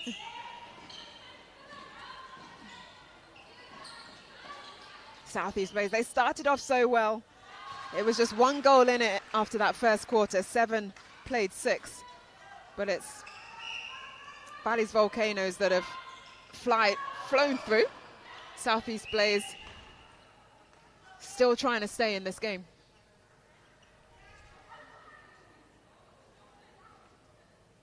Nice score. That was a lovely jump from the defence, but Valleys Volcanoes still score with Reynolds at goal attack. And what a lovely turnover for Rhiannon Maggs. Just come onto the court, showing the coaches why she should be on there. The 24-year-old RCT Rockets netball club player.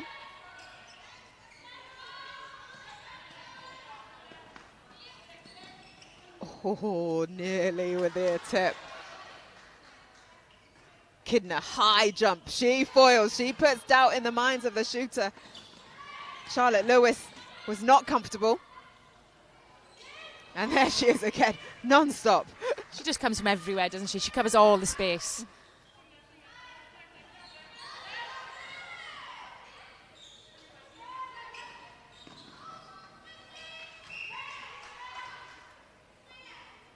That one, her timing was just off. Charlotte Lewis goes high, this time through the net. She's got a lovely high shot, doesn't she? Makes it difficult for defenders to mark it, doesn't it? It does. Yeah, if we've got that high release, then they're never going to touch that ball, are they? Lewis exits.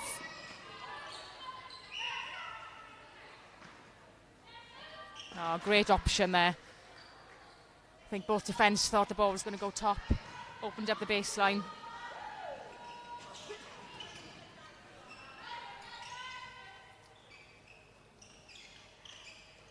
Blaze pressure. Reese and Perry fighting for it, but Perry deemed to have had the ball in hand first. So gets the penalty pass or shot. She chooses to pass. And lovely shot there from Reynolds.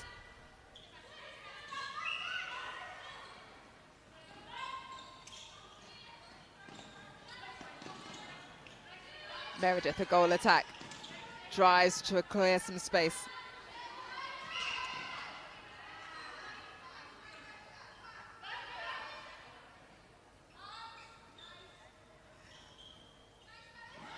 Oh, good rebound there.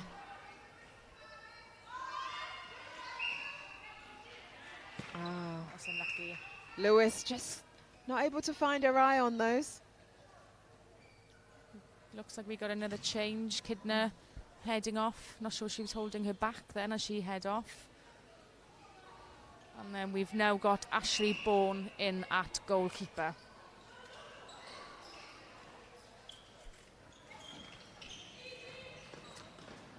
We also have another change for Volcanoes on the attack end. We've got Lottie Davis in at wing attack.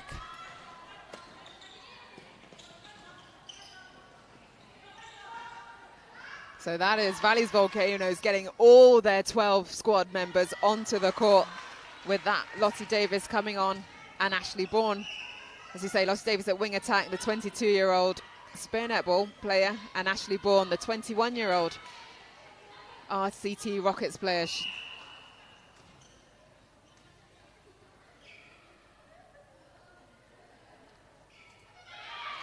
That was a great tip there by Colette, well read. A lovely shot by Reynolds.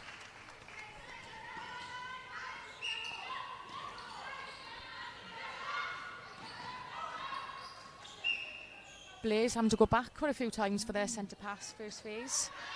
So What in that, sometimes it's great to use the back line because it allows your attackers to flood the end and you have more options, but then at the same time it almost sometimes seems as a negative going backwards. yeah, it depends. Sometimes teams will set that up, won't they? That they've got a set play centre pass, but yeah, as you said, it's a good option because it opens up more in the attack end. However, is it Volcano's defence just doing a really good job on the attack? Who knows? Possibly a bit of both. But I was going to say, yeah, possibly a bit, but we'll watch even more closely in this last 3 minutes of the last quarter of Valley's Volcanoes versus Southeast Blaze, the Fleet EV National League 2024.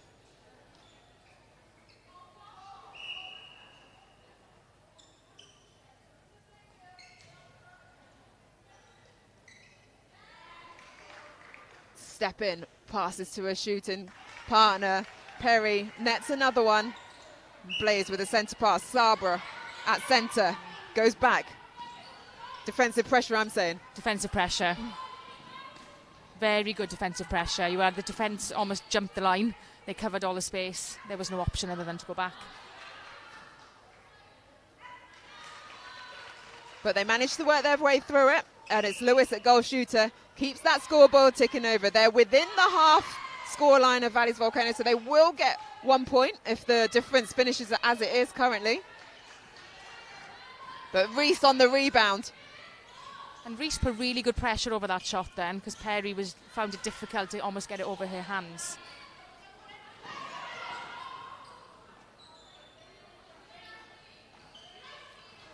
Oh, unlucky from Lewis. I really wanted that to sink because she's done such good footwork to get that front position and offer a defender, but unable to then finish that through the net.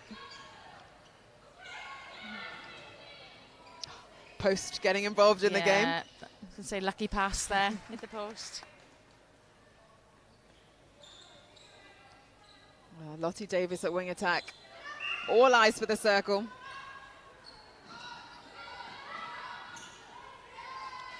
Good pressure from Volcanoes, but patience from Southeast Blaze, top of the circle. I think Blaze have showed really good patience in this game. They're not afraid to go back, and they're not afraid to do an extra pass today before it goes into the shooting circle. And I've enjoyed Meredith in terms of that confidence, turning, Just going to turn. post. Just put them up.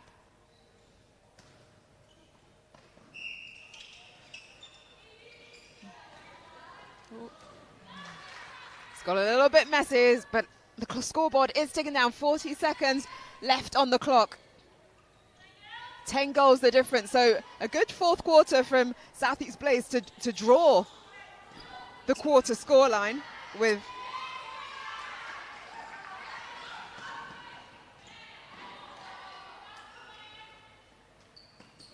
20 seconds. They want to get this ball down just to keep that pressure, to keep that good work going, but fired in, and Lewis, the strength on the baseline, and she nets it through.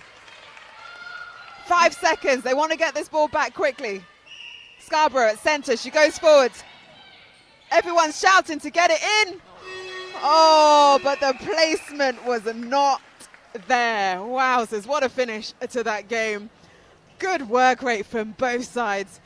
But that scoreline, Valleys Volcanoes 35, Southeast Blaze 26. Well, they won that last quarter, Southeast Blaze. They did, yeah. They won that by 1 goal. So it just goes to show they're absolutely up there challenging Valley Volcanoes, last year's champions. There was some great passages of play from them. I felt like today their patience was excellent. I felt like they used the reset option when it was on. They were hitting circle edge. So I'm sure they're going to be pleased with those areas of their game. Very much so, scoring 9 in that last quarter to Valleys Volcanoes 8. Any players from Valleys Volcanoes, because the champions, they are still looking strong, aren't they? Who stood out for you? Well, you've got to mention Steph Perry. I mean, going from goal defence to goal attack and goal shooter and playing really well in all 3 positions. I mean, she's probably one of the standout performers of that game. I thought Llewellyn came on and had a great game in defence. She got a hand to a lot of ball. She worked well with Kidner in there. So I think I'd probably go with Perry and Llewellyn for that game for me. Yeah, nice. And for Southeast Blaze, things that they can take confidence in going forward into their next game? So I think, as we said, the patience. So I think they are very good at looking at other options. They're not afraid to look in, and they're not afraid to give that ball in. But at times then, for example, Baker in the first quarter was really good at playing the ball back and just getting herself in a better position. So I think for them, in terms of that, their patience in attack was very good. So they need to take that through to next game. But also their transition from defence to attack, I thought, worked really well. Once they got that turnover and just let the ball go, Volcanoes were nowhere near them. Amazing stuff. Oh, we are just having a whale of a time here at the Fleet EV National League. We have 4 games down and we've got another 4 to go. All teams have had 1 game under their belts now, and then the second round of matches commence. So it will be for game 5 at 14:14, so that's 2:14 p.m. Northwest Fury will come up against Powys Sparks. So stay with us, still more to come, but the final score for this game, Valleys Volcanoes 35, Southeast Blaze 26. Thank you so much, Sarah, for your input. Thank You're you, going to Pam. stick around, aren't you? I am, yes. Boom.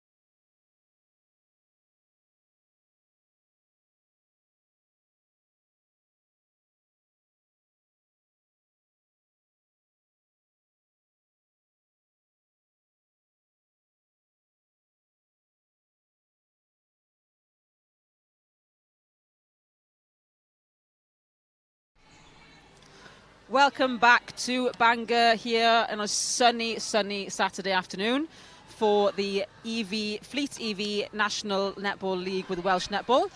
I'm Elaine Roberts, and joining me for this 5th game of the day is the wonderful Sarah Bell. Hi, Elaine. Joining me back again for this game. I did not go and find my trainers, unfortunately, but our wonderful Pamela Cookie is having a little break for this game. Get some food in her and get her energy back for the next games, last games of the day. So our 5th game of the day then for today is going to be Northwest Fury versus Powys Sparks, one of our new teams joining us this season. They did have a very interesting game. First game of the day against West Wales Phoenix. Sarah, did you manage to catch that game? I caught a little bit. It was just before our game, so I only managed to catch a snippet of the game, so I wasn't able to see much of the performance, unfortunately. Well, they came out absolutely guns firing for that match. They showed us all here in the league what they are made of, and they just pipped West Wales Phoenix to the win. So they had their first win under their belt on their first match, so I'm sure they're coming back to show us what they have to prove. And then Northwest Fury had their first game this morning, first game of the day against Northeast Inferno, and that again was a wonderful game to watch. Northeast Inferno just taking that win away, becoming second last year, Northeast Inferno. So Northwest Fury coming back into this match now looking for their first win of the day. Yeah, and obviously with Powys having a win already, like you said, they're going to be on a high. They're going to be gunning for their second win. But we can't say Northwest Fury after their loss, their heads are going to be down, because we saw last year they had great performances. So I'm really looking forward to this matchup. Absolutely. So, Sarah, you're going to take us through this starting 7 then, starting with Northwest Fury. Yeah, Northwest Fury. So they've got Gwen-Ann Williams in at goal shooter, Ellen Barwick in at goal attack, Lucy Leonard in at wing attack, Bethan Phillips at centre, Lily Dudson at wing defence, Steph Oliver-Smith at goal defence, and Steffi Stutt at goalkeeper. There we are. So Northwest Fury unchanged from their last game against Northeast Inferno then. Same starting 7. And moving on to Powys Sparks, the starting 7. So Powys Sparks, we have Jasmine Barty at goal shooter, Emily Brooks at goal attack, Mika Jackson at wing attack, Chloe Evans at centre, Melissa Mayers at wing defence, Lizzie Sims at goal defence, and Mary Bailey at goalkeeper. Lovely. So a few changes there for Powys Sparks. They have moved the goal attack Jasmine Barty into goal shooter for this starting 7. Emily Brooks goes back into goal attack. Some new faces on the court. Edmisha Jackson coming into wing attack, and Chloe Evans back in at starting centre. We saw some wonderful play in the last Powys game from Lizzie Sims and Mary Bailey in that defensive setup, in that defensive circle, working really well together and communicating together, taking up that win from West Wales Phoenix. And we're just seeing the teams now getting together for their final talk. Sarah, what would you be saying to your team now, one team coming off a win, one team coming off a loss? What would be your words to going into this game? I think coming off a win, you're obviously going to be focusing on the performance that got you the win. So what were their strengths in that game? So obviously you want to continue with those. Coming off a loss is difficult, I think, as a coach, because obviously you're disappointed after the loss, aren't you? You need to pick your players back up. I'm sure they've had a good team talk in the changing rooms prior to coming out. But to be honest, it's just focusing on your own game. I think as a coach, that's all you can do in these early stages. We don't know a lot about Powys Sparks. They've had one game. So Northwest need to focus on their own game and make sure that they put out the performance they know they can. Wonderful. So here we go then. Looking to start now. 1 second left on that clock. And Powys Sparks take the first centre pass to start us off on this game.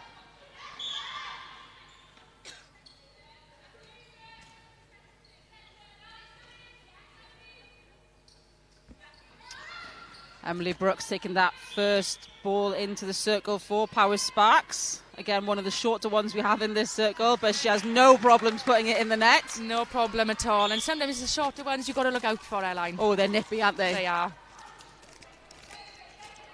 So straight on the scoreboard here for Powys Sparks.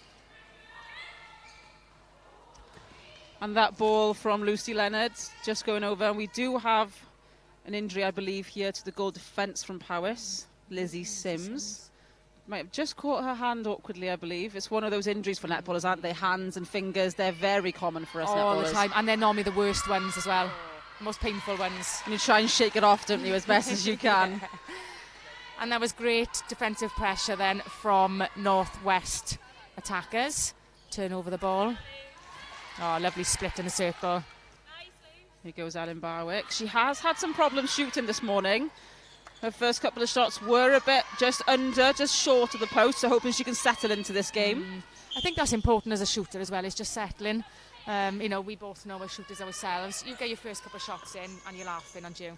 Absolutely, and just as Emily Brooks did with her first one, just hoping she can set the second one. There she goes. Yeah. Very calm under the post. Very calm under the post. And we did see in the last game as well, she moved into the wing attack position and she plays very similar positions. And they do get the turnover.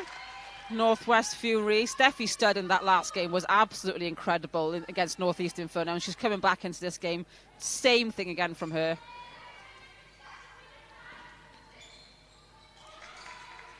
Great speed through court. Just positioning of that ball then on the circle edge. Was it a bit of offside actually? Sorry, offside call there. Great communication going on that circle there, isn't there, from Power Sparks? Yeah, really good. And that's, as a defensive unit, that's what you want. It's really off-putting actually for the attackers when your defence are talking a lot. There she is. And Ellen Barwick manages to slot that shot in, hopefully raising her confidence a bit as well.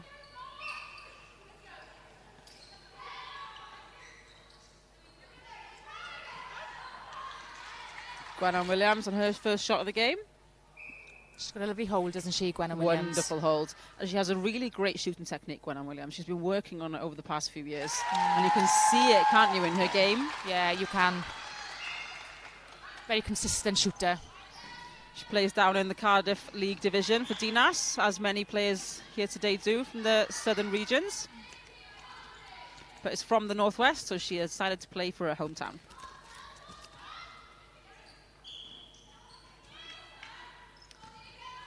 Steffi Studd called there because she was speaking when she was called for obstruction, I believe.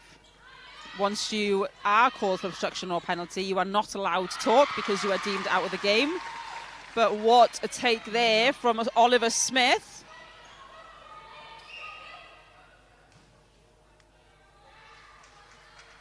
Defence for Northwest are really hungry for this win today, aren't they? You can see they've come out all guns blazing. There's a great rebound there by Williams. And a lovely shot. Nice high shot under the post. Absolutely. Like you said, her shooting technique is really nice. And it is easier to shoot, isn't it, when you have that high shot technique and it's less of a chance of a defensive tip, for example. Absolutely. And another lovely shot there. She's really settled now, isn't she, in this first quarter? Definitely found her rhythm.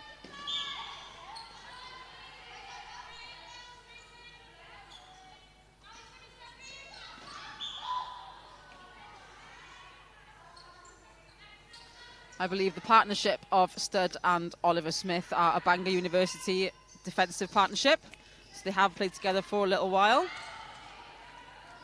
And that helps, doesn't it, in this tournament? I mean, we get a few weeks to prep and training sessions, but if you've played with someone for years, it makes a big difference, doesn't it? Absolutely. You've played with many players in the City Flames teams for years, and same with the Valley Volcanoes lot. We see it a lot, when it does help a lot when you have that partnership for a long time.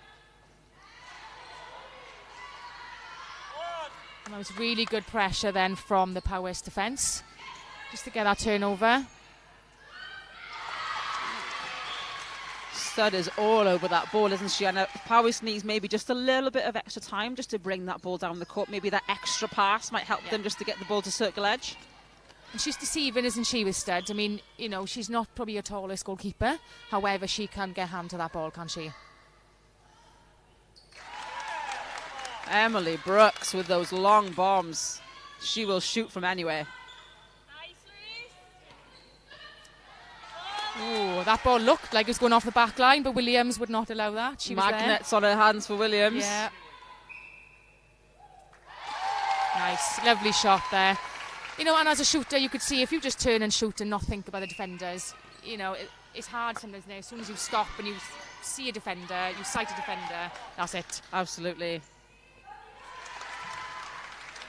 Well, it's a close game here between Powys Sparks and Northwest Fury. It's 5-4. Fury on 5, Sparks on 4. Hugo Fury again to try and extend that lead. The partnership on the mid-court, working the ball really nicely there.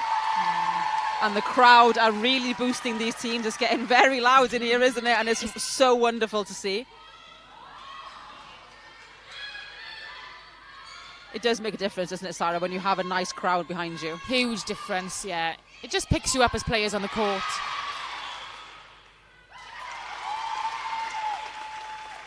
Especially being up here in Bangor today, Northwest's hometown.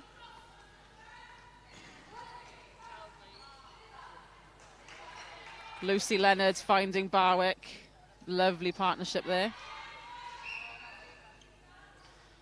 And Lizzie Sims does seem to be in a bit of pain, doesn't she, when she is catching that ball? Yeah, she does. Whether she's going to call time now, I'm not sure.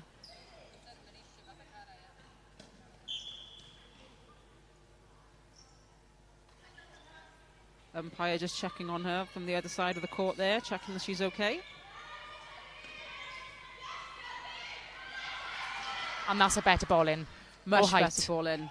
I mean, you know, the battle of the height between them in that circle. There's not much difference between them, between Stud and Jasmine Barty. Barty's just pipping her on that height.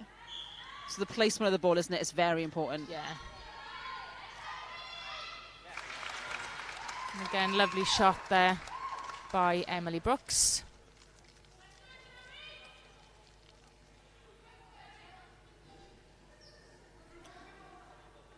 And there we see Lizzie Sims has taken to the bench due to that injury she sustained in the first few minutes of the game. We do see the goalkeeper, Mary Bailey, come out to goal defence. And the previous shooter from the last game, Katie Parks, has come on to goalkeeper for Powys Sparks.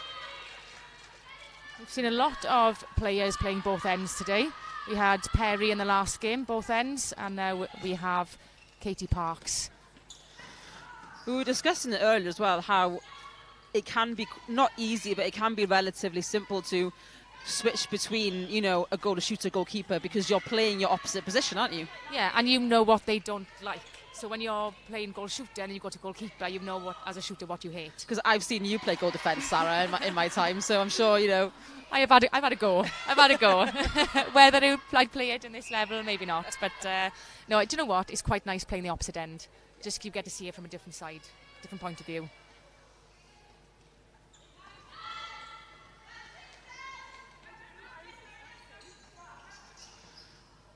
Oh, that was really unlucky there by Brooks. Emily Brooks, yeah. Yeah, she did a lovely drive to come through mid-court.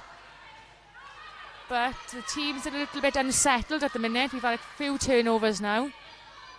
40 seconds coming up on the clock now, and it is 6 points to Fury, 5 points to Sparks. This could bring them level, and it does. 6 points apiece here in the National League at Bangor. The clock is running down for the end of this first quarter.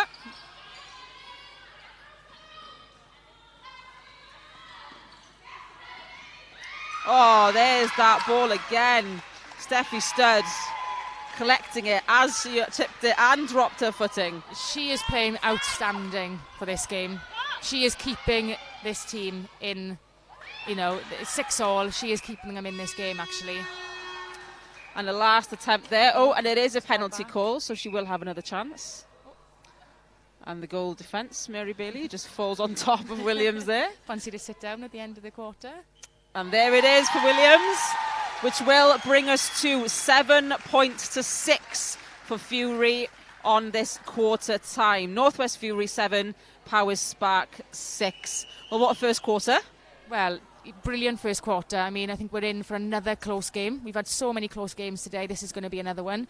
I mean, Stud in a goalkeeper. She's showing us again, isn't she? Like she was performing in West Wales versus West Wales Phoenix. Northeast Inferno. She was on fire, and she is still performing again now in this game. She's over every ball. She is, and as we said, she's so deceiving. The goal shooter is has that little height advantage. You don't think she's going to get on the end of that ball, but she positions herself really well. She's got great footwork and great elevation. Yes, she absolutely does, and she will get her hand into any single ball. And like you said, her body positioning, she opens up her hips really well to get into the end of that ball, even though she might have that slight height disadvantage against Barty. Moving on to through court play then for Power Sparks. They're moving the ball quite well. Power Sparks moving the ball really well, and I feel like they're using the middle channel really well. They're not keeping the ball wide. Somebody's always punching through middle in the attack, which is working for them. Because once you've got the ball in the middle channel, you've got more options, haven't you? You know, keep away from circle edge, and that is exactly what they're doing. Yes, I totally agree, and they are moving the ball nice and wide. And what Northwest Fury are doing quite well is trying to move that defensive in and keeping them wide and utilising, you know, the sideline as a defensive player as well, aren't they? And forcing them to force that ball out and even wider then. Yeah, they are, and that's clever play from defenders. You know, use the sideline as an extra defence. Coach will always tell you that. So by keeping them wide, it's not allowing somebody to punch through middle, and that's where the errors are being forced. Absolutely. So for Power Sparks then, which are 1 point down at this quarter time now. Like, they did come out, like you said, all guns blazing at the start of that game, and it's a very, very close game. What would be your, in 3 words at this quarter time? 3 words, that's really tough, isn't it? What is in 3 words for them to, for the next quarter? The next quarter. Middle, so keep using the middle channel. There's got to be one. Just turn and release. Because I do think, yes, they have got, we've said about stud in the shooting circle, but I think sometimes they're allowing her time to set up. So just middle, turn and release. Lovely. Turn and release count as 2 words for you then, do they? Yeah. Release. There's no and in the middle. Lovely work, lovely work. So middle channel, turn and release is the advice there for Power Sparks. As we're setting up now for the second quarter. If you have just joined us for the Fleet EV National League here up in Bangor, where Northwest Fury leads Power Sparks by 1 goal.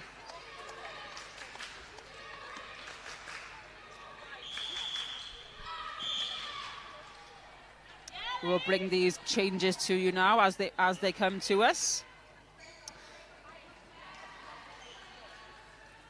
Any changes that are made on the court?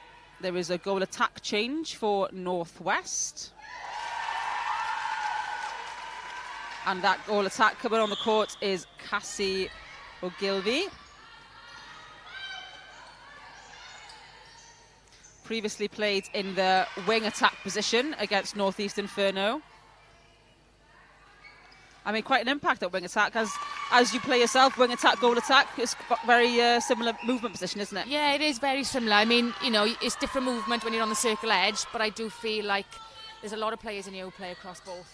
And I think playing goal attack, it does lend well to the wing attack position. More so than the goal shooter position, I would say. But that's my own opinion. No, I would agree with you. You know, as playing as a goal shooter, you work the circle a lot more. Whereas playing goal attack, wing attack, you need to work the middle a lot more, don't you? And work the edge a lot more. So no, I totally agree with that point. And it was a lovely turnover there from Powys to get that goal. Back to their centre pass. And the changes now for Powys Sparks should be coming in for us. Any changes they've made?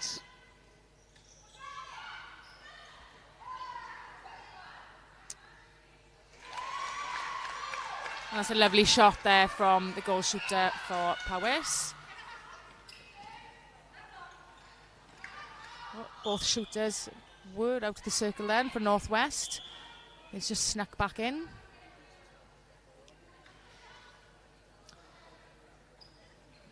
Katie Park still playing her part there, and the goalkeeper. And going into her goal defence, Mary Bailey, who did say in her bio that she plays anywhere on court. Excellent. Great versatility. Absolutely.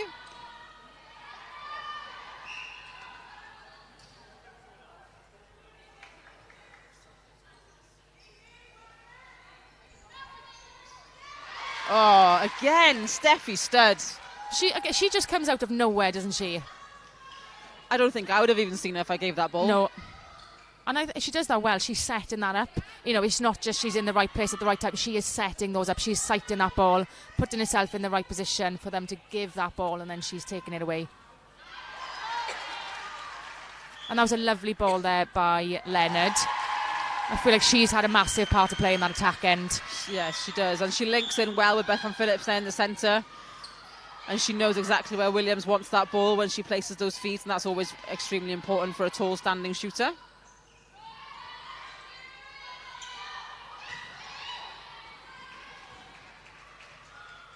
Dewton didn't quite manage to keep that ball on court, so Sparks will have the throw in. Oh, and there is that defensive setup again. Northwest Fury capitalising on every mistake Power Sparks are making. They're not letting anything go, are they?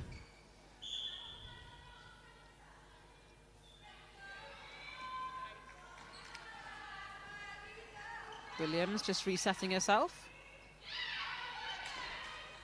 And Ogilvy will take that shot, and the crowds in here are going wild for this play.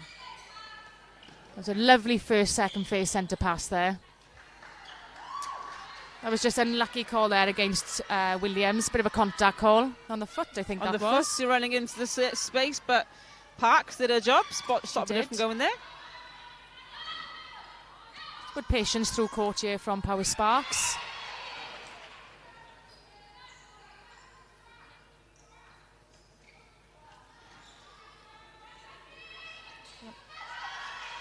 Slight hesitation there from Barty, isn't there, on being comfortable where she's shooting, and she obviously wants to get closer to the posts. Yes. Yeah, she's trying to, maximise her chances of getting it in, isn't she? And with such a close game, that's probably a clever thing for her to do. Speaking of close game, we are now 10 goals apiece here for this match, which is why the crowd are going so wild for every goal that is scored. We've had a lot of close matches here today so far. And there goes Cassie Ogilvy for that all-important goal. And West Fury will have the centre pass as after turnover the Powers ball. Excellent feed in there to Williams. Great vision. And I feel like Fury are now on it, they're on a run, haven't they? They've scored 3 goals in a row. The crowd are cheering for them. It just boosts everything for you, doesn't it? If, it does. It takes you and keeps momentum going for you. Can Power Sparks beat that momentum now? Put a stop to it. Oh, no, Oliver Smith, what a tip. This defensive setup in the back for Fury is on fire. There's that ball in. And a great take for Williams. She holds well. She's not too close to the baseline. She gives herself room to be able to take that nice long ball. Absolutely. She's not too far up. And she knows exactly where she wants the ball. And the feeders also know where they want to put it for her. And she's very versatile in how she takes the ball. Front hold, side hold, back hold, which is really nice for a shooter. Because you tend to see a shooter has one preference, don't you? Whereas she is happy to hold. Absolutely. You're either a left or a righty, and she is very versatile. She is.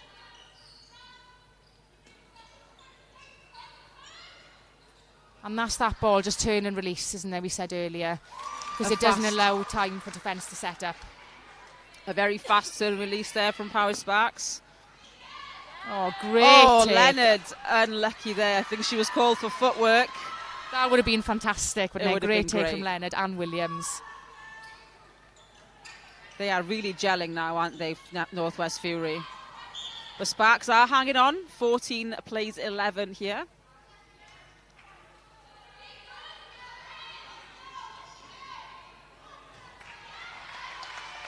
And who's there to collect it but Steffi Studd? That was a very quick transition there for Fury. You could see Powers chasing their players down court. And I think it's these crucial times where you need to step up on your defence to stop this momentum. Because it slows down play, doesn't it? It's important. If you're chasing ball, you need to change something to be able to slow that play down. Exactly. And that might be picking up the nearest player to you. It's not always chasing your own player. Let's just pick up someone else and do something. And we just missed another great intercept from Studd during that conversation. I needed to put that in there. She is slowly becoming a huge player of this tournament. She is one to watch. And there goes Cassie Ogilvy capitalising on that interception from her teammate Steffi Studd. And Studd just give a little cheer at the back there. Williams again with that lovely side hold and a little pop. And there goes the crowd. Great shot. She's got the confidence now. Her eyes in. She's not afraid to put the ball up. And that's what you need from your shooting circle. We mentioned this in the last game. You need a goal attack who can put their shot up from anywhere because it's that double threat. You know defence then can't go 2-on-1 on your shooter. It just makes it harder for them, doesn't it? Especially with a tall shooter like Williams, the defence might feel they need to double up on her because of that height threat. But when you've got a shooter like Ogilvie in there as well, who will put it up from anywhere, you can't let it go. You can't let it go.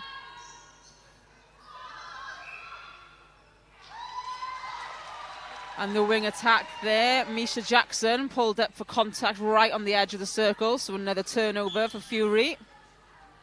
And the same has happened on the other side of the court. Lucy Leonard pulled up for contact.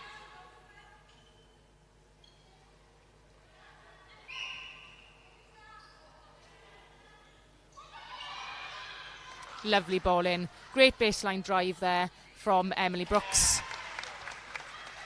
And Jasmine Barty there almost drew defence, didn't she? Right to the front of the circle, and both defenders had eyes on her, and Emily Brooks just snuck away around the back. She did, yeah, and that's great. As you know, shooting partnership in the circle is really important, isn't it? You know where the other player is going to be.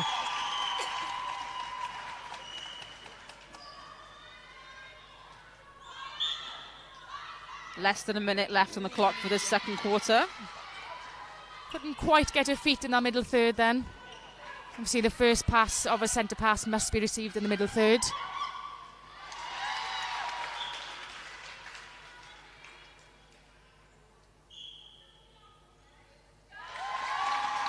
And Williams sinks that next one, and Fury will get to go again with the centre pass with 20 seconds left on the clock. Can they get to 20 before the end of the quarter? She's going to go for the long shot. Unlucky. Just rolls over that one. So now Sparks will try their best to get the ball from one end of the court to the other.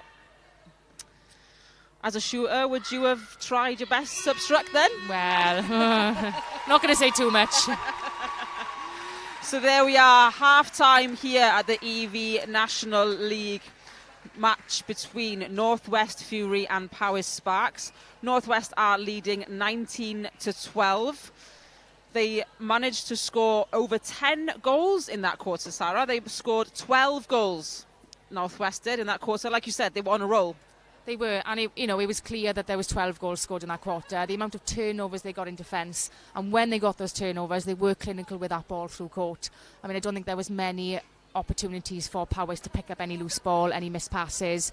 You had Williams holding strong in that circle. Once they get that ball to circle edge, you know that ball is getting in there. There's no problem. There's no doubt about that. And you also had Cassie Ogilvie working really well around Williams, allowing her that space, but also drawing defenders to open up extra space for her as well. Absolutely. So Cassie Ogilvie is a Welsh Colleges player, so has played in the Welsh Colleges setup. And Gwenann Williams, who is a Welsh under-21s player. A lot of these Northwest players were part of the first Island Games that were hosted, including Anglesey. Anglesey were part of the first Island Games, which is nice to see, and they're representing Anglesey in the Island Games, and they were part of that, which was recently a competition, which is lovely to see. And they've all played together for that club as well, which is, like you said, that that having that competition and having that team ethos is really nice as well. Powys Sparks then in that quarter, at least they're consistent. They did score 6 again in that quarter, so they are keeping their consistency level up, but maybe be left behind a little bit by Northwest Fury? I think so. I think you can see a couple of heads have dropped. When there's a turnover, they're not quite getting onto defence as quickly as they were in the first quarter. So I think it's really important for them now to regroup, and look at if there is a turnover, you just pick up, as I said, pick up the nearest player, do something. Because if you just let your players run through, then it's easy chance to goal, isn't it? Absolutely. So Steffi Studd then, she is not one that we can leave out at the moment. She is turning over every single ball, isn't she? As a shooter, goal attack, Sarah, what would you be thinking now of going up against someone like Steffi? I think first thing is ball placement. We've seen that when Powys Sparks do put that ball in the right place, when they just turn and release, it is getting in there. I think with somebody like Studd, it's really important you keep moving. If you stand still and you allow her that time to read the game, then she's going to get on the end of that ball. So I think as the shooters, it's really important they work together, they balance that shooting circle. As we saw, there was one lovely drive from Emily Brooks on the baseline. It opened up a lovely space. So more of that we need to see. Yes, I absolutely agree, because like you said, she's one of those players that can maybe hide sometimes, and then she'll just pop an arm out and she'll take the ball, won't she? And her partnership as well in there with Oliver Smith is a really nice partnership to watch. So they are working as a team, so the shooters need to be working as a team as well, right?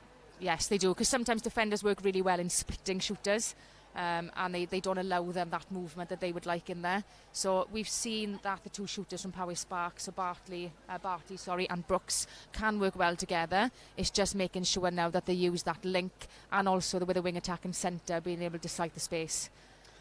Absolutely. The mid-court that we are seeing at the moment, there's some really nice links of play and passages of play going on, isn't there? So we've had Chloe Evans in the middle for Powys Sparks. She's been a bit of a playmaker in there, slowing the game down when it's needed and picking up the pace of speed there, going up against Bethan Phillips at Northwest Fury. I think Phillips is coming off for this quarter, but they've both been kind of regulating the game quite well.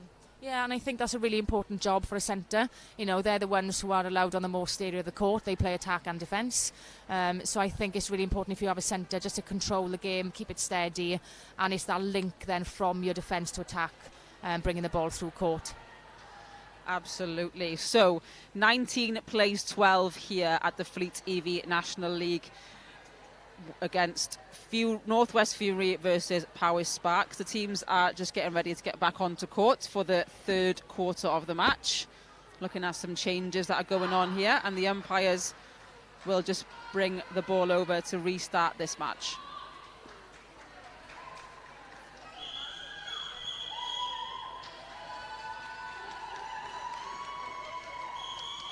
The crowd making themselves known here at Bangor, supporting. A lot of support here for Northwest Fury in their hometown. And it's great to see so many spectators here, isn't it? Absolutely. It's always lovely to see people out supporting. So we'll have a look at the changes now. A few changes going on for Powys Sparks. We have had Catherine Carmody coming on to goalkeeper. Mary Bailey has continued to stay in goal defence. Chloe Evans has moved from the centre position into wing defence. Shia Holmes has come on to the centre position. Emily Brooks has moved from the goal attack position to the wing attack.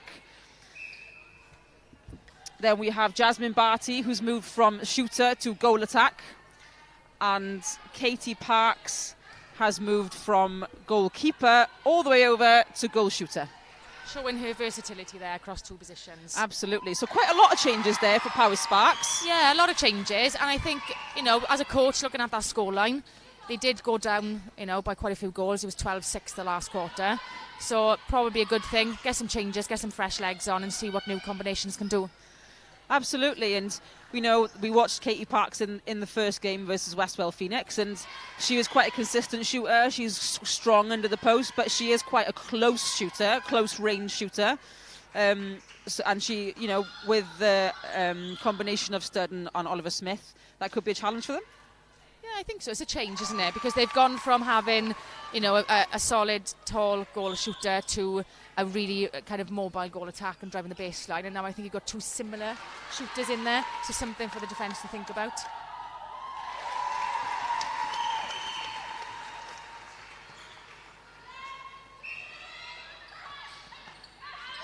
One change for Northwest Fury then at wing attack. Lucy Leonard has hit the bench. And Lucy McEwen is on court.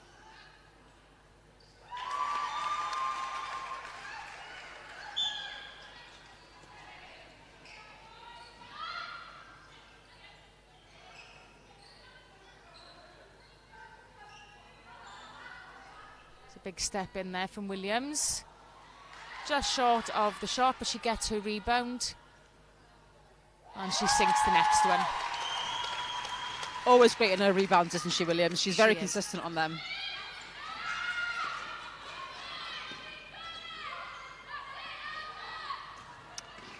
Ooh, I think she thought she was going to be called for replayed ball then. I think she just let the ball go quite quickly. I suppose it's always safe to leave it if you think you are going to be called for a replay ball if there's a teammate next to you to pick it up. Yes, definitely. Otherwise, just pick it up and hope for the best. So the wing attack confirmed for Northwest Fury for this quarter is Erin Jones. Erin Jones is a Bangor Regionals and County player. Plays for Wally's Netball Club in the Pen-y-Groes Division League up here in Northwest Wales.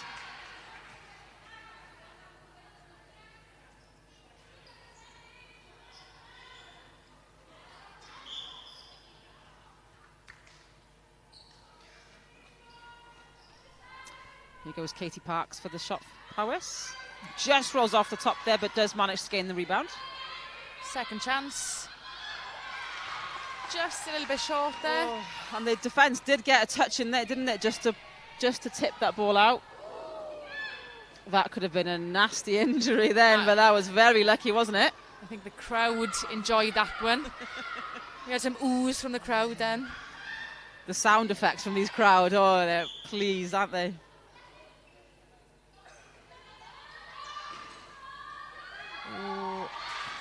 No, those long balls are not quite on, are they? I mean, we've spoken about Stead, like I've said many a time, she is getting on the end of those. So the change is now obviously taking out Barty into goal attack, having that taller shooter out goal attack, just maybe on the short, not short, but shorter than Barty in Katie Parks as shooter. You have to change your feeds, right, and into the position there? Absolutely. There needs to be a different feed into there, and, you know, triangles are a good one to use, particularly the ball speed, because that can turn defenders' heads and it can open up space. So I think that's what Powys need to do now moving forward.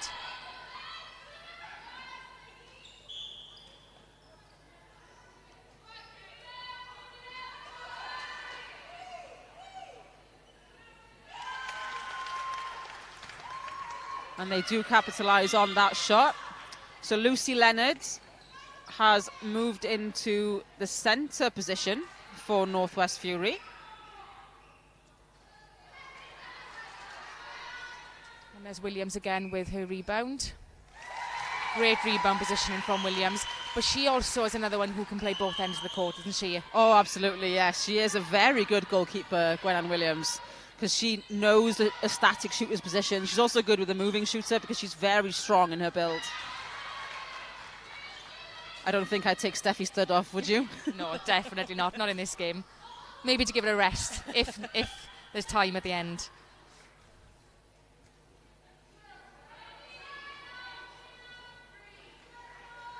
Here goes Katie Parks. Not quite close enough for her range. And there goes that defensive partnership again of Oliver, Smith and Stud. There's no second chances at a shot with those in the circle, is there? Absolutely not, and especially the speed of Lucy Leonard down that court. She's a real big playmaker, isn't she, connecting the both ends of the court. She is. She did a fab job of wing attack. Her movement, patience on the ball. She's controlling that mid-court now as centre.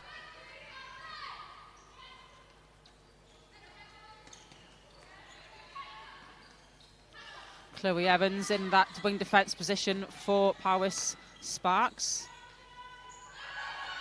And that feed in from Shia Holmes into Katie Parks. You see what they're trying to do, don't you? You know, you understand their play, but it doesn't quite fit. It's not quite there. And also they're not hitting circle edge as well. So they're allowing, you know, Northwest are putting pressure on the ball, putting pressure on that pass. It's not an easy feed in.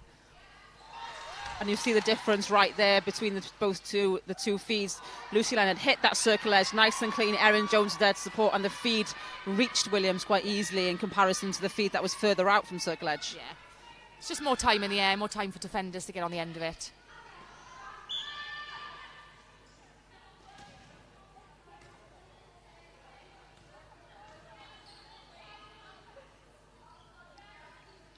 Chloe Evans will take this pass to Brooks.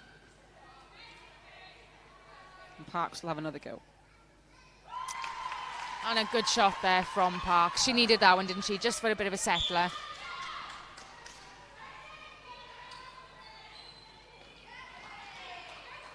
Erin Jones making her way through the court. And Williams again with that wonderful shooting action. Lovely high shot.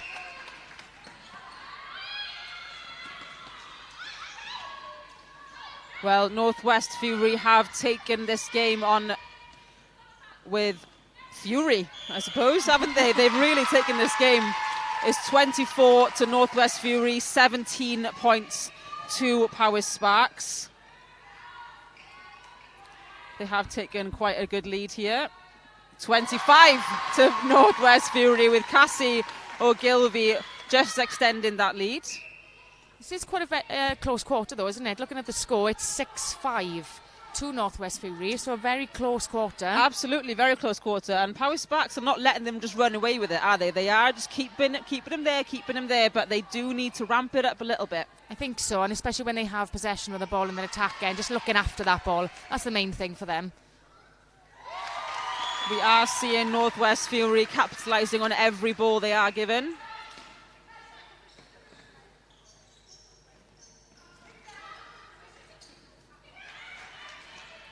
Barty fighting for that ball there and resets it all the way back. That feed again coming in from the reset line. It's a long feed in, wasn't it? However, it was a very accurate feed in, but you want to be playing it a little bit safer, I would say, at this point of the game. Parks knew the space she wanted and she had a nice hold, but yeah, I do agree. You want a little bit of a safer feed.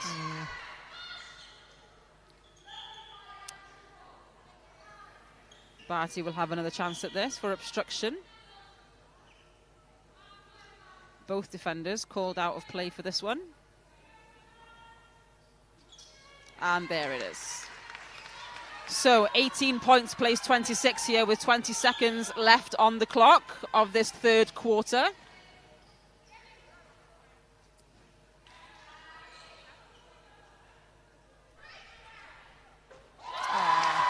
What a fabulous shot. She's come on and she's had a good impact, hasn't she? Cassie O'Gilvy has come on and she's shown that she is a goal attack to watch, isn't she? She played wing attack in that first game against Northeast Inferno, but this game against Power Sparks, she is really showing what she can do. And we do have a penalty call here. Power Sparks will have a shot at goal. And it's just missed off the side of the ring. So, third quarter finishes 27 to 18 points. Northwest Fury leading 27 to 18 Power Sparks. So, like we said, it was a consistent quarter, wasn't it? They managed to keep themselves, relatively up to Power Sparks kept themselves up with Northwest Fury. However, Fury just taking away the game now. Yeah, so Fury, obviously, that quarter was a lot closer. Fury, I think, were up by maybe the one by 2. I think took the quarter by 2 in the end. But much better performance from Power Sparks. I think they, apart from a couple of the long feeds we did mention, they were a bit more patient with the ball. They had more options coming through court. We saw them a bit more feisty in defence. They were really looking for those intercepts and putting pressure on the shooters. But I do think at the minute Fury have just got a little edge over them, haven't they? They do. And what we are seeing at the moment, isn't it, of how Northwest Fury, every single centre pass they're taking, they're capitalising on it and they're using it and they're shooting and they're scoring their goals. So that 50% of the possession for the whole game, they're scoring. Yeah. And it's really making a difference. I mean, they scored 7 in the first quarter, they scored 12 in the second quarter, and they've scored 8 now in this quarter. So they are keeping within those realms of consistency. Whereas Power Sparks have scored 6 in the first and second quarter and have now scored 6 again. Consistent. Very consistent. And they've definitely had more opportunity at goal. I think the shooters just maybe not quite getting their eye in. We've got a couple of long shots from the shooters. I think they just need to play themselves closer to post and just get their confidence up and just play the easy shots. Absolutely. And what we can see sometimes, isn't it, like we are seeing that forced ball into the shooters because we're panicking about the scores going up and we're not capitalising on it. So we're trying our best to get that ball into the shooter, like we have mentioned about those feeds going in.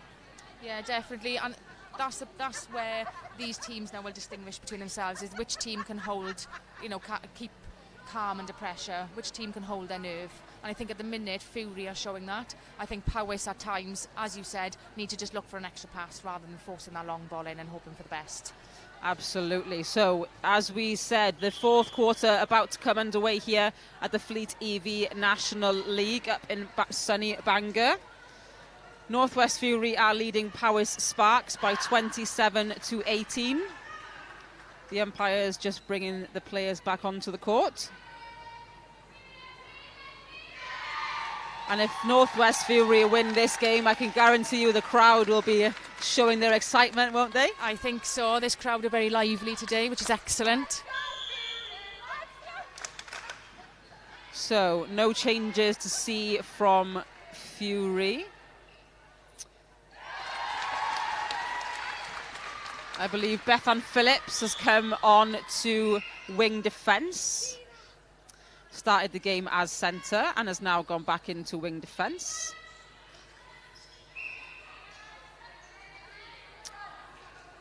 But no changes for Powys Sparks.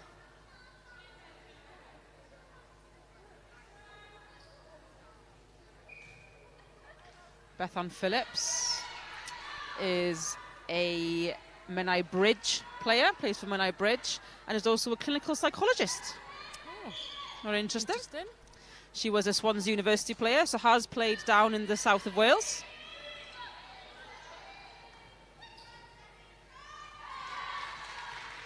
But Steffi Studd back on, straight in, first tip. There's no chill time for her. She's on every single ball. I would not want to come up against her, I don't think. I think you might have to, though. Let's sorry. hope she doesn't play goal defence. Just goalkeeper.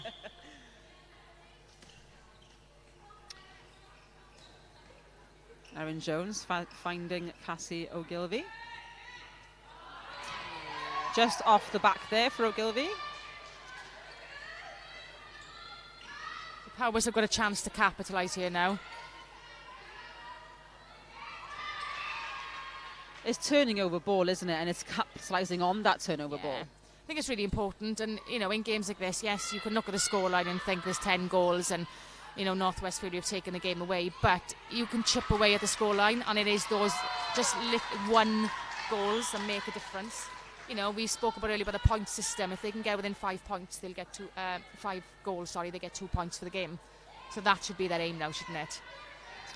And those points can make all the difference, as we did see last year. Northwest Fury finished 5th last year in the tournament with that all-important last win. Oh, and a lovely outside arm from Ogilvie. Great Textbook outside arm, clean as a whistle. You don't see many of those, do you? Especially not from attackers, do you? No. And there's usually a contact call somewhere in there. But that was beautiful. And a slight screen. Yeah, I'm not sure if that was supposed to be going to a Cassie Ogilvie, but Williams was there to scoop it in. She might have called us a duck out the way. And there's that feed again. And the elevation from Williams there. And the soft landing. Yeah. Yeah. Oh, she's worked so hard on that because she's a tall player. Coming down, you need to come down soft, don't you? Because nobody wants those dreaded injuries.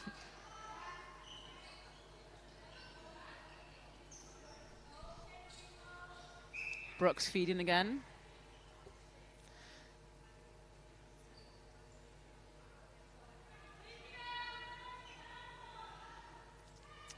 And Katie Parks manages to sink that one in for Powys Sparks. There is a change. They are taking Steffi Studd off the court. It's like we planned it, Sarah. Oh, it is, yeah. It's like we've planned it. It is. Gwen-Ann Williams is making her way into the defensive circle as goalkeeper. Grace Anderson is going in as goal shooter.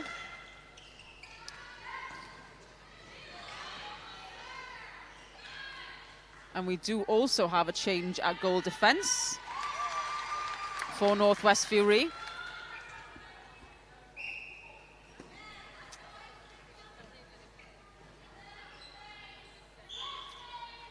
Which is Megs Hollings. What a great shot. First on court, first shot of the game. No Sink pressure. it. Just turned to post. But that's the shot you want, isn't it, when you first come on the court? It is, yeah. I always say that's the most important shot for me. The first shot you come on, and then it just gives you that confidence.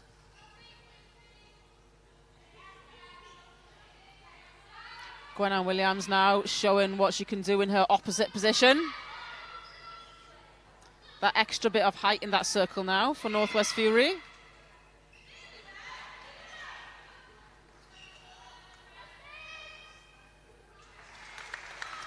Great, lovely shot there. No challenge for Powys Sparks.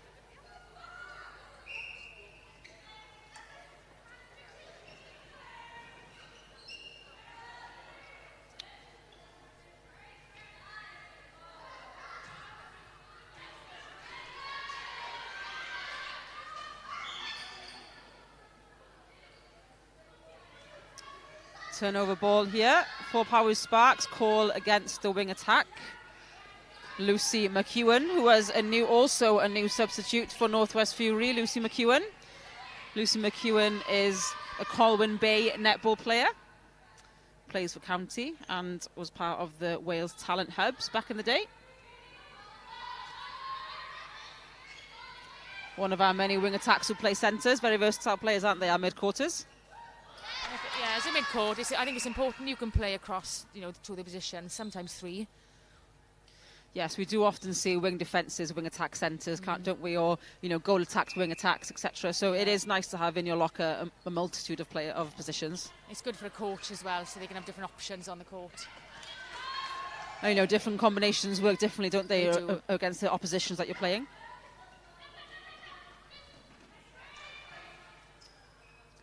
There's Grace Anderson. Just rolls off the side there. They're the worst ones, and they just roll round the edge. But you always know, don't you, as a shooter, once it leaves your hands. Yeah, half the time you call in rebound because you know it's not going in before it's touched the post.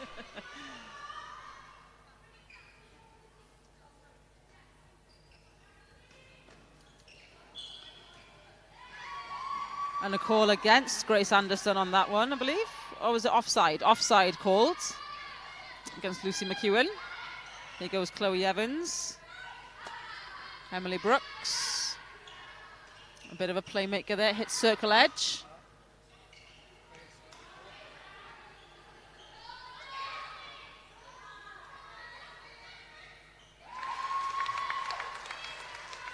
Quite a low scoring quarter so far. Looking at the score, it's 4-3 actually to Powys. It is 4-3 to Powys. It is quite a low scoring quarter, thinking that we're almost, we're 8 minutes in.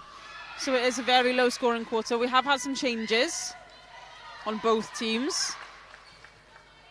Northwest Fury may be looking at some different combinations, see what they can bring to other matches. But Powys Sparks are still keeping themselves in there. They do need to come within 5 to get those all-important 2 points. They will get the 1 point if they can be within half of Fury's score. See, and again, there was that long ball in.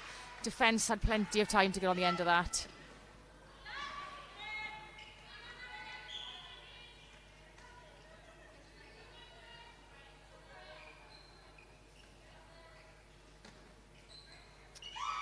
That forced ball in again. I think Northwest Fury need to change their game now, don't they? Because they've moved Williams away from that circle. They haven't got the same height in there. So yeah, just slight changes need to be made, isn't it? And that's just knowing your team, knowing your players. And there goes Ogilvie again. She's had a great game. She's a great performance, isn't she? Absolutely. Her shooting stats must be very high for this game. Especially for a goal attack, who you don't see as often putting as many shots up, commonly. She's putting up loads, isn't she? Particularly when you've got a tall kind of shooter in there. Yeah, you see more the shooter putting up the shots. But as we've seen quite a lot of the goal attacks today, they're not afraid to turn and put up a long shot, which is great.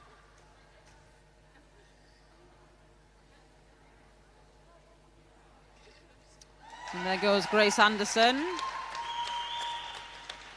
And Powys Sparks will take the centre pass. There is 45 seconds left on that clock, and just out of Emily Brooks' hands there. So it doesn't look like Power Sparks will get within 5 of this Northwest Fury score. But they are within half. So they will get that 1 point. And every point counts. Every point counts.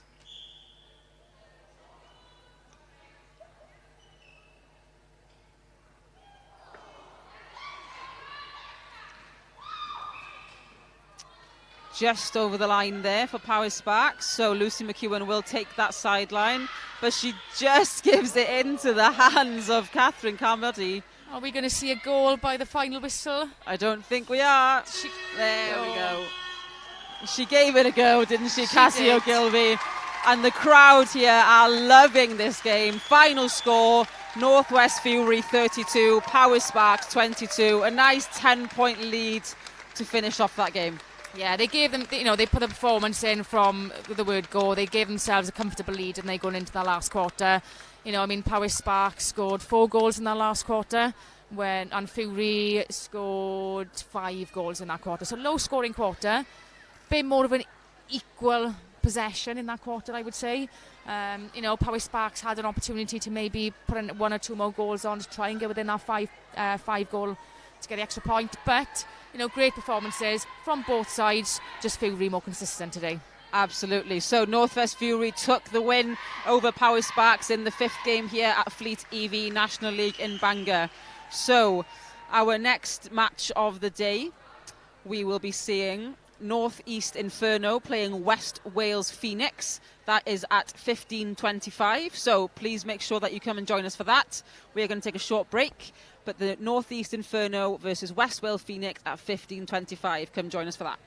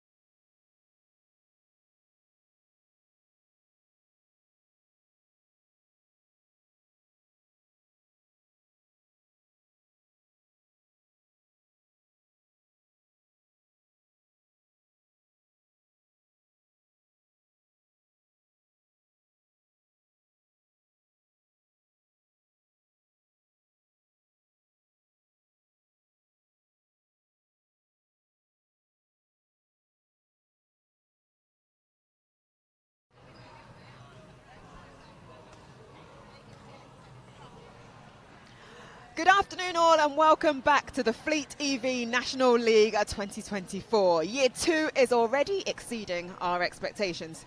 If you are just joining us, all teams have played each other once today with wins from Northeast Inferno, Valleys Volcanoes and the newbies to the league this year, Power Sparks and Coastal Heat. Power Sparks and Northwest Fury just had their second game, with Northwest Fury getting a win on the board, winning 32-22. Well, I'm Pamela Cookie, and it has been a delight to take you through competition day 1 with Airline Roberts, Cardiff Met head coach, former Welsh feather, and insightful information, knowledge and power into today's games. We have also had and been privileged to have some special guests to join us throughout the day, and for this match, it's none other than head coach and player Nick Cook from Valleys Volcanoes, 2023 champions. Nick, you're reigning champs. You've got a win under your belts already today. Are you buzzing and are you feeling the pressure? Yeah, we're really happy. We went on and wanted to obviously come out with a win. It was quite difficult because Southeast, they came at us as strong. It was pretty much equal until half-time. We made a crucial change and then it completely changed the game altogether. So we're going to take all the positive from that game and put them into the Cardiff game this afternoon. But we are happy from what we put out there so far today. So hopefully we can build on that now. Indeed. Well, we look forward to seeing that later.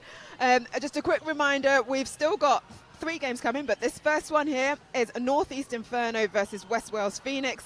Game 7 would be Coastal Heat versus Southeast Blaze at 14:38. And the last game of the day will be City Flames versus Valleys Volcanoes at 17:49. That's 5:49. But for this game, Northeast Inferno. Airline, talk us through the starting 7. So Northeast Inferno are starting off again with Erin Hook as their goal shooter, very experienced player in the National NPL League. Becca Hughes is back in at goal attack. We know she loves those long shots, and she was one of our guest speakers earlier on today. Emily Wykes is back in at goal attack. Made a massive impact when she came on in that last game for Northeast Inferno. Jessica Daltrey back in at centre. Catherine Hughes has now moved to the wing defence position. As we said earlier, she plays very well wherever she is on court. She'll take any ball. Caitlin Jones in at goal defence. And Tash Turner back in at goalkeeper, who also made such an impact when they were playing against Northwest Fury first game of the day. And for our other team, West Wales of Phoenix, who play in the blue. Talk us through this 7. So Rachel Griffiths now will start for West Wales Phoenix at the goal shooter position. She was a substitution in the last game. She came on for the last quarter and did make a bit of an impact, so they have swapped her on to start this game. Lauren Evans, the previous goal shooter, has moved out to goal attack. Delith Jones, the goal attack, has moved out to wing attack. Very versatile players for West Wales. Hayley Lewis-Howell, the captain, will stay in that centre position. Ellie Mae Austin, a new addition to this starting 7, playing at wing defence. Another, of course, Cardiff Met alumni. We'd love to see it. Coming on to the court, Emma Roberts will stay in that goal defence position, and Sarah Jordan again stays in that goalkeeper position for West Wales Phoenix. Wow, so we're in for a good one. The last time these two teams met was in Swansea in 2023, and it was 26-29 to the West Wales Phoenix. It was a close one, so I'm expecting another close one again today. Nick, for you, you've obviously played against both sides. Have you got your money on either one?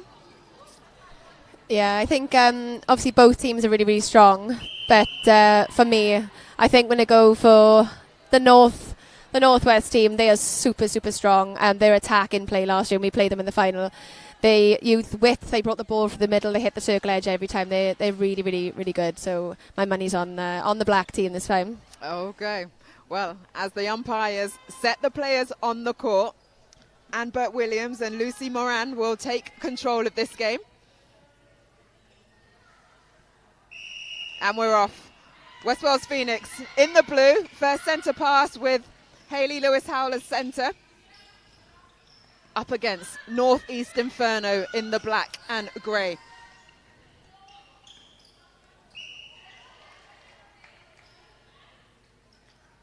Quickly to get that ball into the circle. Rachel Griffiths, first shot. And the first thing, as we were talking earlier, that first shot as a shooter is always so important for you. And I have had a bit of a request from West Wales Phoenix to say happy birthday to their coach that can't be here, Helen Thomas. She is not able to travel with the team, but she is very, very proud of her team this season. Yeah. And it's Nicola Roberts and Rhianne Davis who are on the coaching side for Phoenix today. I'm sure they'll be missing her, but happy birthday.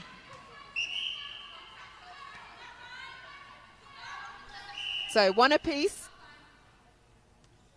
as they set where the penalty happened. Phoenix with ball in hand. But Catherine Hughes there, she was watching that ball, wasn't she? She had that quick change of direction, quick step.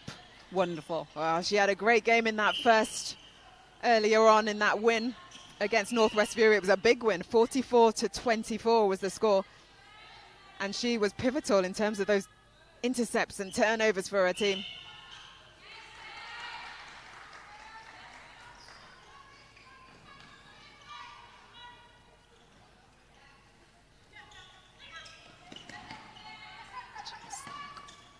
Slowly building, but just as you thought that patience was there, just overcooking that final pass into the end third. Yeah, and Nick, as a wing attack that does like to hit pocket, how important is that pocket drive to get that ball right in there? Yeah, it's absolutely crucial. As soon as you kind of overkill the drive and the ball is going to go long, it breaks down every time. We always say we try and hit that top of the circle, try not to go too wide. It's absolutely key, and trying to get rid of the arms over every time going in. Well, Northeast Inferno have another chance to put 2 on the board. But Emma Roberts' goal defence for West Wales Phoenix just trying to disrupt, get in the way. And another contact call in the circle. And this time, Becca Hughes, she nets. No problem at all for Becca Hughes there.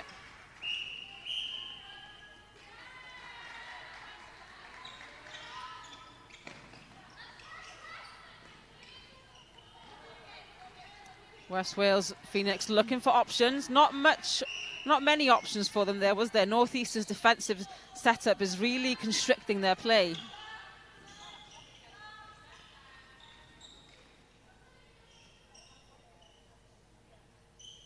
Erin Hook continues where she left off from this morning.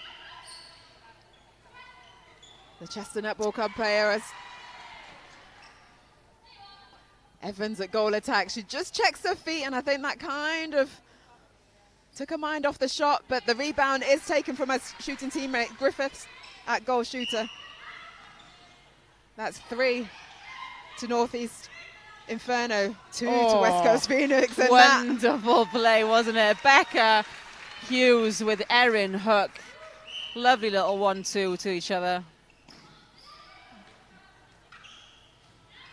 And a tip in there as well from Jessica Daltrey to enable Caitlin Jones to get that turnover. They are good at bringing this ball down. Everything was on that right-hand side, but they moved with different timing to foil the defence of West Wales Phoenix. The ladies just need to wait for the whistle to go before they try and go for the centre pass. Reset. Erin Hook again with her timing. Her timing's been great, hasn't it, all through this tournament. What's it like as a centre court player when you've got a shooter that can really run that baseline nicely and just pop? Well, it makes my life a lot easier, let's be honest.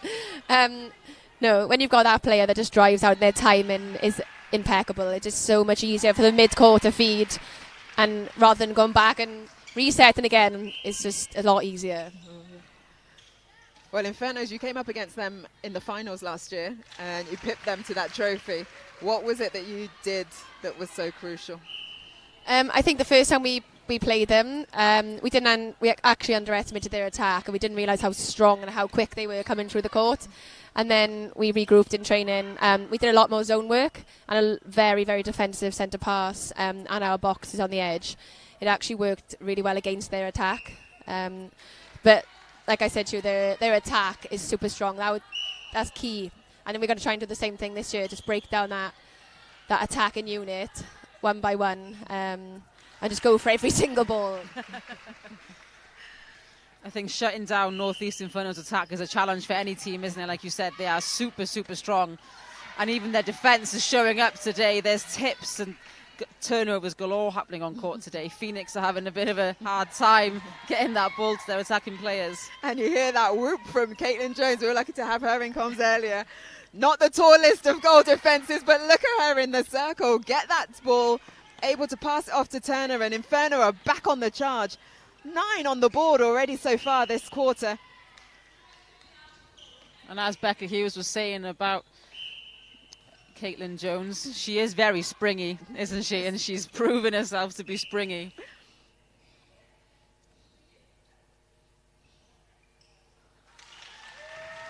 And Erin Hook down the other end. It just keeps that scoreboard ticking over for Northeast Inferno. 10 now on the board, but she can't jump that high. she goes back to her teammates, just go inches, just a little bit lower for me. Bit optimistic, I think, that one for Becca Hughes. Oh, there she is again, Caitlin Jones. She read that ball so well. Oh, she came from a mile away. She returns to this Northeast Inferno side from 2023, one of 11 that's back in the squad. Plays for D-Side Netball Club.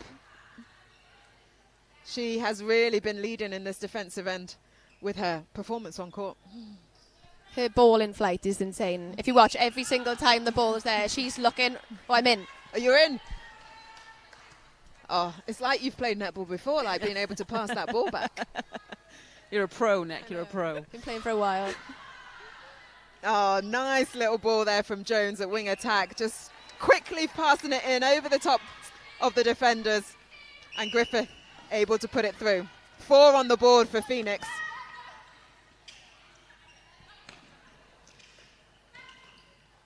They have got some patience here, Phoenix, haven't they? But I think they need a little bit more patience to work that ball in and not let their head drops as shooters. That when the ball comes to them and they miss their shot, it's very easy to let your head drop as a shooter. You need to calm yourself down and because at the moment we're seeing Lauren Evans looking a little bit annoyed at herself when she misses that shot.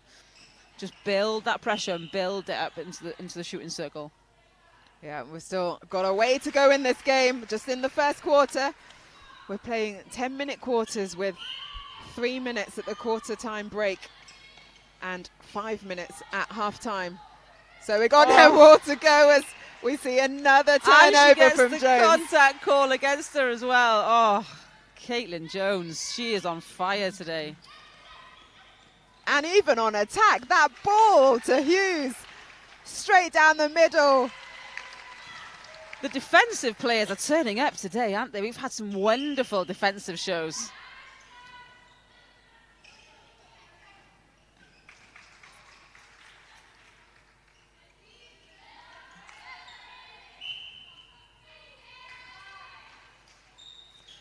Goal attack there. Becca Hughes being called for contact on Sarah Jordan.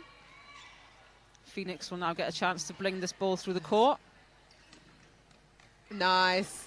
Great vision into the circle, and that did help from Jones, Declan Jones at wing attack, hitting the top of the circle, but they can't finish off that shot, and that's been a little bit, as you were saying earlier, the pain for Phoenix, but down the other end, the through court play from Northeast Inferno. Just spot on, isn't it? A lot of these Inferno players are playing over in the England Prem, you know, over in the northwest of England, and it really shows in their play, doesn't it? And it's, you know, the ability they've got to turn over and get at the end of any ball, and Catherine Hughes with that, just a hand jumping out of nowhere to get on the end of that ball. Nick, we talk with netball, it's not just the physical side of things, though, it's those mental attributes as well, and to have that netball nous is such a big part of the game. Yeah, you need to be able to read the game. It's not just about being able to run around. But if you look at these girls, they are reading the game one step ahead. So that Caitlin in goal defence, she's looking at every single ball coming down the court. She knows she's going to take her feet to the ball in flight. She turns it over, but she also controls it as well. And clever work there from Lewis Howell as she takes the centre pass, doesn't take it. She holds on to the ball because she knew the buzzer was about to go. But after this first quarter, wowzers, Northeast Inferno have put their foot down. 15 on the board to West Wales Phoenix 5. Airline. Well, what can we say about that? Absolutely incredible start from Northeast Inferno, and not just from the defensive side, but all through court. Every single player on that court is doing their job, aren't they? And they're working so hard. From the turnovers at the back, from Tash Turner and Caitlin Jones, all the way through Catherine Hughes and Jess Daltrey in the middle to Emily Wykes, Becca Hughes and Erin Hook. They're all doing their jobs really well to bring the ball so fluidly through court. It's such a wonderful game to watch. And Phoenix are trying so hard to shut them down, but they end up chasing the game a little bit. And once you start chasing, you have to do something differently to shut down that game. Yeah, well, the scoreline was 26-29 the last time they met. This is definitely, at the moment, not looking like it's going to be that close a game. But for West Wales Phoenix, Nick, what can they do to start to get themselves back into this? I think they need to drive, obviously, towards the ball. They're not seeing the defenders because the Northeast team are zoning a lot and they're creating the space, so they're off marking. So it makes it look like West Wales are free, and because they're standing still, the ball is just turning over straight away. So my advice would be to drive onto every single ball and use short, sharp drives, like to give and goes, rather than we're kind of driving away from the ball and then coming back for it. Whereas the Northeast team, they are doing everything so well. They're cutting drives, they're coming towards the ball, they're driving in the circle, the triangles in the circle. Basically, West Wales just need to, they need to go out there and do the exact opposite to what they're doing at the moment, rather than standing still. I think, just seeing that space and driving into the space rather than the defender coming in and taking it instead. Yeah, no, good. Well, this is why you are a player coach. You can give Spoken like a true coach. You know. But it's true, isn't it? Because Northeast are almost confusing the space for West Wales Phoenix, and they can obviously confuse through court then, but when they get on the attacking side, Northeast are just running away with it, and they haven't got a chance to then take the ball away from them. Phoenix are slowly building that pressure, and they're trying to put the ball in the net, but they tend to kind of lose their own game plan. So how do you get back to your game plan? I just think from a West Wales point of view, they need to find their players because they haven't got much structure at the moment. So go back to the basics. Let's look at the centre passes, so the first phase and second phase of centre pass. Get back to that game plan, and then also, like I said, kind of front up to your own player. So you're stopping that zone marking, you're finding your player, and you're driving forward. It's going to take the pressure off, rather than, the Northeast team. They're just coming in from everywhere. Well, as we're about to start the second quarter of this game, West Wales Phoenix have a mountain to climb. We're 10 goals down. But they take the centre pass after that clever play by Lewis Howes just at the end of the first quarter. And a chance now to get one more off the board. And we're just looking for some changes on court here. So we do see Delith Jones has come from the wing attack into the goal attack position, meaning Lauren Evans has taken to the bench. Jess Thomas comes back on to wing defence. She put on a great performance in that first game against Powys Sparks, so hoping to see a lot more from her in this game.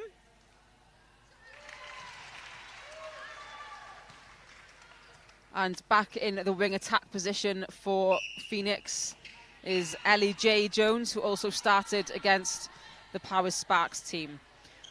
So changes you're thinking being made due to the scoreline? I would say so, yes. We could see in the first quarter, Lauren Evans was losing her head a little bit. She wasn't quite sinking all her shots, and it was kind of showing in her movement through court. So we know Delith Jones can play a nice goal attack, and she can put her shots up, and her and Rachel Griffiths play in the same club. So they're used to each other's movement in the circle and what they're doing around. So it's a good partnership for them. So, change is needed, change is done. Yeah, well, as I say, they both play for Saucepans Netball Club. And there's Jones there at goal attack, having moved from wing attack. She goes for mid-range shots, just falls short. But those rebounds, you would have just wanted to see Griffith pull them in and not for the ball go through her fingers. No changes to be seen for Northeast Inferno.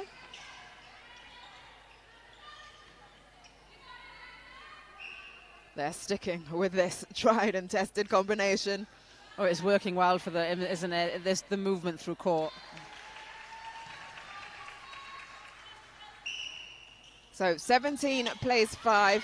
8 minutes left of this quarter as Hughes, another interception. 2 hands on the ball. She just finds herself in the right place at the right time. And again, you know, the work off ball we were talking about earlier, Caitlin Jones worked so hard then, shutting down 2 attackers by herself. And you had Jess Daltrey just backing on, just slightly, backing off Lewis Howell in the centre and making herself just confusing the space. So Becca Hughes came right in and just stole the ball. And that's it, isn't it? You talk about Daltrey, it's the unit combination, the pressure that all 7 are putting on that court to allow Hughes to be able to do what she does. Also, she's got some great skills. But the teamwork makes the dream work. Oh, it makes their job so much easier. And you, Nick, as centre, that's what you do, isn't it, to help out your defence? I try. But no, their defensive pressure they put on our centre pass is really, really good. They're making the wing attack and goal attack think that they're free every time. And then as soon as they come over the line, they're stepping together. They're pulling it. Again, they're off marking and they're taking that interception. It's really good defence. Are you taking in some tips when you face them on court? What are you going to say to your players? Don't do this, well, do this. We need to do a bit of work in training, I think, before we play these guys. They put on a really good performance, and in particular, is it Caitlin, the goal defence? She looks like a very promising player for the future. Yeah, Caitlin Jones, former under-21 Celtic Dragon, now Cardiff Dragon. Also one of the ones that plays in the England Prem. So very experienced player. She started her own club as well. She did start her own club. Yeah, and is now bringing up a load of age groups through that club, which is really nice to see, isn't it? Yeah, 80 players now in that. Amazing. What a woman. What a woman. What a woman. We've seen so many what a woman moments, haven't we, today? So many what a woman moments, absolutely. That's why I love our sport. Some great girls. And a nice shot there again from Hook. 22 plays 6. Coming up to the halfway point of this second quarter. 10-minute quarters we're playing. A little bit different to the normal 15. For me, Nick, I would love that, like, less time. You just go hard for 10 minutes. But it's a different mentality as well, though, isn't it? I'm a big fan of the 10 minutes. Personally, getting on a bit. But it's really difficult, actually going from 15 minutes to 10 minutes and trying to keep the score. You don't want to let the score go too far away from you, because in that 10 minutes it's not a long time if you do go down to pull it back. So it's really difficult as a coach and a player to actually adapt 5 minutes less per quarter. Obviously we've had a year to prep for it now, so we kind of get used to it. But last year was a big shock for us. But many of the players that are over the age of 25, they're appreciative of the 5 minutes less.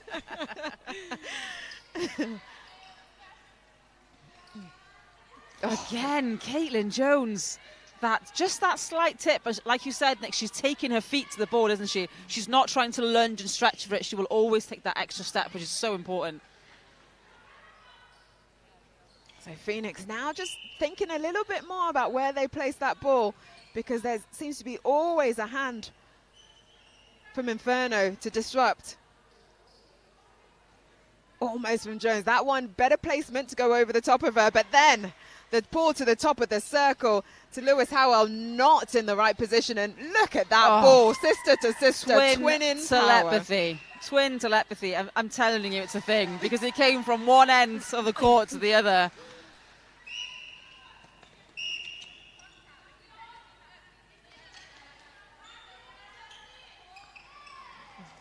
And again, that long-range ball in there. So what can Phoenix do to try and, in defence? We talked about their attacking and trying to get through the zonal mark of Inferno, but in defence now, Nick, what is it that they can do to stop this kind of onslaught from Inferno? Personally, in this scenario, I would just say find your own player, man on man, hard man on man. Because at the moment, the Northeast are just absolutely flying through the court. Like you just talked about the twin telepathy. It's just going from one to the other to the other. Where, like Ellen, you said, we are chasing. So West team are just chasing everything. So find your player, go hard man on man. Because at the moment they're trying to zone and it's not working. Put the pressure on the body. They've got an opportunity now to go through on attack after that turnover. That lateral ball, not the best option, but ball still in hand with the blue. Oh, Wykes. You're right, yeah, Wykes came in there and had that hand in. Another player that plays in that England Prem. is Emily Wykes. She also plays in the mixed national netball squad in the under-19s. She's played under-19s Wales, but she is a mixed netball player, which gives her that extra physicality, I would say, having to play mixed netball, especially the national level. Oh! That Emma Roberts, that goal defence, didn't know that ball was coming near her, did she? She had no eyes on ball then. Not a clue. But that is just testament to, you know, when you say put ball in space and attackers just trust your feeder and just go where the ball is because they know exactly the right place. Absolutely. Catherine Hughes knew exactly that ball was, Becca Hughes was coming, know exactly that ball was coming to her. She was running into that space, the ball was coming into that space, but the goal defence had no idea it was coming in there. And every single player from this North East team has hands over the ball, so they're not just confusing the space, they're confusing the person with the ball. They don't actually know what to do with it. The defence is so strong coming through the court.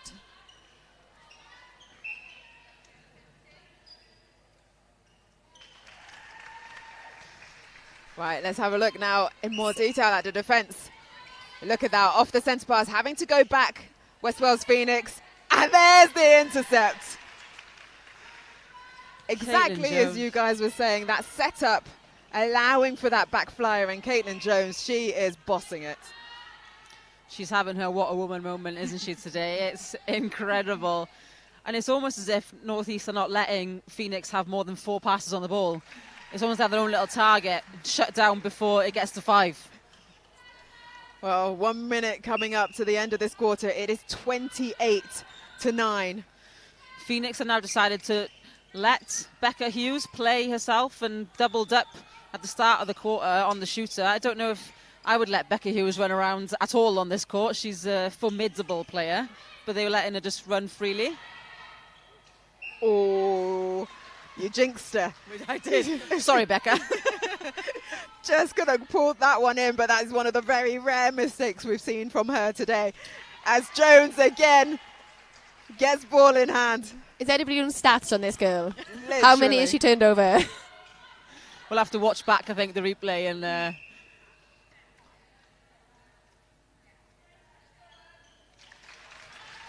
Becca Hughes makes it 28. 15 seconds on the clock. This centre pass will have to be taken, and it is. They go long to the baseline. Better drive from Jones.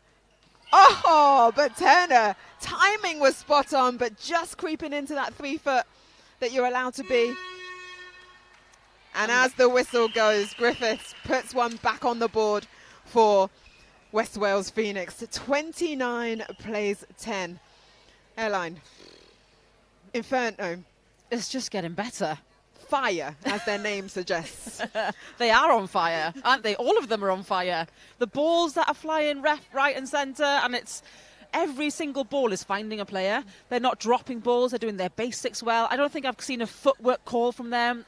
Like we're having the odd obstruction and contact like we have everywhere, but every single ball is on point and it's getting to the right place. And like we've always said for the first half of this game, they are confusing Phoenix space. They're confusing their passes. They're forcing them to make errors. And I think if you can do that as well as play your attack as well as you're doing, I'm sorry, Nick, you're going to have a hell of a competition on your hands. I was just about to say I'm not looking forward to this game. And I go back and tell the rest of the team but the performance they just put out there. We've got a tough job to do. I think we face them in Cardiff in July, so hopefully it gives us a bit more time to prep. They're actually a really similar team to us because we do our defensive unit do a lot of work off the ball, and they set similar centre pass defence. We call it a 3-over. If you notice, they're confusing the space, everyone's jumping the line, and the attackers are forced to go back. So I might stick around and watch a bit more of this and get my book out. You're not allowed to go. You've got to stay with us till the end of this game. We've got another half to come, Nick. Settle yourself in. We'll get you a notebook now, so you can you can take notes as you chat. Oh, well, it's half time. It's 29 to North East Inferno and 10 to West Wales Phoenix. Let's just give a quick recap of some of the scores we've had so far today. Northwest Fury 24 to North East Inferno. That very first game of the day, 44. So Inferno again, they had a 20-goal lead in that game. Potentially could do it in this game. The newbies, Power Sparks, 27 win against West Wales Phoenix, 25. Coastal Heat, another one of those newbies, they came out really strong against City Flames, 32-28. They won that one. Then game 4, the last round of the first lot of games, Valleys Volcanoes, Nick and her team had a great game up against Southeast Blaze, 35 played at 26. And the game just gone was Northwest Fury versus Paris Sparks, with Northwest Fury getting a win under their belts. They came out really strong in that second half. I saw the scoreline. They had a great game in that second half, and they kept building throughout the game, and they just kept pinging those balls into Williams under the post, and also Cassie O'Gildy was playing in goal attack, and she was just shooting them in from anywhere in the circle. And as me and Sarah were talking, you can't just double up then on Williams because you've got this threatening goal attack, so it was really difficult for Sparks to defend against that. We've had some great netball today, as we were very much expecting, and it's still much more to come. We've got 2 more games after this. Coastal Heat will take on Southeast Blaze at 4:38, and then the last game of the day would be City Flames versus Valleys Volcanoes at 5:49 p.m. So both teams, they have had a little break at halftime. They've had their coaches able to give them some instruction. For North East Inferno, Laurie Barker, and assistant coach Hayley Stoneman, and for West Wales Phoenix, Nicola Roberts and Rianne Davis and their coaching team, trying to impart some wisdom, give some confidence, and get them playing the brand and style of netball that both teams want to be known by. Players are on the court, they're waiting, they seem to be always ready. Umpires go, no, time is still underfoot. We are still in that half-time break of 5 minutes. Keen to get going, these girls are, aren't they, to get back on court? But they do now come onto the court. Anne Williams and Lucy Moran taking charge of the whistle. And we're off. Just looking at the changes that we've got now for this next quarter. Northeast Inferno have put in a few changes for this next quarter. Molly Underhill goes back into goal shooter. She came on at half-time for the last game against Northwest, and she provides the extra bit of height there in the circle and showed that she can do as well as any other shooter on this team. Ashley Davis comes into goal attack, which sends Becca Hughes to the bench. She's done her job for this game, and Ashley Davis will come and do hers. Chloe Morris comes into wing attack, so Emily Wykes will take to the bench. Catherine Hughes has moved up into the centre position. We all will know that Catherine Hughes is such a playmaker on this team, isn't she? And she's formidable in that centre position. And Lexi Jones has gone into the wing defence position, keeping their defensive duo of Caitlin Jones and Tash Turner the same as they started. So that's 11. That was a mouthful there. Well done going for all of that. Thank you. 11 of Northeast Inferno's squad have now taken to the court. Just Caitlin Tyrrell left to come on. We also do have some changes for the West Wales squad. So Lewis Howell has moved into the wing attack position, and Louise Davis has come on to centre.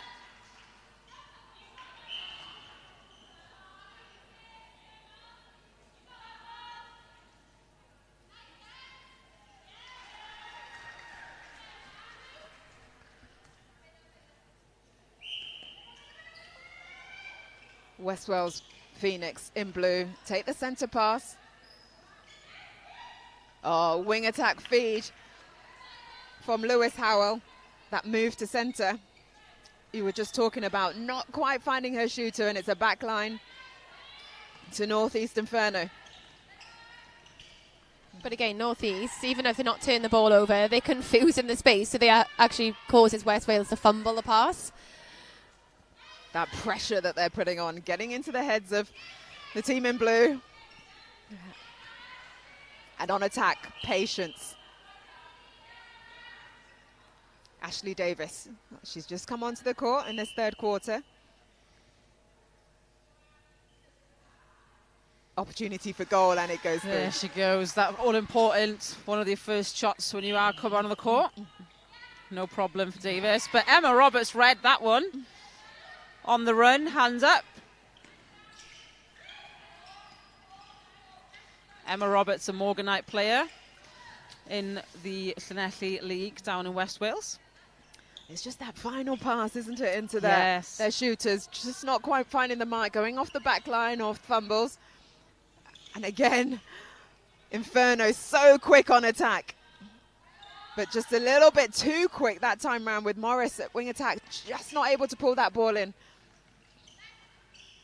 And when you do make the changes at half-time, it does take a little bit, doesn't it, for players to get settled in and to find, especially if you're just coming on, not just changing position, you're coming off the bench. Absolutely. So they have made 5 changes in this quarter now, Inferno.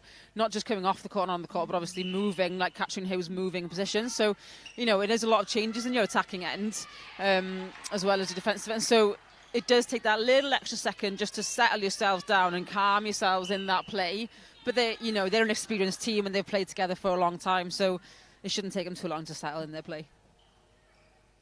I think West Wales are putting on a bit more pressure as well in the defence. They've turned a few balls over since they've come back on.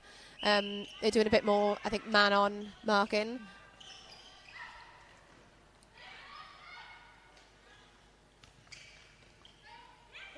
Lois Davis at centre for Phoenix, just trying to find some space, but she's been very well covered by Lexi Jones at wing defence, and the turnover happens because of that pressure. Great feed into that backspace. Underhill just short. Anna's call for contact on Jordan. Yeah, she had a good rebound position, getting in the front.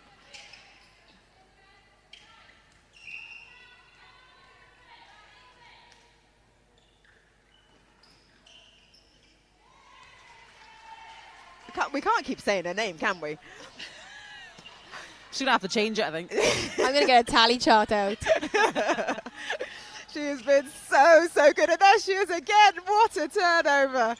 It's like the ball just falls into her hands now. She's just always in the right place at the right time, isn't she? I'm just glad I'm not a goal attack. She shouldn't play centre, right? Or wing defence. Maybe wing defence, yeah, it's probably in her repertoire. I might be ill that day. North East now obviously have changed their playing style a little bit with that taller shooter in, with Molly Underhill. So they have changed the way they feed that ball in. Hopefully they don't get too complacent with it. And Catherine, who was there, she got a lovely tip on that ball but couldn't land her feet outside the circle. She got some good air time, but she needed to propel herself backwards. It was a little bit of slow motion, wasn't it? She was hanging in the air.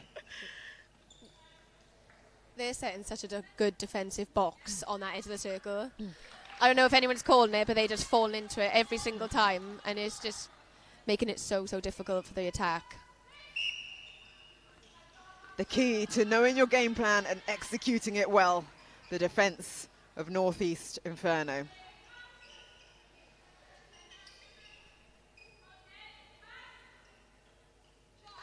Lovely work. I think we should all be taking notes on this game, shouldn't we, really? Yeah. All coaches.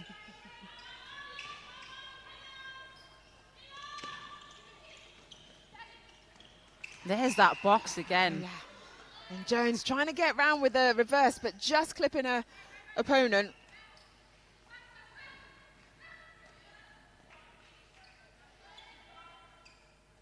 And when they're able to break it, whether it's through that contact or quick play of ball, they then do get it into that shooting circle. And Griffith nails the 13th shot for West Wales Phoenix. Good pressure from Emma Roberts at goal defence. They're finding their feet a little bit more now, aren't they, Phoenix? And they are managing to shut down a lot more balls from Inferno.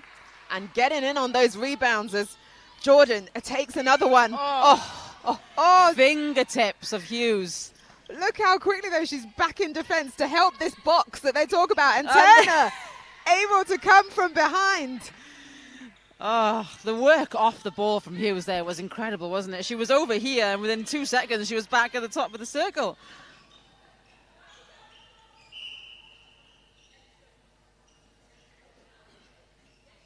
Chloe Morris spots her teammate at the back Underhill, second time, spins round the ring, but then drops through.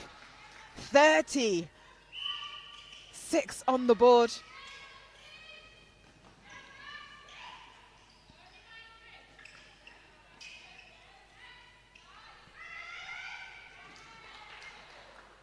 If you notice, they're not allowing West Wales to actually hit the circle edge. They are forcing them to feed at least 3 feet off it, and that's why so many lifted balls going in, and the defence are just coming through and taking it at the last second. It's so clever. So Nick, though, as an attacker, how do you get around that? How do you break it? What are you going to be telling your team? Yeah, it's really, really difficult, but it's just working the ball on and off. So even if you don't give it, you reset, go again. And it's just cutting the angle, so give and go to the top of the circle. And actually owning your space as well. Even if you do like a split land and you're trying to get 1 foot on and then you bring yourself onto the circle edge. But a lot of things we look at in our team is triangles. It's a big favourite of mine, working it in. Not having height on our side, to be perfectly honest. But yeah, getting the movement in there. And just looking at a top option and a side option. But at the moment, West Wales are trying to hit a 10-2 at the top, and they just can't get on the circle edge. As previously had Nick as my coach, triangles she does love. Love a triangle. Love a triangle. Getting the heads of the defenders turning, not knowing where the ball's going to ping to next. Triangle or swing was normally Nick's shout.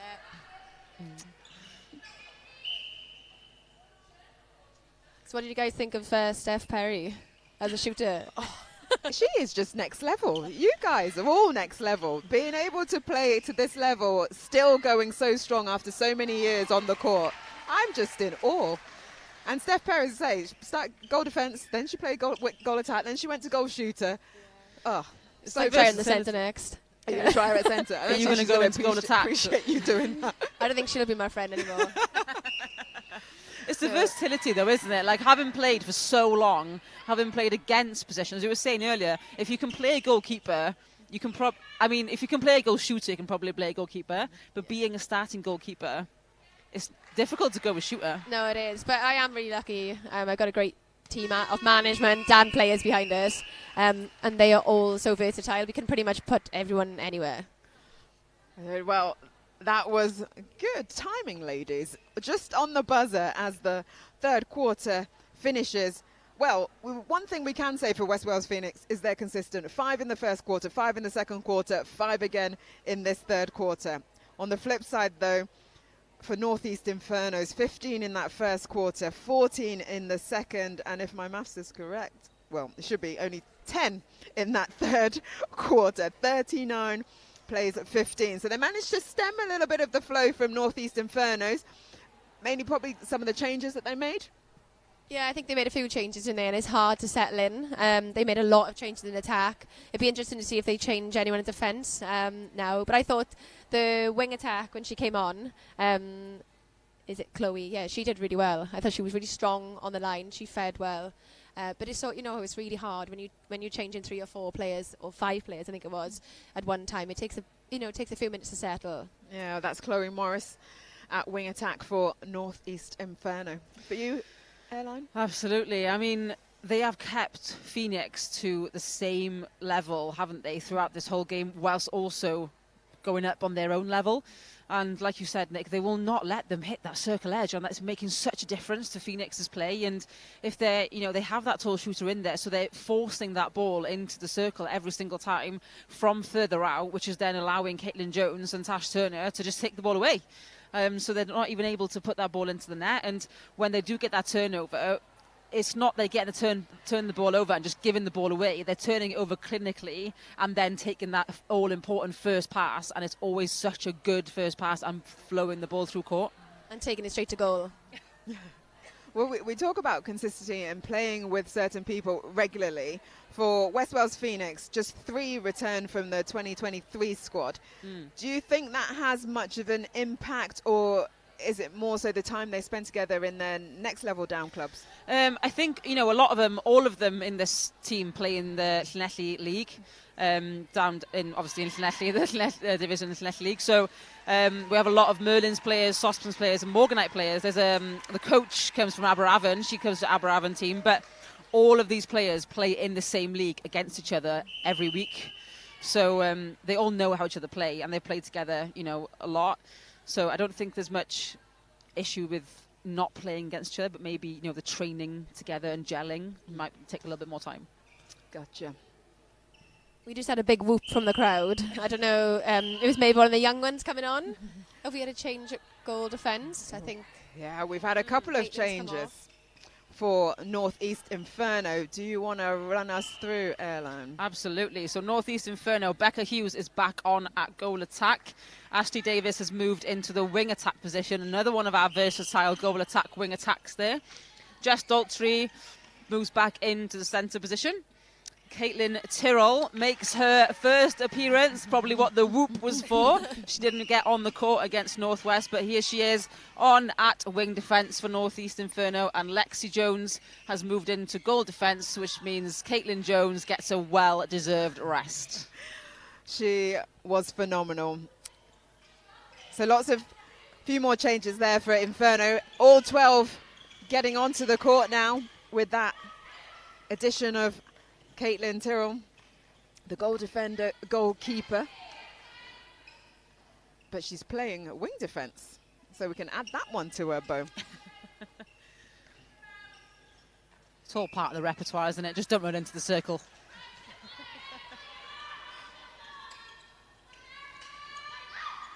Caitlin Tyrrell is a D-side player, D-side netball, as many of the Northeast Inferno team are. She plays regional and county netball. One of the stars of the future to watch, I believe.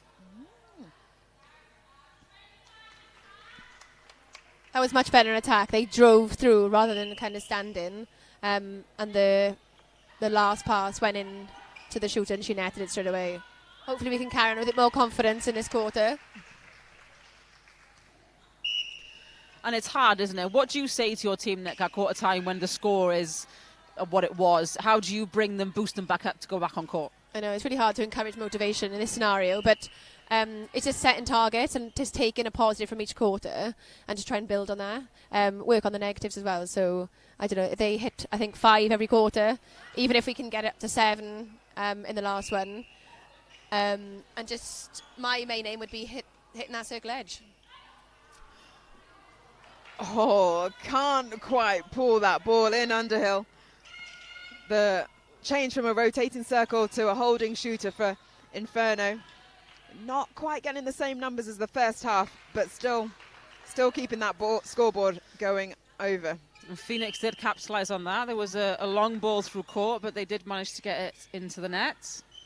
There's a circle edge hit, as Nick Cook was talking about. It finds the shooter on the baseline and a goal through. That's 20 now on the board for West Wales Phoenix. And they get a turnover off the baseline. Goalkeeper Sarah Jordan. She's been on all game so far. They're using a lot more width, West Wales coming through the court, whereas before they were just trying to use that single channel. Unfortunately got turned over there, but when they're swinging it and resetting it, it's working so much better, making the defenders' heads turn. Oh, Lewis Howell. Oh, they got the ball back, but then threw it straight back into the hands of Northeast Inferno. Lexi Jones there taking that ball and capitalising with Molly Underhill. Oh, goal was not scored. I think contact call was called for that.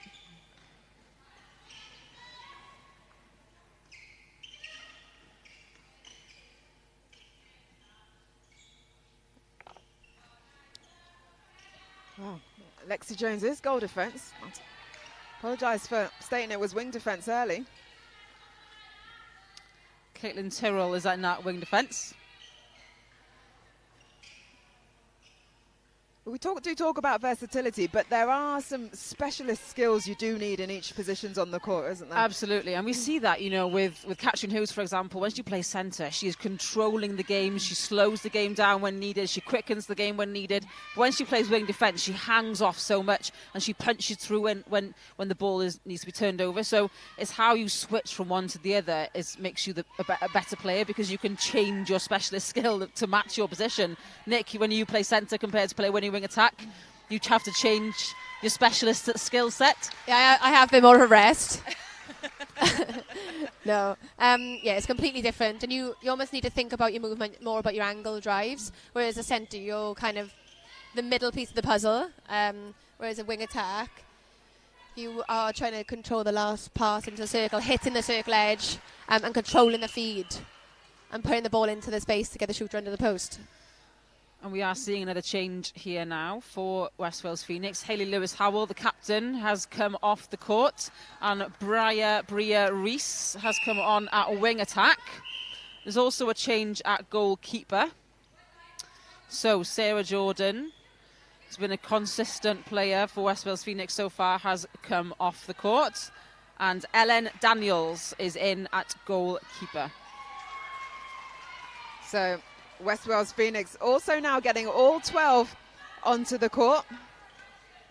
And we're up north in Bangor, so we've gone all the way to North Wales. Teams travelled last night. Nick, you guys didn't get until 1 a.m, I heard. No, I've got a few more wrinkles this morning. And a few tired faces, but the journey was pretty long. But the girls, they all came out this morning raring to go, so hopefully we can just continue the energy into the last game against City Flames. Another change as well for West Wales Phoenix is Ellie Mae Austin has gone on to goal defence. Previously was on at the start of the game as a wing defence. So another versatile player. And that means Emma Roberts goes to the bench. That unconventional shooting style again from Underhill, but it's working so well for her, isn't it? Right, 3 minutes left of this game. 45 to Northeast Inferno as they get another turnover. I forget, it's 21 for West Wales Phoenix. This is game 6 of 8 games for today. And Jess Thomas, she's been quite consistent, hasn't she, throughout the first game they had and this game as well. She will get her hand into that ball. She will take her feet. It's just, I think, it's that last play as getting that ball into hands or getting that ball into a player. She'll get that tip, but she won't quite grab it. No, she pushes the attack towards the sideline really, really well. And she restricts her player as soon as they've given the ball. If you notice the angle of her body, she'll push the wing attack away from the circle edge. So she's actually doing a bit of a decent job in there. She's going really hard on her defence. And she's very tenacious. Absolutely. I think she's always been one of those kind of players, watching her grow. See her now pointing and talking to the rest of her defenders, trying to make sure they all get on the same page. But when you've got feeds like that coming through the court, Daltrey at centre, spot on. Oh, just a little bit too much on that ball for Molly Underhill. Underhill was like, I've just caught one that's come flying through. Give me a chance to settle. It's what's expected of us tall shooters, isn't it? It's expected. Very true. If you're free, you get in the ball. That is your job. You've got to catch. You've got to get your hands. You've got to be strong.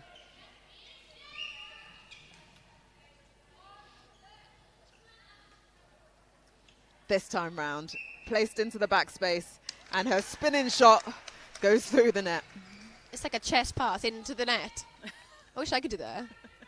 I think you're a bit too short to be in that circle neck, to be honest. I know, gutted. But you could say that to Caitlin Jones. I know, we have seen so many short on the shorter side, goal attacks and goal shooters, haven't we, today? And goal defences. And goal defences, yeah. 50 on the board for Northeast Infernos. I'd have to go back to last year's score round just to see, but I think this is one of the high-scoring games. I know. And West Wales Phoenix will need to reach 25 to get within that half a score, won't they? And I don't think they're going to do it with the time left on the clock. That's it. 45 seconds on the clock coming up. They've scored one more this quarter. They're on 6 now. Oh, That's correct. So that's a positive. You can look at that. good spot there, Nick. Out of C in GCSE math. Maybe they haven't scored 6 then. They were giving them out 20 years ago. 20 seconds on the clock. 50 to Northeast Infernos, 21 to West Wales Phoenix.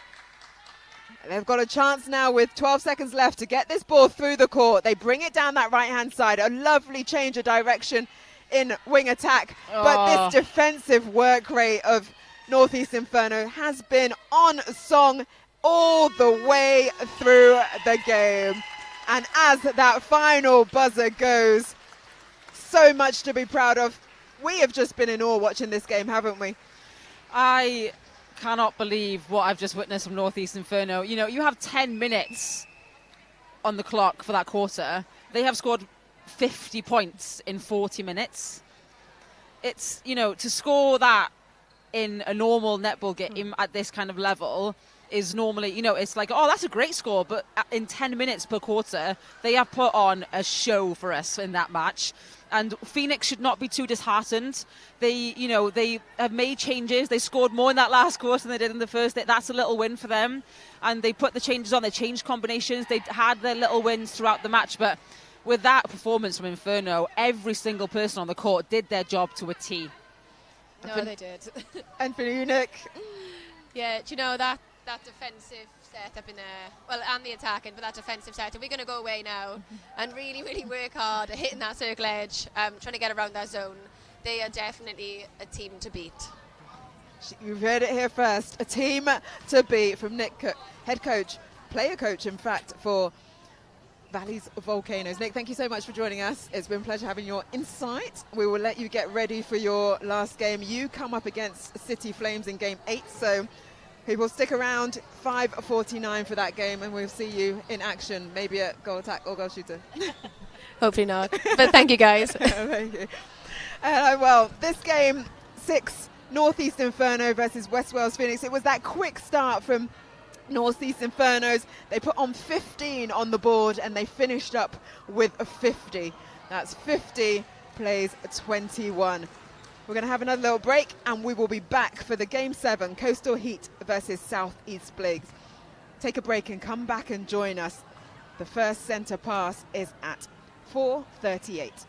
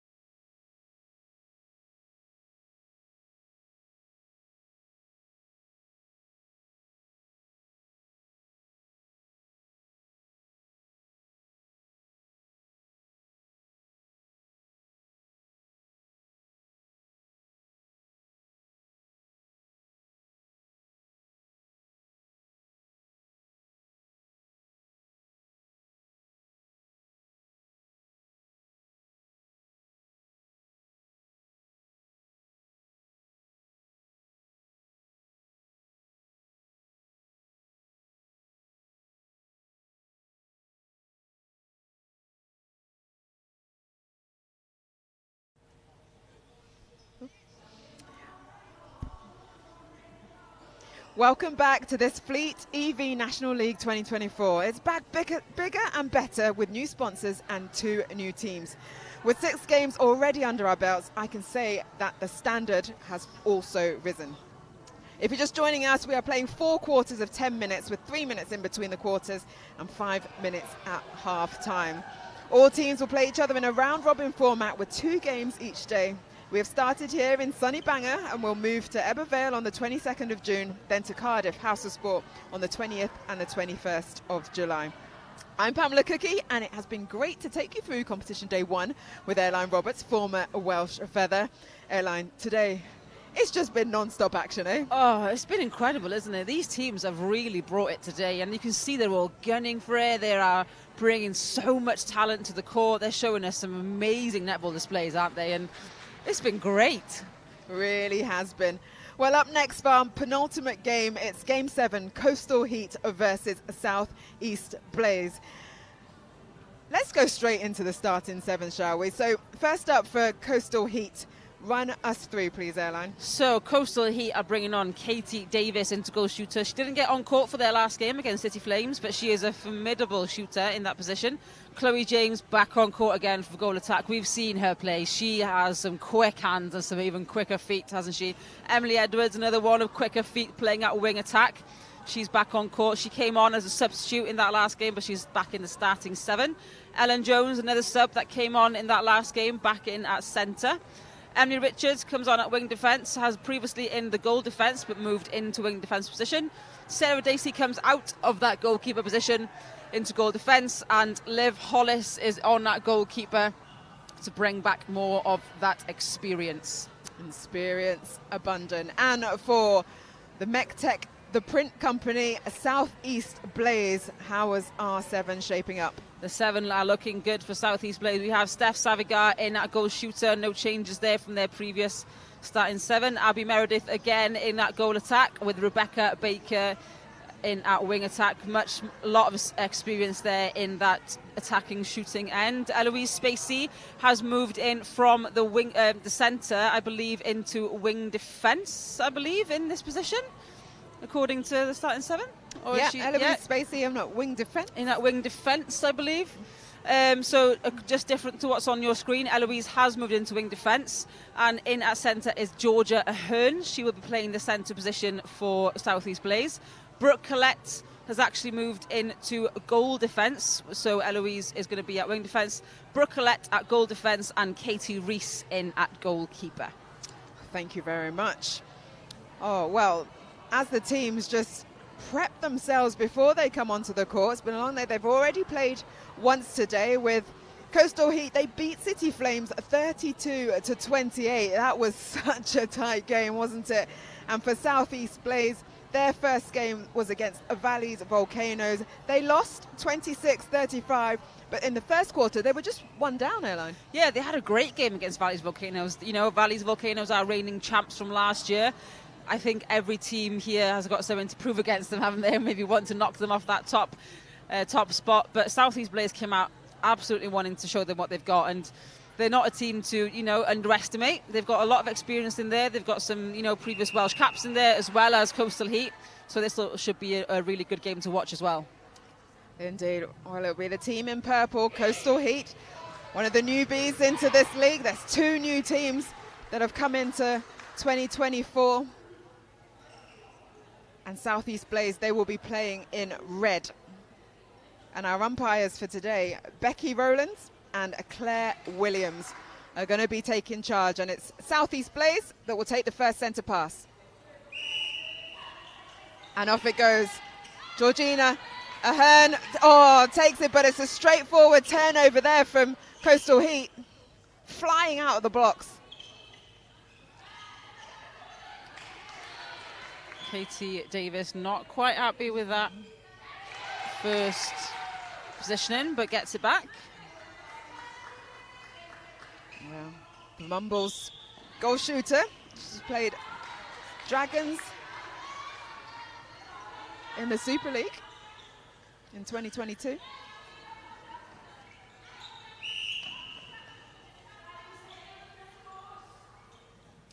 She says she's part of the only Welsh side to win British College colleges in Gower, with Gower. Very interesting. A lot of these girls played Welsh colleges, Welsh university squads. You know, bring that extra little bit of experience, isn't it, to the squad? So another turnover for Coastal Heat. I said in purple.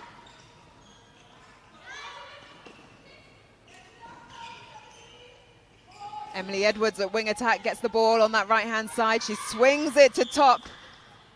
But unfortunately, Ahern not able to get that tip cleanly, and it's still in Coastal Heat's hand, and they put 2 on the board.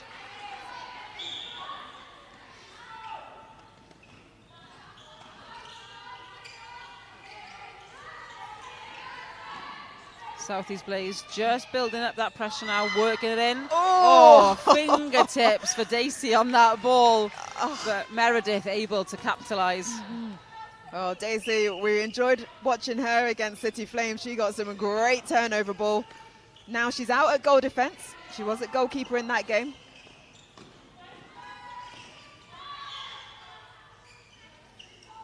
Coastal Heat hitting circle edge really well to give that ball in, something we talked about in our last game with Valley Volcanoes coach Nick Cook. Takes away the 3-foot mark, doesn't it? So it gives you a better vision when you're looking into that circle to try and find your shooters. Absolutely. When you have those, you know, your wing attacks and centres hitting circle edge, they have that clear view, because obviously we can't have a defence right in front of you, or it gives you a chance to gain an obstruction call against you. So that feed into the circle is much cleaner. So 3 for Coastal Heat, 1 for Blaze. But you got Savagar on the ball. A quick shot, but it's dropped short. And the rebound easily taken from Olivia Hollis at goalkeeper. A little tip there from Brooke Collette, I believe. Sideline for Emily Edwards, straight into Chloe James. Yeah, Brooke Collett, goal defence for Blaze. Gets the 3-foot mark up quickly, but it's no deterrent for Katie Davis at goal shooter. Coastal Heat have now got 4 points under their belt. Oh, and just enough from the goalkeeper there. Oh, Reese had some hops on her at goalkeeper for Southeast Blaze. She gets a foot in this time. Just enough to put Katie Reese, the shooter, off, wasn't it? So she ended up tipping that ball over the back line. Nice high shot. Chloe James. We talked earlier, the Coastal Heat, a new team into this league. What sort of area do they cover? Because a couple of the players we saw last year playing for other teams, but now have joined Coastal Heat. Yeah, so Coastal Heat cover your Neath, Port Talbot into Swansea kind of area before we get into Phoenix, West Wales territory. But yeah, the players that you see in this team would have played maybe for West Wales Phoenix or for Valley Volcanoes, for example, last year, just because of where they sit on the border. But a lot of these players are very talented, play in the Swansea League, have played in different leagues across the south of Wales. A lot of international caps between them. A nice mix of youth and experience. Oh, absolutely. Experience also coming in the shape of their head coach, Wendy Blethyn, and assistant coach, Bev Ryan.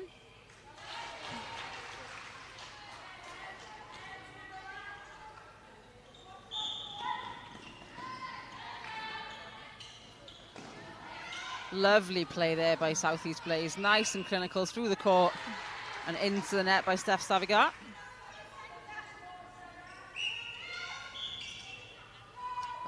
She was that fraction too early, was James, as she came over for that centre pass. Okay, good tip.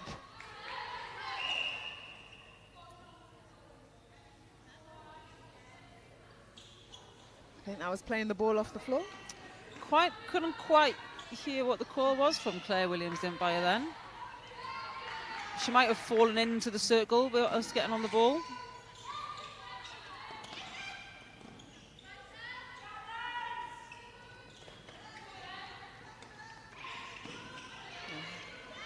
I Those quick feet from Edwards. Yeah, Emily Edwards coming high up the court to try and help a team get this ball moving. Oh, great placement.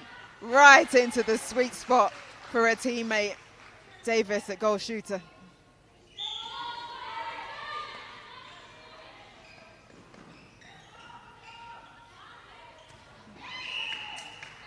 Jones just putting a little bit too much on the body there, I think. And Meredith just letting the ball do the work for her. Oh. But Dacey again up on that ball. The feet went very quickly. Very quickly on those feet then. But we respect the umpire.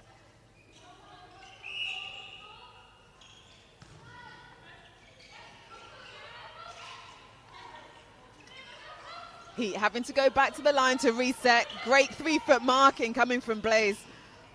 And that consistent pressure forces the turnover.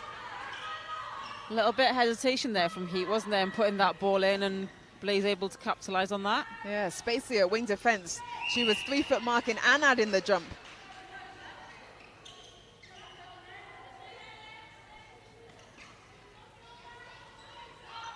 Rebecca Baker there at wing attack, another Welsh feather, and Celtic now Cardiff Dragon.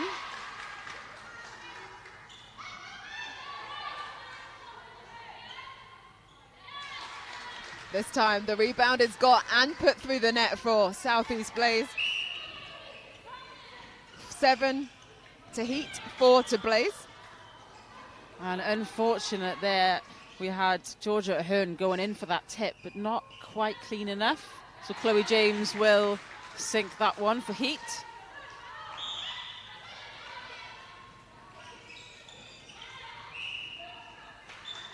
Baker using her body very well, and that quick ball into Sabagar. But the opportunity goes amiss. And a quick break through court from Coastal Heat. They do wait for the cavalry to come through with Dacey. And she's there on the line again to back up. Oh, lovely drive through the middle. Dacey coming up that court just makes it so much easier, doesn't it, for that attack. She's doing so much extra work, allowing the attack to stay high up the court and make their job so much easier.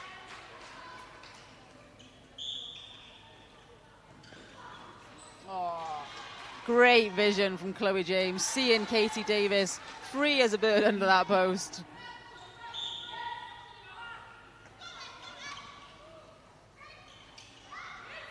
Blaze went through the back door. And now go back to the line again. Emily Edwards, just a slight step offside there to try and get her hands on the ball. Brooke Collett at goal defence, she held her space well. And the 3-foot pressure there. Baker is not quite sure whether they were legal, but they were deemed to be. And so Coastal Heat on the fly. Oh, Reese. Oh, unlucky, that was her foot. So unlucky. Just going off the baseline.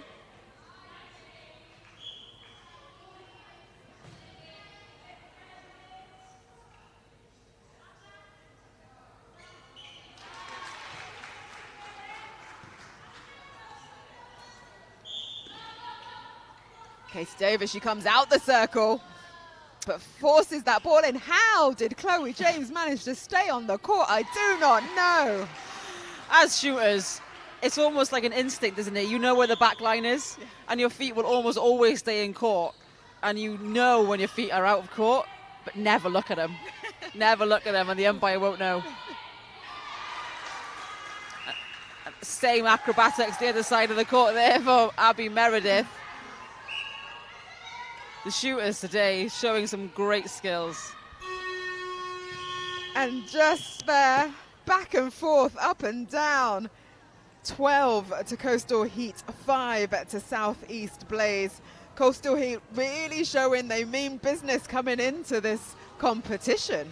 They absolutely do, and they proved that in the first game we saw them play, and they're not taking any pressure off, are they, on the second one? And knowing that Southeast Blaze are not a team to be underestimated, they are taking every opportunity, scoring every goal they can. I mean, they scored 12 goals in 10 minutes, so at least 50% of their possession they've been able to score. They've turned over ball, and they've taken that that to goal as well. So I think South East players now need to make sure that they're keeping their possession and they're not throwing balls away and not forcing the ball. They've got a tall shooter there in Steph Savigar, but not to force that ball into her as a last resort, making sure to reset that ball as a cleverer decision. Indeed. Well, we know Abigail Meredith is good on the shot. Now pronounce for me her club team.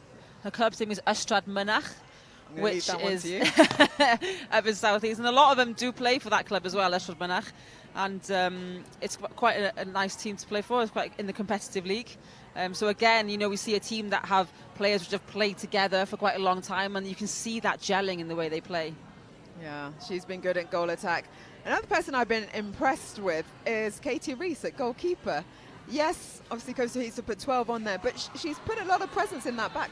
Yeah, she is, and with a combination like, you know, James and Davis or James and Evans in that kind of shooting side for Coastal Heat, it's important to have a keeper or a defender that really puts pressure on that shooting circle and really is able to shut down those options. And it's not as if they've had a smooth run, really, and they've had to work that ball around Coastal Heat, and they have been looking for options. They've been working their triangles well, and there's a couple of times the ball's gone straight in, but it's not for the sake of trying to stop that ball in. So, yeah, they have been working really well in that defensive circle as well.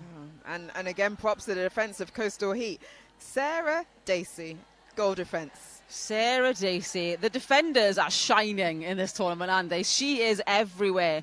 She's getting hand to ball, she's shutting down space, she's shutting down drives. She's, again, one that's confusing space for attack. So, again, they think they're free, but they're not. And Abby Meredith is doing really well to get away from that and making sure that she actually is free on the drive and drawing Dacey away to places. But Dacey is so fast on the ball. She might be drawn one place, but the way she's able to switch her hips and turn her feet around and get back onto the ball, oh, it's really great play. Well, she's been part of the Welsh athletics team, so she's played internationally. Can you say played for athletics? Oh, competed? Competed, thank you. That's what I was looking for. As the teams come back onto the court for this second quarter. Blaze get us going in red off the centre pass. They find it into Meredith at goal attack. Swishing it through quickly in just 10 seconds off that whistle. Doesn't seem to be any changes for this Coastal Heat team. Have stayed with their same 7.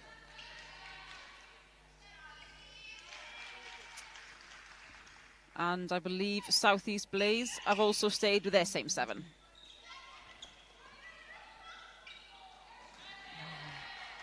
That's just Ahern at centre.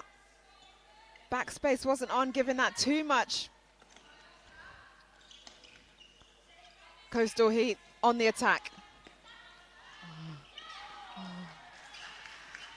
Dacey just doing a little bit too much on that side, not quite finding her player. And as this quarter starts, there's been a bit of a back and forth with both teams.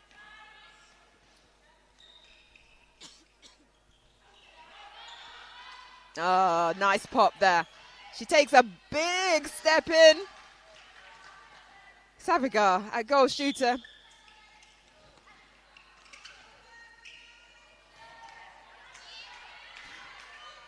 It's just got a little bit erratic, hasn't it, coming into the second quarter? Yeah. People turning and just letting the ball fly. We started off really strong and the ball went straight into goal, but now the ball is flying a bit out of nowhere. But let's just settle down, I think, and Blaze, you know, need to calmly get that ball in like they are doing. 1-2's lovely between Baker and Meredith. Yeah. And those shots again from Meredith, they are going in from everywhere, aren't they? To take control. So that was a nice turnover from Blaze, one that they really needed to bring this score closer. Nice drive into the pocket from Baker. She hits the top of the circle again to Ahern. Meredith, front hold. Oh, but good work there from Dacey, not making her feel comfortable. But Meredith says, fine, I'll just work again and go around to the other side. And what we see from these defence today is how they find their 3-foot guard so quickly. And it's a common thing for defence, isn't it? If you can just instantly take your 3 foot in one step, then it makes the job of the attack so much harder. And Dacey is one that does that so easily. She just literally took one step, didn't even look, and put her hand up in the air.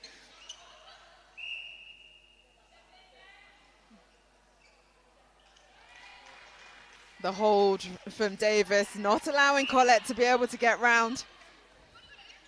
Oh, you just saw Baker give Meredith the eye to run back into the post, but defense knew exactly what was coming.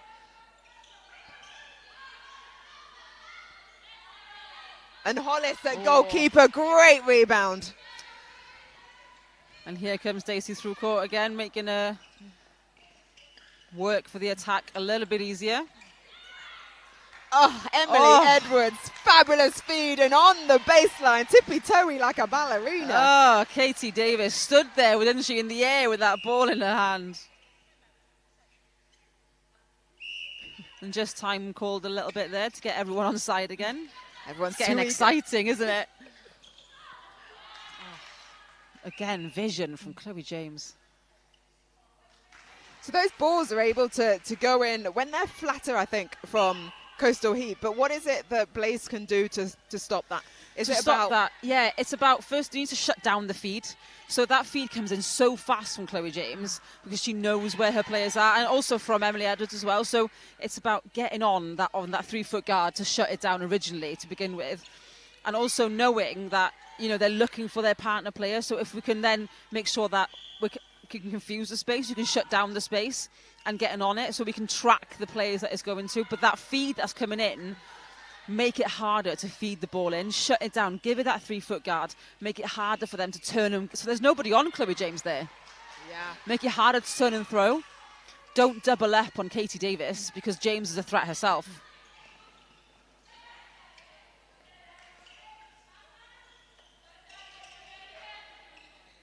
Baker on the top of the third. Goes to Ahern at centre, back to the line. Spacey finds Baker, top of the circle. Back out to Ahern. Baker asking for people to come forward. She plays herself in. Oh, and then the rush of the blood to the head. She saw it, didn't she? She saw the ball she wanted, but Savigard just went out the wrong direction.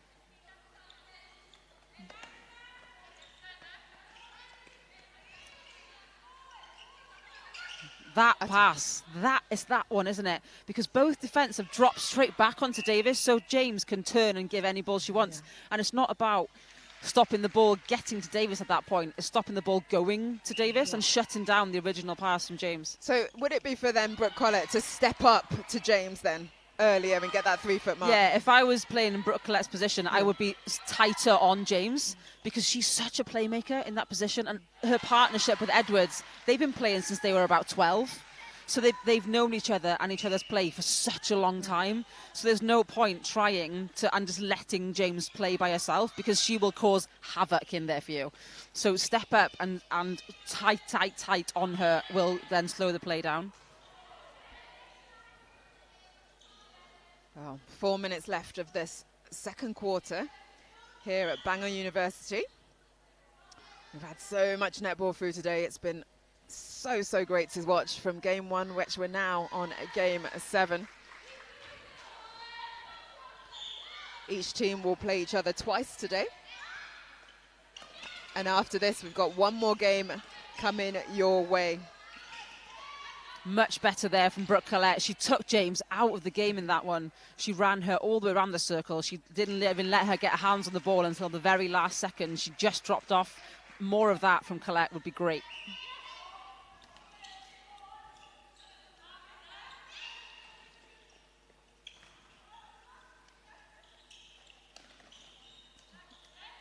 Oh, just a little bit too much on that pass from Meredith. Not ready for it. Or not able to pull it in. And then James again, she comes out, she turns, and she's only got eyes for Davis.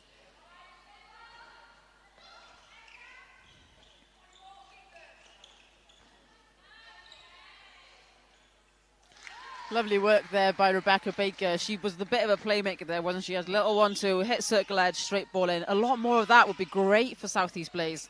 It was fluid and it was clinical.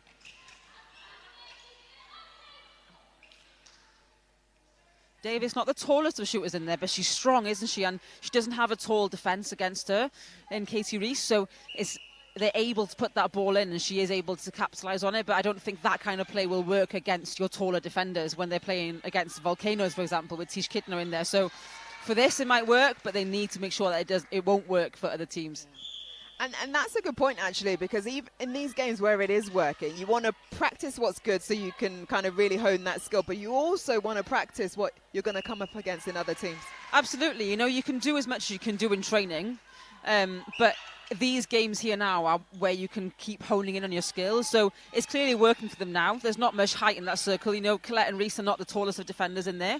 James is probably the tallest in that circle, and she's the goal attack. So they're doing what's working for them, but like I said, it won't work against every team. So maybe, you know, try more options. Maybe give yourself the time now. They're up 21-13, so now is the chance that you have to move that ball around, utilise the different skills you have. Like exactly what's just happened now. Chloe James taking the ball right on the edge and popping it in. It's not always about that initial first throwing the ball in and hoping someone gets on the end of it. And off that, Blaze with a counter. Meredith. Oh, great shot. Savigara, goal shooter. Just under a minute left on the clock. And Blaze really wanting to capitalise on this. Yeah, Coastal Heat 21, Southeast Blaze, MechTech, the print company, Southeast Blaze 14. And we know there's still points on offer, even if a team does lose. 2 points for losing within 5 goals, 1 point for scoring more than 50%. So you want to keep going right until that final whistle, because you just might never know what could happen when we come to Cardiff in those finals. As Reese Jones looked at the clock and tried their best to get that ball in, but they did have time, didn't they, to play it up. 17 seconds on the clock is a long time to get an extra pass in. Definitely. Now Meredith from distance, where she likes to shoot from. Oh, just dropped short, but it's a contact call. This time, swoosh. Great work from her. The goal attack, wing attack. So calm under that immense pressure and Very from calm. Distance. Very calm. And like you said, it's a distance she likes to shoot from. And you can either be affected by the buzzer or not, do you know what I mean? And she's obviously knew what she was doing. She had that ball in hand, and she missed the first time. She wasn't going to miss the second time, and luckily she did not. Well, that second quarter was a draw, 9 apiece. Blaze coming out after their quarter-time talk with a little bit more pep in their step. Absolutely, and you know, 21 playing 16, that's not a big gap at all. It's 5 goals, 2 turnovers, and you're in. So if they can keep their own possession, turn over 2 balls cleanly and move the ball through court, they can be in for, you know, a draw or take the lead. So they really now have to shut down the play of Coastal Heat, because Heat are just running away with the ball when they have it, and they move the ball so fast and so quickly through court. We've seen how the quick hands that they've got in mid-court. We know how fast they can be in defence to turn the ball over. So Blaze now have to keep calm and change the game dynamic, because they're playing a bit of Heat's game. So they need to come back to their own game plan, making sure they're playing what they know, and just keep the ball moving and how they want it to move. What was it? Is there anything specific in that second quarter that they did that allowed them to go from 5 goals in that first quarter to 9? I think they are looking for more options through court. Like in the first quarter, I think they weren't too sure what was going to come from Coastal Heat, and they tried to just play attack. They weren't defending enough, but now they add more defensive through court, which has obviously shown that it is proven well for them. But they also are looking for more and more options. You need at least 2 options, if you can, 3 options for every ball. And we weren't seeing it from them in the first quarter, but we are now seeing it a lot more from them coming into the second, hopefully now into the third quarter. So they are proving that they can do it. And I think we are seeing some changes from them onto the court now. So they're looking to progress that and to keep bringing that in. But the shooting we've got from Abby Meredith, she'll shoot from anywhere. Savigar is tall enough under there. I would say to her to maybe do less. She's moving a lot, and you've got the height in there. Utilise it. There is a good defence with Dacey, but she's playing goal defence at the minute, and you know that Liv Hollis is a strong goalkeeper, but you have that height advantage, so be strong and take advantage and own that circle. Own the circle, yes. That's what your job is as a goal shooter. Be in there and make that presence felt. But it's a tight one. Coastal Heat 21, Southeast Blaze 16. Here at the Fleet EV National League at Bangor University. The first of 3 venues over the next couple of months, well 3 months, before we hit to Cardiff House of Sport for the last round, and then the finals on Sunday the 21st of July, where we will crown champions. Will it be Valleys Volcanoes, the one in 2023, or is there a team that's we think potentially could give them a run of their money this year? From what we've seen today, the teams are really coming out, aren't they? Northeast Inferno, what we've seen from them today, when they play Valleys Volcanoes, that is a game to watch. You do not want to miss that game.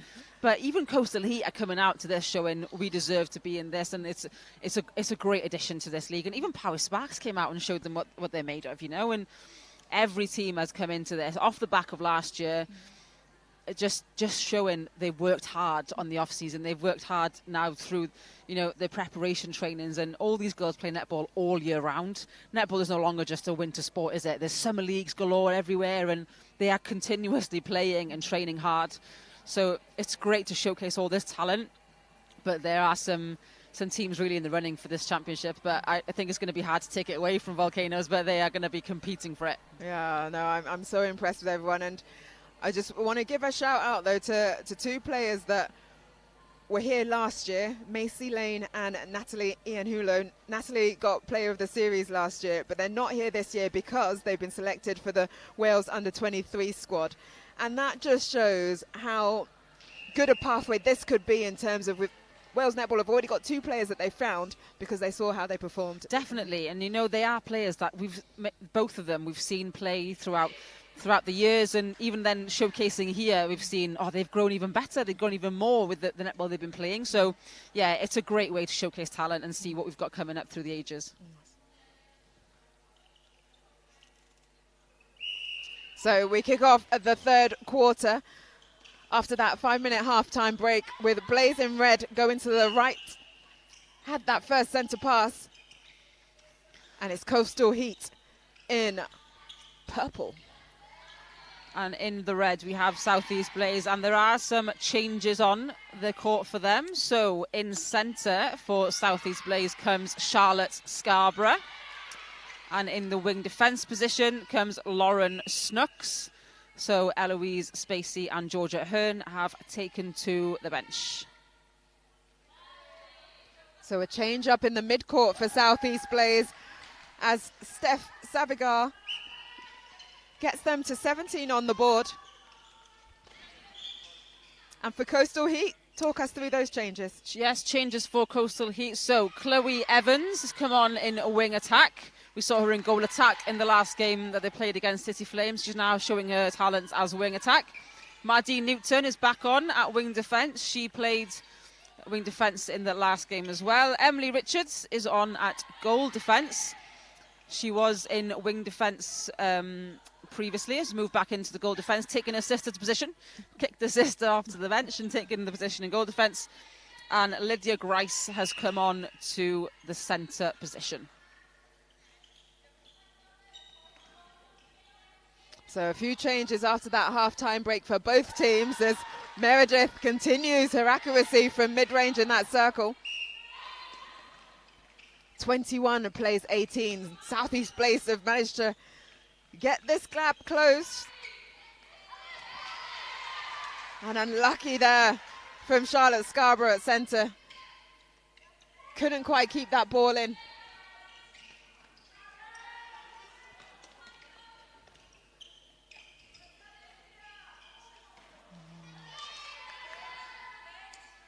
Unable to capitalise on that ball, Coastal Heat, so Blaze will now move the ball down court. Collett goes long to Scarborough. Oh, great drive through the court from Collett after her own pass. Oh, a sneaky 1-2, but a long one.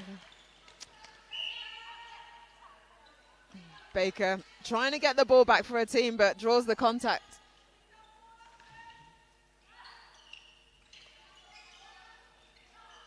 Oh, nice take from Davis. Reverse hand almost, but isn't able to put that ball through the net. And good defensive pressure from Reese at goalkeeper.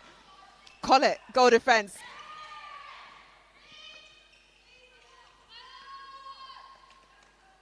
Lovely drive there by Chloe Evans, right onto circle edge. And a rare miss from Chloe James. She's been very consistent, hasn't she, throughout this competition?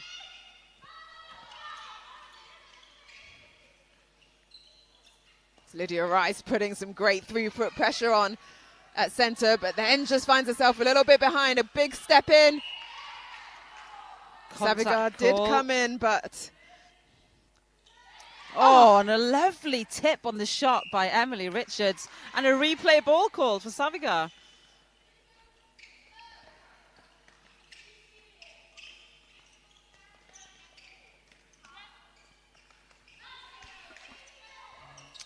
And just a misplacement of a ball there, I think, by Newton. James was asking for it in front.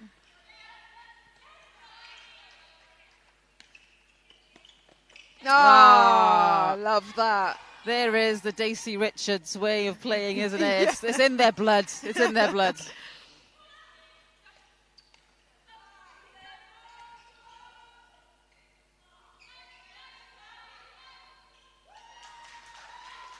Nice take. Well, they won it on the court together in the first game. One at goalkeeper and one at goal defence. This time round, they swap with the goal defence bib. But the sisters... great vision, great intercepts. Absolutely, and they've always played together. You know, I think they both play for Pontardawe Netball Club, so under the watchful eye of Coach Wendy Blethen. But always been great defensive players. Competed for Wales as well in athletics, as did her sister. Yeah, very versatile athletes. And there's Hollis again with that clean touch, causing the error for Richards to come in and take the ball. So as we come up to the 5-minute mark, Coastal Heat 23, Southeast Blaze 18. Heat have a chance to get another one on the board. Colette with that tip. Oh, there's that shot from Davis. We have some long-range shooters, haven't we, this year? And it's really nice to see the changes and the shooting techniques that we're seeing. Yeah, it's always good to have that variety, isn't it? So defenders don't know. You're going to try and work your way in short, or you're going to take that shot from distance. And it makes the defender's job so much harder, because if they can shoot from almost the edge of the circle, it's a quick ball, isn't it? It's a quick win. Scarborough takes the centre pass for Blaze. She runs deep to get second phase. Goes back, her and Baker playing this 1-2 back and forth to each other. Oh, nice bounce pass as Meredith comes through the top and boom. What a swish. What a playmaker as Charlotte Scarborough in the middle there. I think she was on the end of every other ball then, wasn't she? But it worked for them as there were no other options available.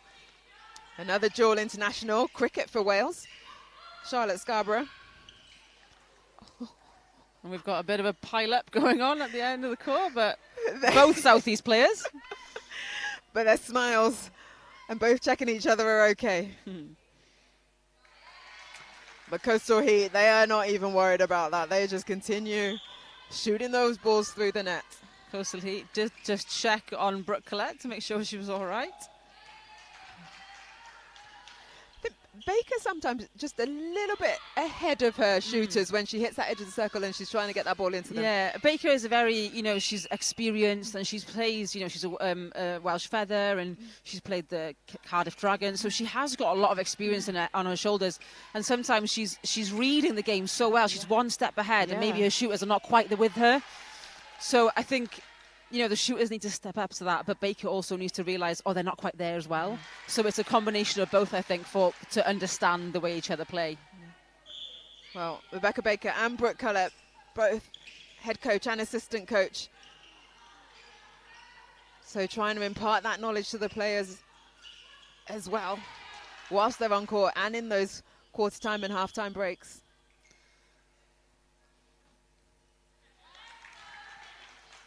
Chloe James Just loves to shoot. Loves to sink those balls, doesn't she? Nice width here from Blaze. Go back to line. Collett is there, helping. Meredith from where she likes. And she nets. Creeps in that ball.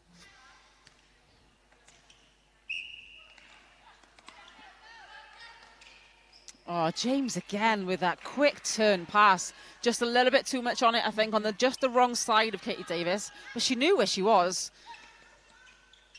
Nice from Baker.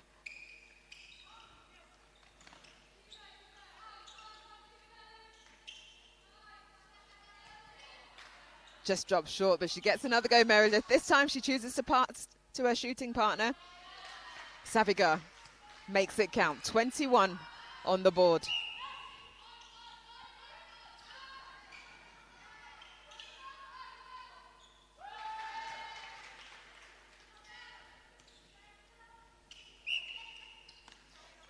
Chloe Evans there having a little extra triple step to get herself off the line.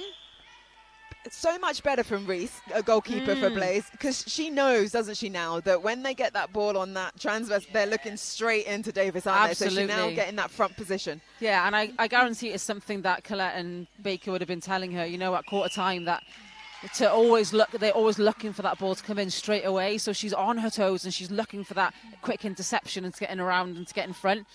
Because we know that Davis and James are really strong holding players, and what James does well is she holds the space and pops forward. So it's really important to try and stop that from happening and get around and maybe even come off the body to then come onto the ball.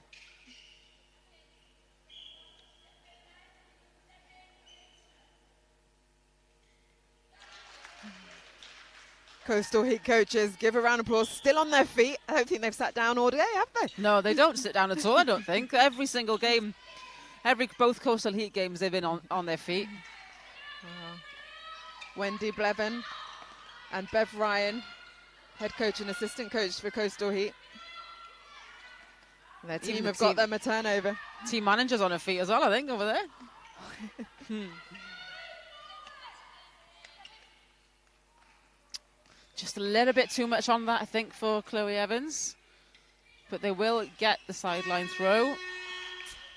And just like that, third quarter is done. 29 to Coastal Heat, 22 to Southeast Blaze.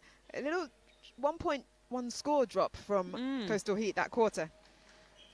Yeah, so, they're relatively consistent, Coastal Heat. They haven't dropped too much. They went up to 9, and they played 8, but quite good performance from Blaze on that one. They scored 6 compared to the 9 in the last one, but again, they managed to contain Coastal Heat maybe to a lower score, but we saw a lot of better performance from them, like we just said about Katie Reese trying to contain the shooting, the pass coming in from James to Reese and trying to push Reese out. We saw a lot more of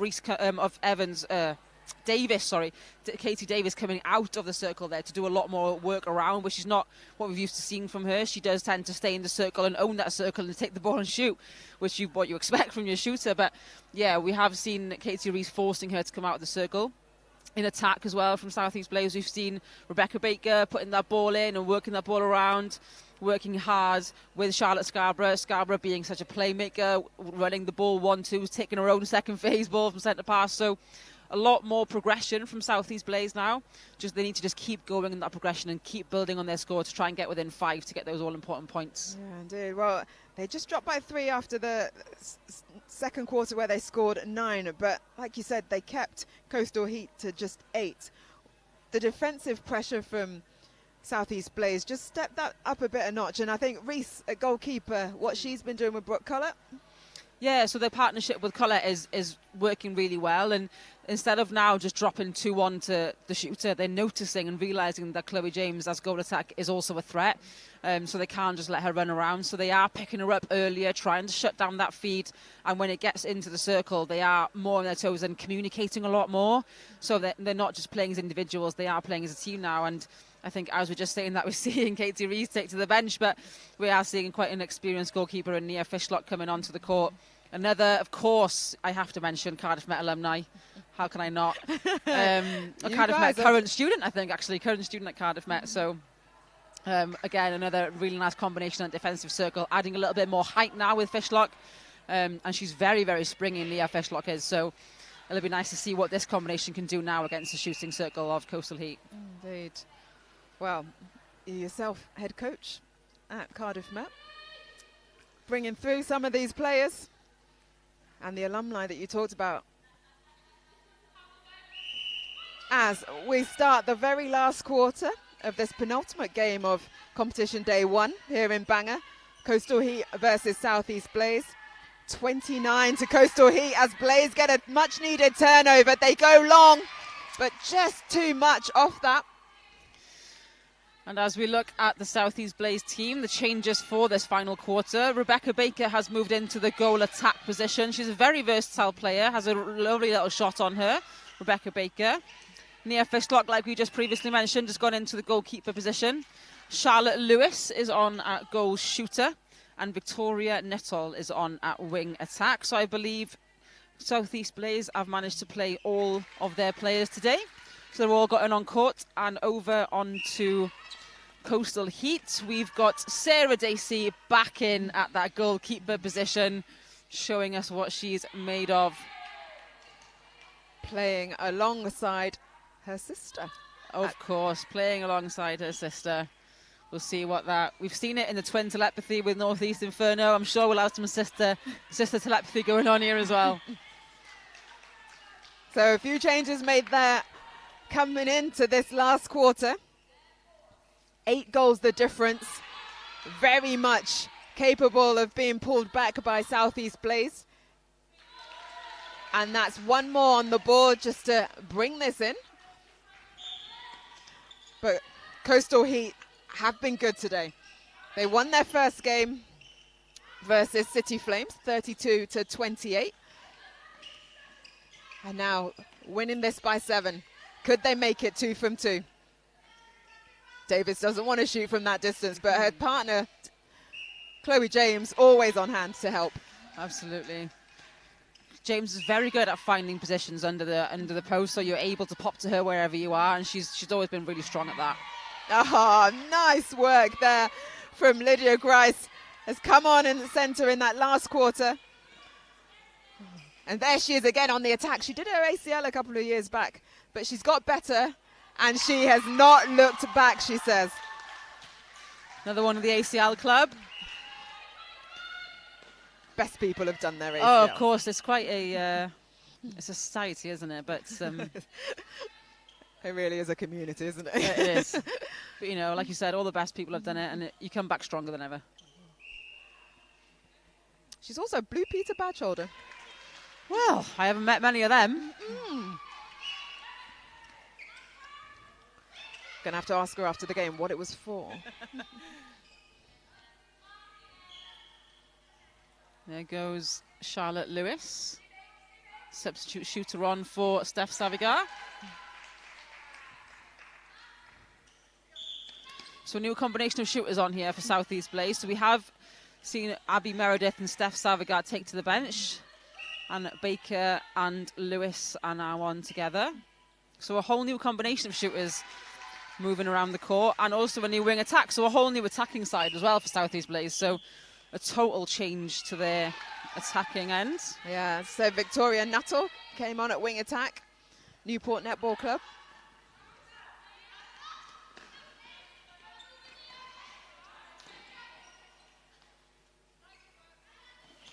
Well blocked out there from Collett at goal defence, not allowing Davis to go in for a rebound. Oh, footwork. Snook's not managed to land her feet there. She was looking to let go of that ball, but we had Chloe Evans was right in front of her. She was not letting her go. But a throwaway ball there from Coastal Heat. It's that first ball, isn't it, after a turnover? It's always the way. That's it.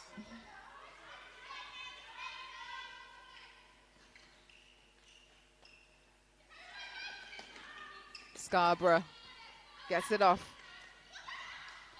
She's there again for that middle drive. She finds Baker in the mid-range shot. She can't score it, but oh, look who is there to collect the rebound. Charlotte Lewis, having come on in this quarter. The scoreline has gone to 9. Blaze did manage to get it to 7 at the start of this quarter. But now Coastal Heat turning that screw again.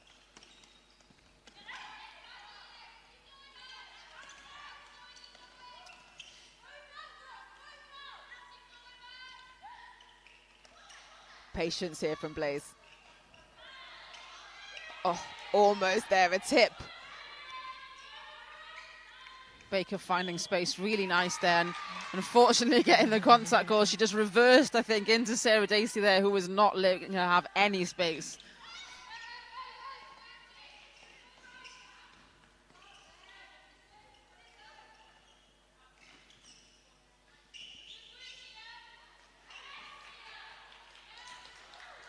Just getting a little bit sloppy there from Coastal Heat.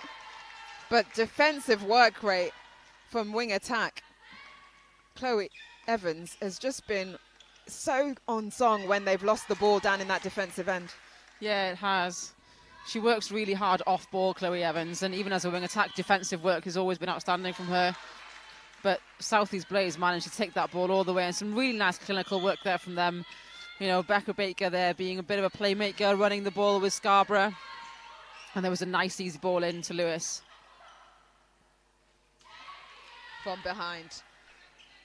Much more of a contest here in the circle now, isn't there? You know, Fishlock is really getting on the back of James. And she, yeah. And winning the ball. Turnover, yeah. Forcing a turnover.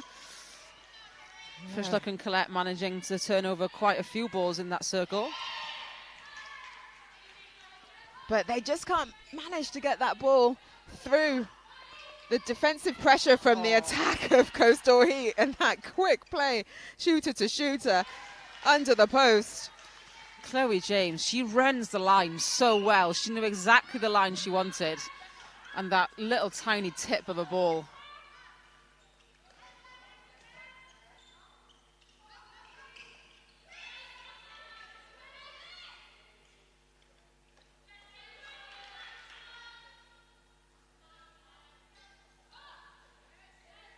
Nice rebound. Dacey. Nice change of direction there from Chloe James, and she always just has eyes for a shooter, doesn't she? The pace of that ball through the court was lovely, and Chloe James always knows where a shooter is. Sometimes she doesn't even need her eyes, I don't think. She just knows where she is. Just turns and releases. So attacking contact called on Chloe Evans, wing attack. She moved the ball into the hands of the defender.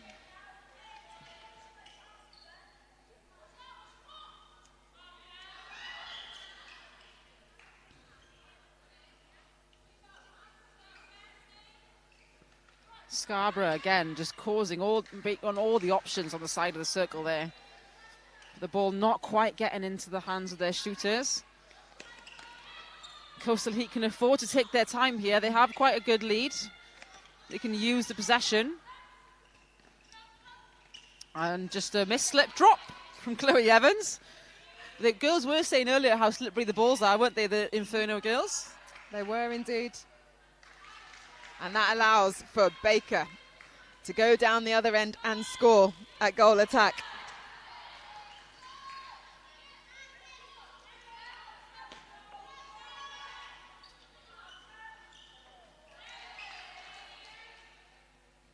Lovely vision again there from Lydia Grice to feed that ball in to Katie Davis. Oh, good. Scarborough. That's 5 foot pressure from Scarborough. She's quite a tall centre, isn't she, Scarborough? But it's really nice, you know, in comparison to other centres we have here. But it means she has that long range over the ball and allows her to turn over the ball just like that. Yeah. And to do it from that 5 foot range, yeah.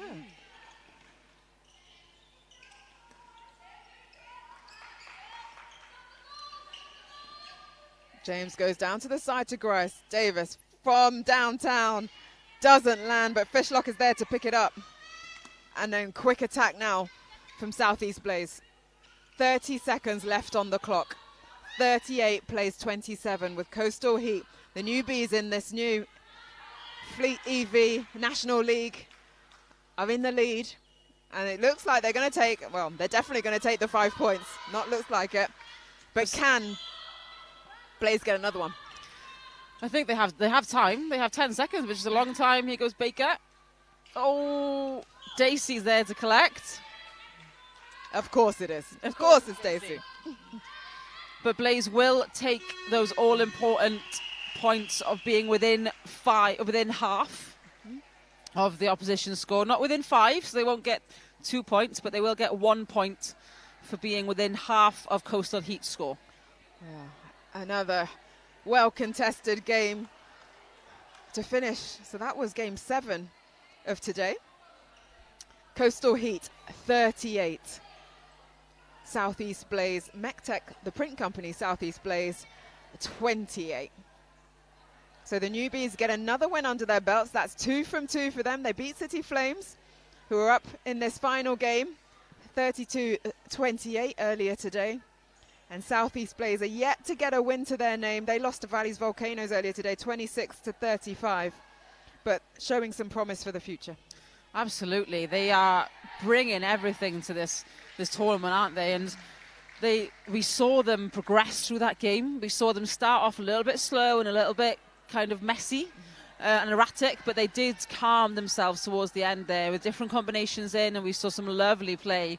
So I definitely think, they're not to be written off at all. They are a team that can bring a lot to this competition, and I'm excited to see what they can do in their next few games. Yeah. Well, we've got one more game for you, so well done to everyone that is stuck with us right from 9:30 a.m. when we started with Northwest Fury versus Northeast Inferno. Now the very last game is City Flames versus Valley's Volcanoes. We will be back with you shortly for that 17:49 first centre pass, but we'll be on air just a little bit before. So, as usual, go have a little rest, grab a drink, grab some snacks, and we will see you soon.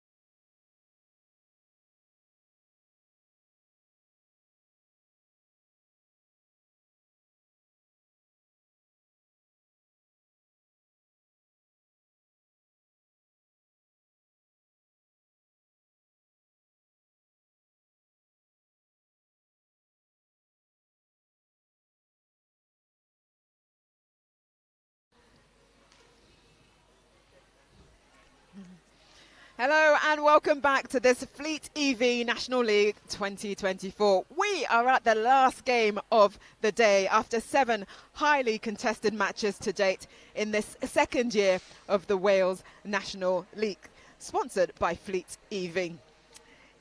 It's last year's champions versus Valleys Volcanoes up against third place City Flames, head coaches Jessica Sutton versus Jamila Abbott. Oh, I think it's going to be feisty. I'm Pamela Cookie, and we are still going strong, and I'm Roberts, former Welsh feather, now turned head coach. Let's head straight into the starting sevens. So starting sevens, yeah, for City Flames, not much change there since their last game. So Tash Charles sats back at goal shooter.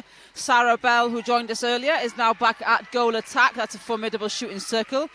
Elise Hayward back in at wing attack with Megan Richmond-Morris in at centre. Megan Cooper starts at wing defence.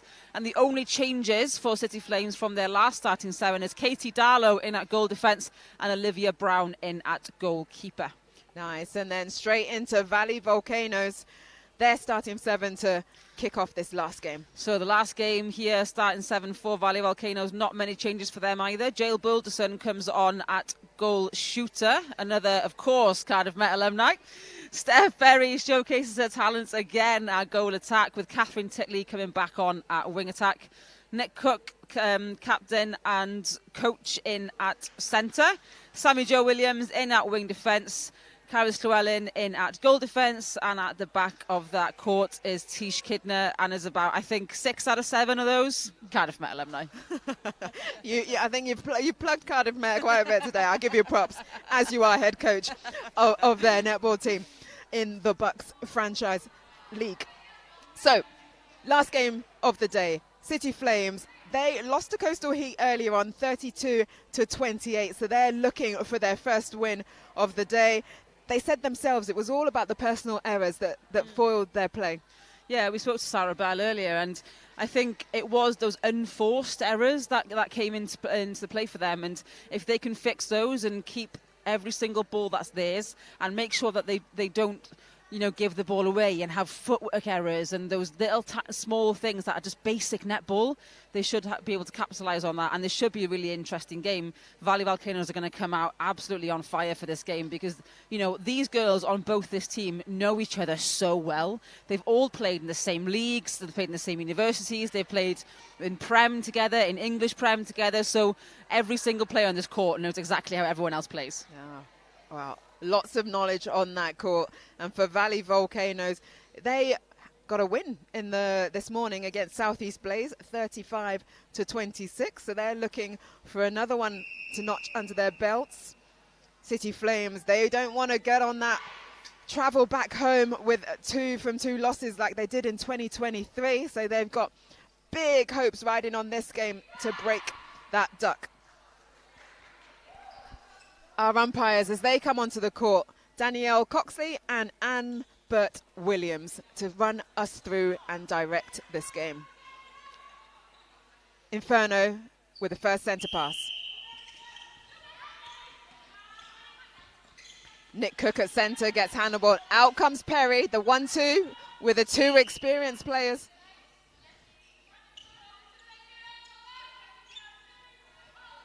And Perry offloads to Jade Balderson. And the first goal of the game goes to Valley Volcanoes. Here come Flames now, trying to get their ball down onto the net. Sarah Bell playing high to help her team out. Morris hitting pocket.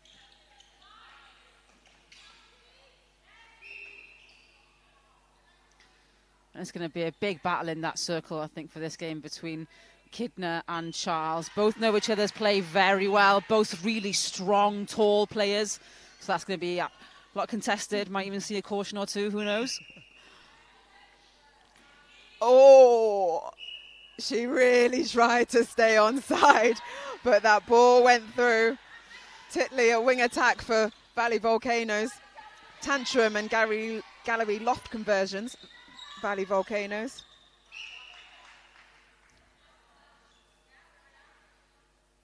Charles sets the penalty. Goes nice and high. And through the net. City Flames on 2 with their centre pass.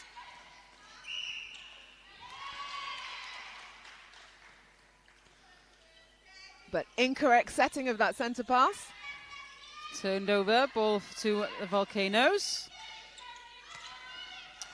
And that slippery ball happening again. Yep. Titley unable to get that pass where she wanted to. It went off the sideline.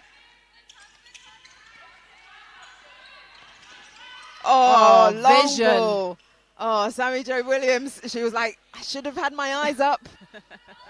She did have her head down slightly, didn't she? And Morris saw that and just threw that long ball to Hayward. Here's Titley again, managing to get the ball away this time. But that tip on the ball from Olivia Brown, unfortunately called. Boldstone will have another try. Oh, dropped short again, but great follow-up there from Olivia Brown, like you were saying, to get in that position. Oh, Darlow keeping the ball alive, but into the hands of Nick Cook. Step to the side from Balderson. This time she doesn't miss. Oh. Tish Kidner, that vision. She is a formidable force in that back of that circle. She flies on almost every ball, and if you think you're free against Kidner, you are not. Well, she did roll her ankle a couple of months back, so she's been coming back in return to play. Member of South Wales Police netball team. Also plays rugby. So many versatile players. Athletes galore. Indeed, indeed.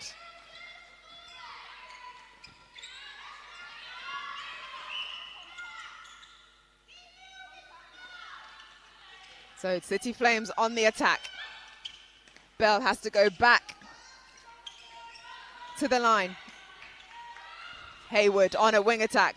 Ball goes into the hands of the 3-foot marker of Nick Cook. This time, contact called on her. Hayward with the feed in. Charles had a lovely hold that made it difficult. Llewellyn just being called for a slight tip there. Yeah. Charles capitalises anyway. Hayward says, give me the ball, I'm free. And then she looks down for options. Bell has to come up high to help. Morris drove deep into pocket there and took 2 defenders with her, allowing Sarah Bell to have all the space to play. Charles, lovely baseline hold. She steps in. 5 to City Flames, 3 to Valley Volcanoes. Charles still hugging that baseline quite a bit, isn't she? But her hold is much better. She's playing the front hold quite a bit now. Yeah, because we did say in the first game she was getting stuck on there and the attackers couldn't quite find her. Yeah, she is. She hugs that baseline quite a bit, does Natasha Charles. But she is, you know, she's using that side and front hold quite a bit because that over ball, playing against someone like Kidner, I don't think is going to get there unless she is much, much higher up the court. So just 1 goal the difference as we come into the last 5 minutes of this first quarter. Oh, Hayward's vision into the circle. Found Charles all by herself. The quick in and out. And this performance from City Flames, it's like a different team, isn't it, from the first time we watched them this morning? Very much so. Playing with a little bit more purpose. A lot more tenacity than when we first saw them. Not much difference to the combination, but they've definitely... Jamila Abbott's definitely said something to them, haven't they, before this game?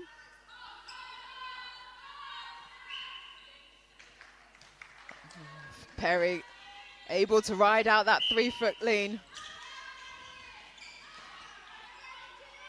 Oh, what a feed. Sarah Bell, we had the pleasure of her company earlier in commentary. She's gone onto court now and she's trying to help her City Flames side not get another loss to their name in this Bangor round like they did in 2023.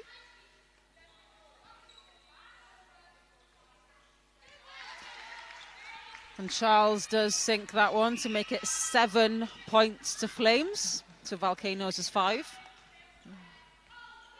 Still a close match, isn't it? Every player is taking their time on the ball. They're very clinical in their decision making. Wow. The last time they played each other in 2023, it was the second game here in Bangor, and it was 29-25 to Valley's Volcano. It's always going to be a close one between these two teams. Like I said, they all know each other's play so well. They all either play against each other, they play on the same teams. You know, these players spread out. A lot of them play for two different teams in South Wales. So, for example, Nick Cook plays, in the RCT round. She plays in Cardiff and a central team. So everyone plays with each other all the time. So it's difficult, isn't it, when you know what the opposition is doing? Is it? You get the benefit of knowing what they're doing, but then also the flip side, they know how you play. Yeah, exactly.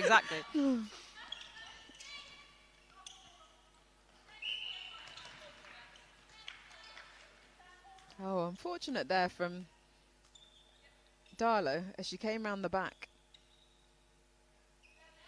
But the penalty called, and Steph Perry showing her attacking skills. Haywood, nice long ball down deep to Bell. Both shooters trying to get top.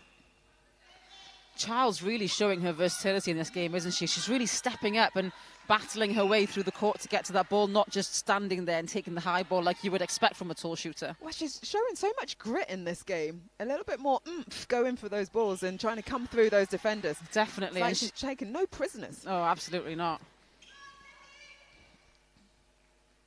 So, to the difference in this last game, 9 to City Flames, 7 to Valley Volcanoes.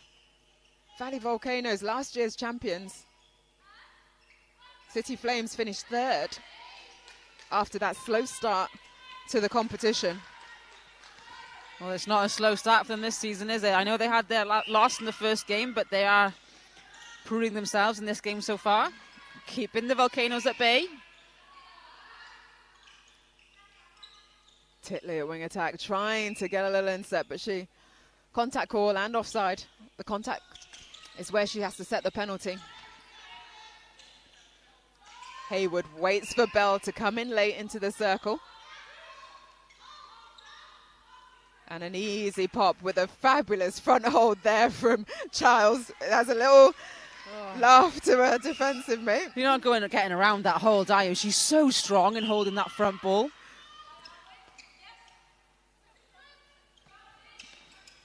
It's almost like she turned around to Lewin and said, "Oh, Catherine Titley, acrobatics." She hit that side of the circle and leaped to the back line, but was just caught offside. And there she is again. Oh, that's what you want to see from your attacker, isn't it? When that possession goes, they straight back onto defense. But Valley Volcanoes, with 24 seconds left on the clock, were not able to take that cleanly down. So City Flames have the chance. Bell gets it. She goes long to Haywood, but who's there? Kidner. She's come up court. Now, Valley Volcanoes, another opportunity. 9 seconds on the clock to bring this game down to 1 goal. They find Boulder on the baseline. She goes up. She goes high. Clinical, wasn't it? Exactly what you want to see. They took their time with the ball. They knew the clock was running down, but they didn't just throw the ball in. They made sure to work it. And Jade Balderson kept moving until at that time, Llewellyn saw that ball, gave it in. It was really nice, that one. Some great netball we're seeing on this court. And what a game to finish up our day. And just after quarter one, it's City Flames 10, Valley Volcanoes 9. Both teams just giving so much to this game, both teams wanting to get those 5 points. Absolutely, and I feel like it's going to be a close game all game. Neither team is going to ease off. Neither team is going to step off the body. Like I said, it's going to be really contested. We can see Nick Cook really giving it to her team on the sideline there, as well as Jamila talking to her team. And I feel like both coaches will now be saying that we cannot let ease up on this pressure and to keep to their own game plan. As we were speaking to Nick Cook earlier when she joined us, their defensive setup, like she was comparing that to the Northeast Inferno one, they're very good at boxing out in defence, and City Flames are doing really well at pulling that apart at the moment, and they're really, they're driving into space to drive away, so they're drawing the defence away, and they have to get around that, because we can see Tish Kidner's coming out and taking ball on the flies where they're trying to force the ball in and confusing that space is great. But once City Flames get to circle edge, they will almost always get the ball in the net. Yeah. Well, they're very much so. But it was City Flames that they got, I think it was maybe 3-goal lead at one stage, but they weren't able to keep extending that lead. Is it the experience of Valley Volcanoes? Yeah, I mean, they've got so much experience in that team. They've got so many international caps between them, and years and years of knowledge. I think sometimes the pressure of the game can get to you. And as Nick was saying earlier, you haven't got much time in these games. You've only got 10 minutes, so you cannot let that lead get away from you if you're down by a certain amount. And that's what Valley Volcanoes are great at doing, is making sure if we are down by a few goals, it's a few goals only, and we have to come back at that. But City Flames are doing great. They're showing why maybe they shouldn't have lost that first game, but they did, and they're going to come back fighting in this one. Yeah, well, Nick Cook, player coach, working alongside Jessica Sutton in that coaching team for Valley Volcanoes. Jamila Abbott down for City Flames. Both have had a chance to talk to their teams in that 3-minute break. And now we go off for the second quarter. City Flames with the centre pass. You saw that big shout from Charles. She was free. She wanted that ball to come from Hayward. Hayward delivered for her. Again, that fast, quick ball, hitting circle edge from Flames, exactly what we're talking about. And now the same happening the other side. Cook hitting that circle edge, quick and easy. Two very different goal shooters in Boulder and in Charles. Absolutely. Boulderson is very much a moving shooter. She doesn't really stand there and take ball. She moves a lot. And the Volcanoes have got a lot of height in there, because obviously they had Steph Perry. They've now got some changes on, which we will run through with you. But there is, there's not the tallest, whereas in Charles, very tall, very strong. So they have that opportunity. But she does move a lot still. On for Valley Volcanoes then in this second quarter. We have still got Jael Boulderson in that shooting circle, but Keris Reynolds has come on to the goal attack position. And Steph Perry has moved into goal defence, which we know formidable in both positions. Indeed, and there we see her straight off that centre pass. She gets a tip. And changes for City Flames. We see Cheryl Henson come on to wing defence.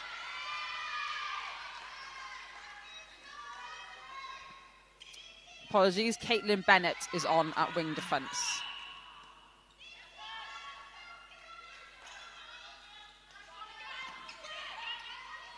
So that means Megan Cooper has gone to the bench as Infernos just manages to pull that in. Titley at wing attack. She's back there again on the edge of the circle, finds Cook at the top. Boulderson, all eyes for the post and through the net. Jade Boulderson is another one that has some international Welsh caps under her belt. Under 17s, 19s, 21s.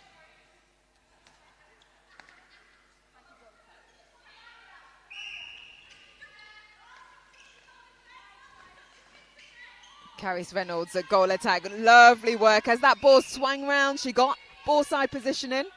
She's not the tallest, but she used her footwork well. She has a great split, Keris Reynolds, and she knows exactly where she wants to put her feet. And she has a high shot as well. So just because she's not that tall, her shot will really lift. And she has great footwork. She plays a really nice wing attack as well, Keris Reynolds.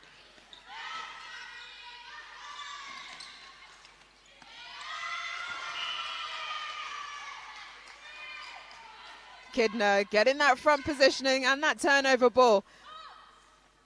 But in Valley Volcanoes, just too quick for their own good. And it's backline City Flames. Big hit there for Katie Darlow, but she's back up on her feet.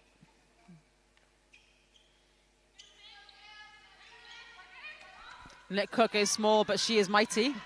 She can take out a few players.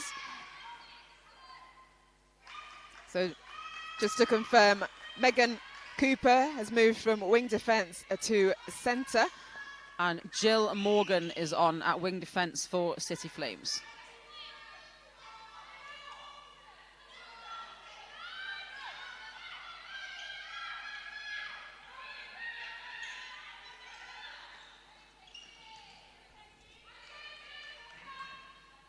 So still one goal in this game. 6 minutes left of the second quarter. 12 to City Flames, 13 to Valley Volcanoes.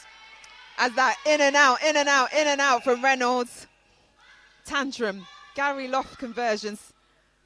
Valley Volcanoes, score. Oh, they are really pulling away from their first quarter now, aren't they? And they were down, you know, in the first hard quarter time, but they've come out fighting. And Nick Cook is always one that has always told me, you know, if as a mid-quarter, they should be on the circle edge, because as a shooter, you should be able to turn and give and turn and give and turn and give as many times as you want.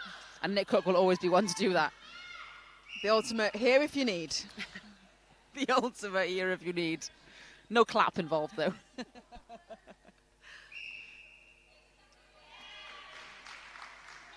Jade Balderson, a goal shooter, quietly goes about her business, netting those goals for Valley Volcanoes. City Flames were up by 1 after the first quarter, now trailing by 3. Need this one to keep themselves in the game. Oh, lovely roll to the baseline. That's so much better from Charles when she gives herself a little bit more space. So much better. So she was out, you know, by pocket, and she gave the ball to Hayward, who played it into Bell and allowed Charles just to turn around and hit that baseline herself. So it's a really nice little square of play between all 4 attackers. So more of that from Charles. She is really versatile and dynamic in her play. She doesn't need to stand there and take the ball, even though she can do that as well.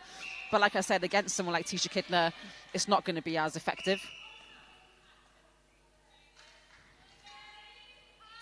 Titley just getting a little too eager.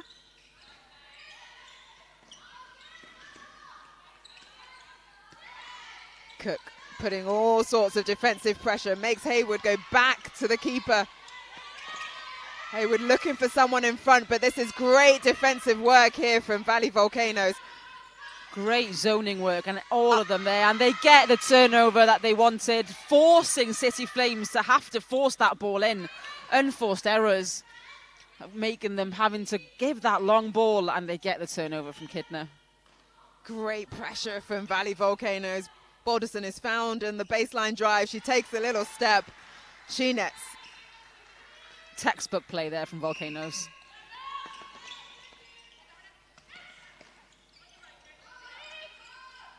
Bell goes to Charles, makes her way outside of the circle. As Hayward passed to her, Bell on the top of it. Hayward just loses her footing. Thought there was a bit of an ankle roll, but she's fine. Bit of a battle there between Hayward and Cook. Well known to each other. How do they play together? They don't play on the same team, no, but they've played against each other many times.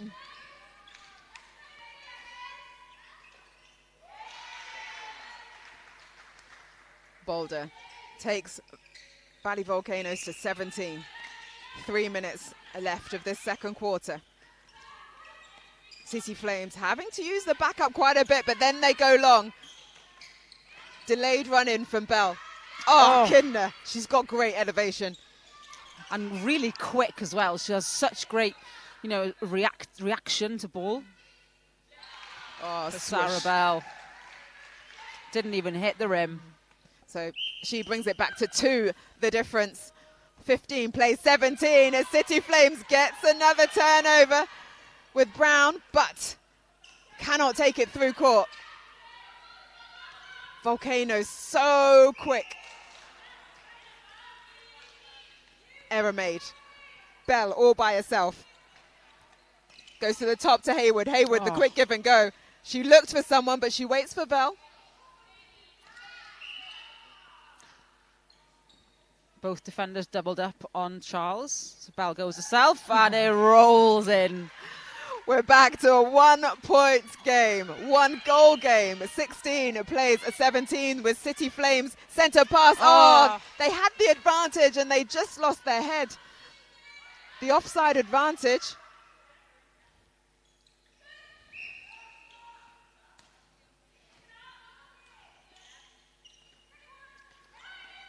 Flames are really fighting for this ball, aren't they? And they've managed to bring it back so close. And Darla with that little tip. Can they now capitalise with this? Jill Morgan at wing defence. Goes deep.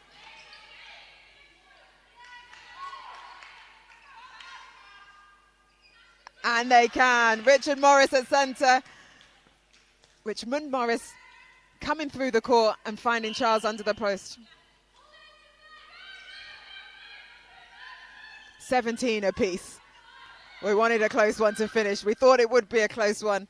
Shaping up to be that sort of game as Balderson just falls short, but the contact, she gets a second opportunity.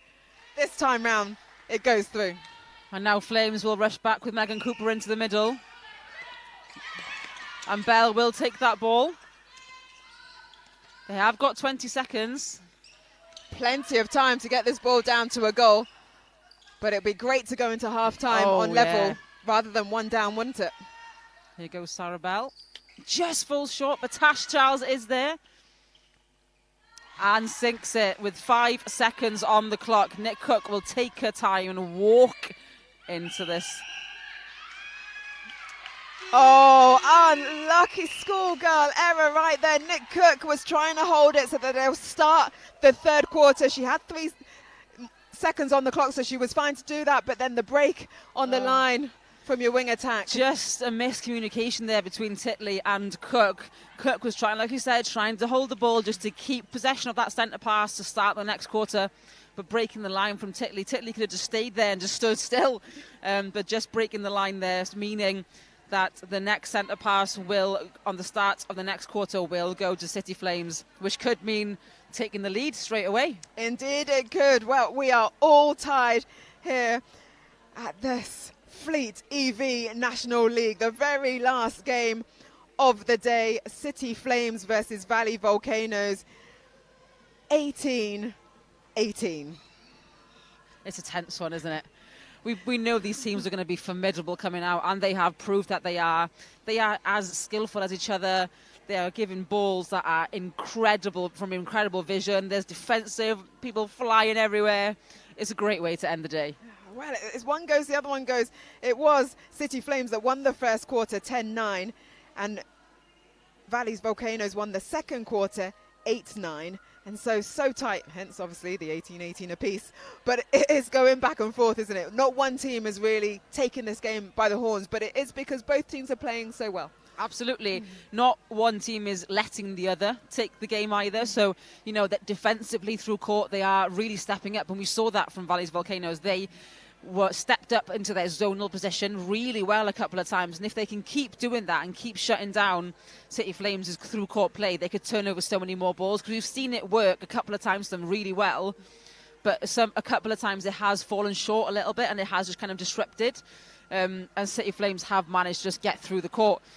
But City Flames have really come back fighting in this game, and they were down by 3 or 4 goals at one point, and now they've brought it back to a draw. So, I can't wait to see what the next half has to come. Me too. Let's just give you a quick recap of the scores that we've had so far today. Way back at 9:30 a.m. was game 1, Northwest Fury 24 to Northeast Infernos 44. 24-goal win there. One of the newcomers to the league, Power Sparks, they beat West Wales Phoenix 27-25. Then game 3 was Coastal Heat versus City Flames. It was Coastal Heat that came out on top 32-28. Game 4, Valley's Volcanoes versus Southeast Blaze. They won that 35, the Volcanoes 26.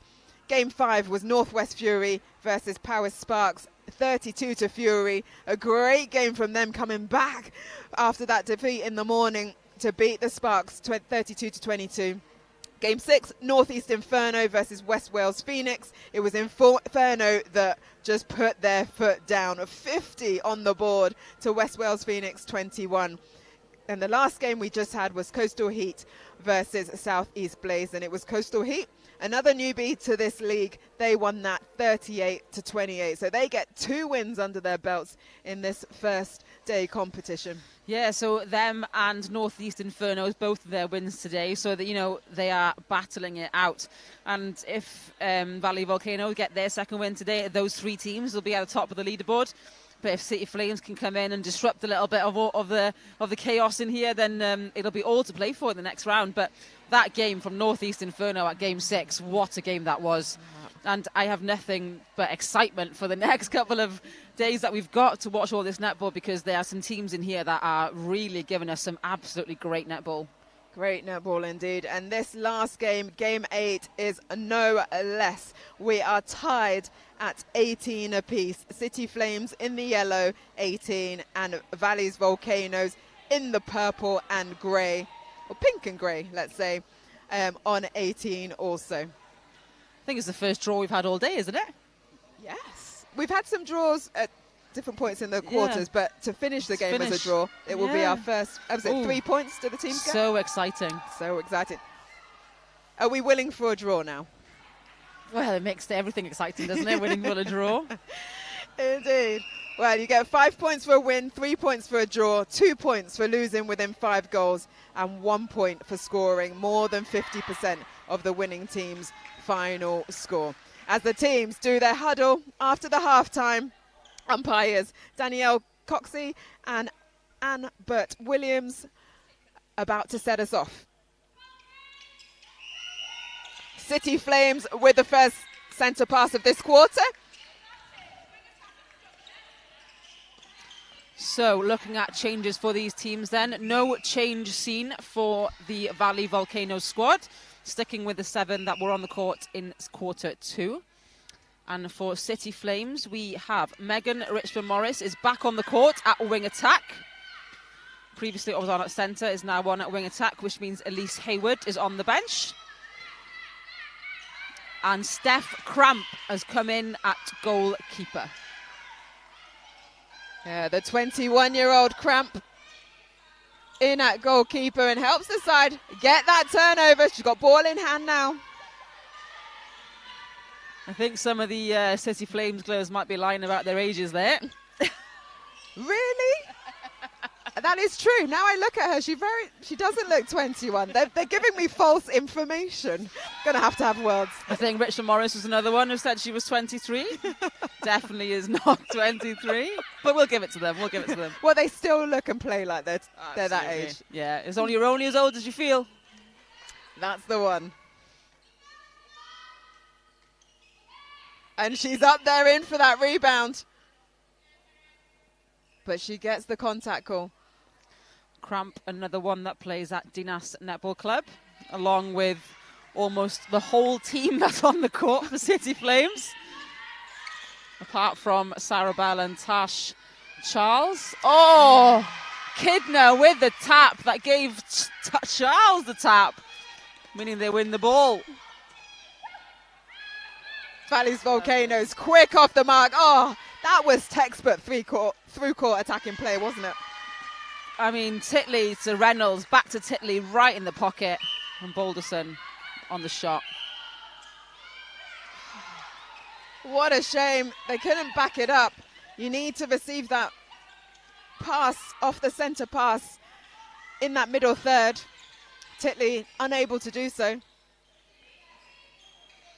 City Flames have an opportunity now to bring this one back to level. Oh, and it's Kidner from behind. Gets a hand, a big pour on it. Williams drives it through to Titley.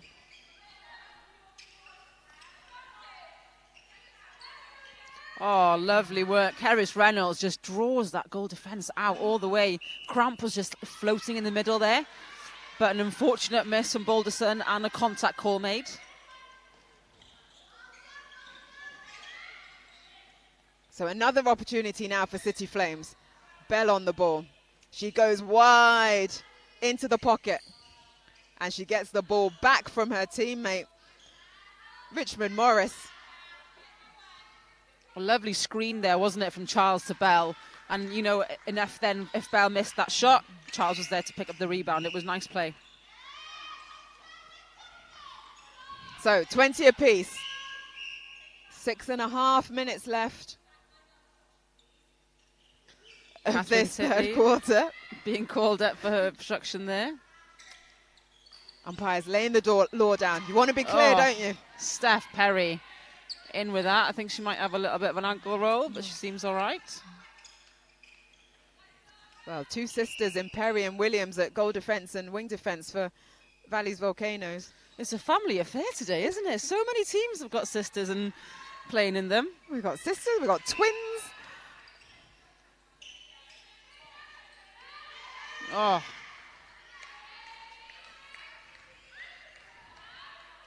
Does your sister play netball? She's getting married in 2 weeks. Congratulations. Yeah, she is. She does play netball. We played together for quite a while, but she plays actually in the same club as a lot of these guys. Yeah, she does play. Yeah, she does. She's a wing defence now. Wing defence, yeah. Bit shorter than me, though. She's about 5'3". A little bit shorter then. Yeah. Reynolds, a goal attack. Hits that front position. Pops it off to her teammate, Balderson. That quick ball just drawing the contact. And it's back to 1 in front for Valleys Volcanoes.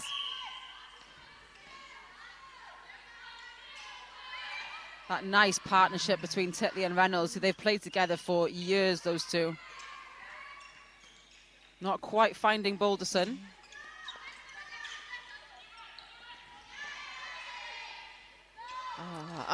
Volcanoes are missing a shooter again today in Georgia Jenkins. She is away on holiday in sunny LA. Nice for some. Nice indeed. So they are a shooter down, which is why Steph Perry is making her versatility known.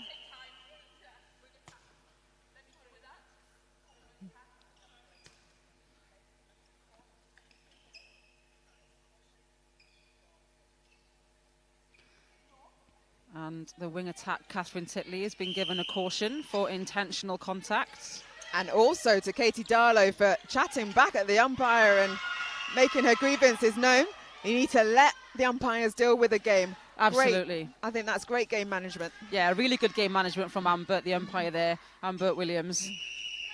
We have got a change from City Flames. Tash Childs has been taken off the court and Olivia Brown is in at goal shooter. Another versatile player, goalkeeper / goal shooter.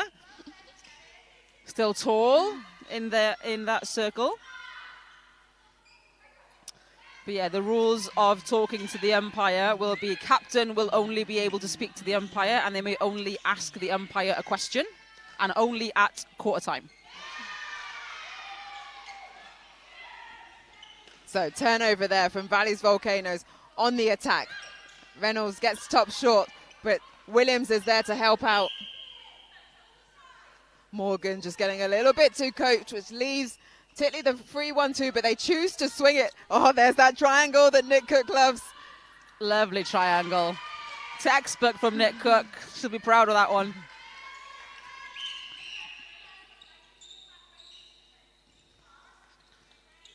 It's getting feisty out there now, isn't it? We're seeing these players really putting their bodies on the line and fighting for ball.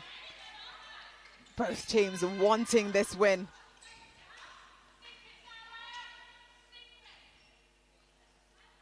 Well, when you've got the bench shouting, sink it, Sarah. I think that's her job, so I think she knows. Olivia Brown with her first shot of the competition. All by herself, but Reynolds, that execution of the pass, not where it needed to be to find teammate Balderson free as a bird under the post.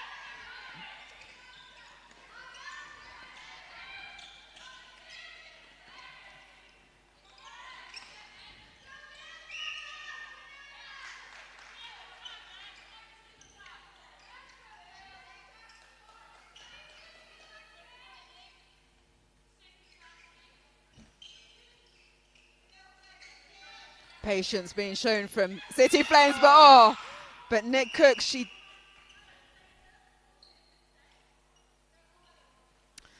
Another caution for dissent of the umpire for captain and coach Nick Cook. Just needs to rein in some of that emotion, I think, these players, just to make sure they stay on this court. We don't want to see any warnings or sent-offs on the last game of the day. Well, no warnings now if we're playing by the new international rules. From caution, it goes straight to that 2-minute suspension. And then if you get penalised again, you're off for the rest of the game. There might be a substitution coming in for Kath Titley maybe at quarter time, potentially, after that descent. Oh, lovely take from Olivia Brown. Great elevation. She takes a step in. There's some great umpires today, haven't we? Some really great umpiring. We've seen clinical in their decision making. And what I love is just that clarity to players, like, no, this is how I'm going to umpire this game. This is how you need to stay within the rules, and being really clear on why they're calling things. And all of them very consistent as well. Every umpire that we've had has been the same level of umpiring. It's really nice to see.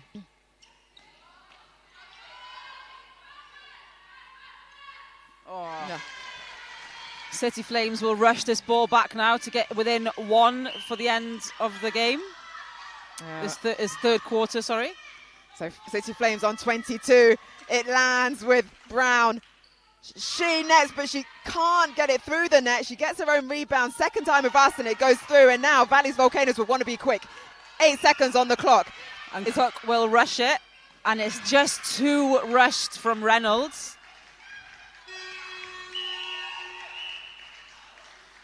Oh, it's a tight game. So tight. We're back to just 1 goal, the difference. The City Flames 23, Valley's Volcanoes 24. And we've just seen Katie Darlow go up to Anne Burt-Williams, the umpire, and apologise for her dissent, which is such a nice part of the sport, isn't it? Yeah. You know, everyone gets emotional on court, and it's part of the game and it's part of the sport. But something we see all the time in netball is you come off the court and you're best of friends. Yeah. Exactly. You go all out for those 60 minutes. Well, in this case, 40 minutes. But as soon as that final whistle goes, you're back to it's sisters of arms, isn't it? Absolutely, and especially with the umpires as well. You know, you could absolutely hate them on court, but you know when it comes to the end of the game or even quarter time, it's sorry, that was my fault. Everyone has that respect. Again, another thing I love about netball, isn't it? It's very much shown that team ethic, that respect, and that amazing work rate that the players put out each time they step out. Yeah, and there is a lot of respect for umpires, and I think it's part of why the game can flow so nicely. And even seeing that, then Katie Darlow going right up to Amber Williams and saying, I'm so sorry, I was just a bit in shock. I was just a bit emotional for that one. So that's really nice. And Amber's back smiling back at her and saying it's absolutely fine, I understand. So, yeah, we all know that emotions can get high in this kind of level. Great play all around. So 23 to City Flames, 24 to Valley's Volcanoes. Last year's champion are just pipping this game by 1 goal. We've got 1 more quarter to come your way in this very last Fleet EV National League game here in Bangor. And it's a beautiful game. Oh, it's a great game to finish on, isn't it? No one's bored by this game, I can tell you that. Well, we're not, are we? So it's great. And to come back, you know, they were drawing and then City Flames went up and then Volcanoes are coming up. So you can't call it either way. You have no idea what's going to happen in the next quarter. Well, we've got 10 minutes for one team to really show what they're made of as they've had their chats with each other, info from the coaches, and now must take to the court and finish this game off. City Flames from Cardiff, Valley's Volcanoes from the Valleys. Great work, great work. Your geography is getting so much better with every game that's going on. Are you taking the mic? No. I'm really proud of you. Oh, thanks. You've been a great help, I must say. Oh, well, the teams, they go to the courts now. They're ready. They want to get this last quarter underway. The Fleet EV National League, game 8 of 8. The last quarter about to be played. It's going to be centre pass to City Flames. Hayward at centre, back on the court. She had a little break in that third quarter. She's played wing attack as well. She's now going to finish this off at centre. I believe she is the only change that was seen on court for this quarter. Everyone else has stayed the same. Valley have kept everyone else the same as well. Because if it isn't broke, don't fix it. And there we see, as you say, if it isn't broke, don't fix it. That defensive work rate from Valleys Volcanoes, getting themselves a turnover and a chance to go 2 up. And Hayward seems to have rolled her ankle a little bit on that contact. She did it in that second quarter as well, She didn't did. She's trying to walk it off.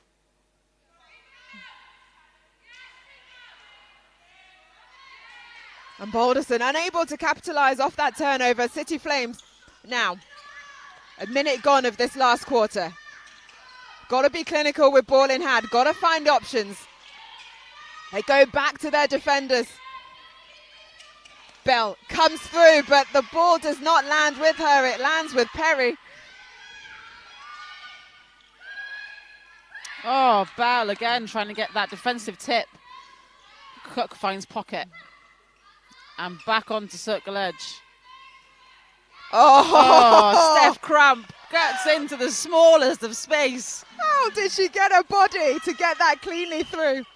I do not know, but Cramp, awesome work.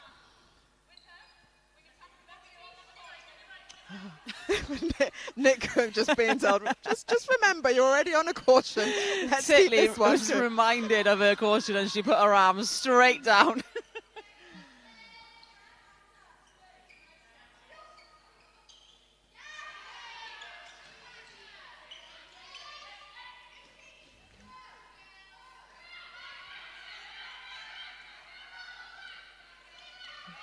Valleys Volcanoes with 2 cautions, Titley and Cook. And 1 for City Flames on Katie Darlow. Indeed. So they are sharing the love.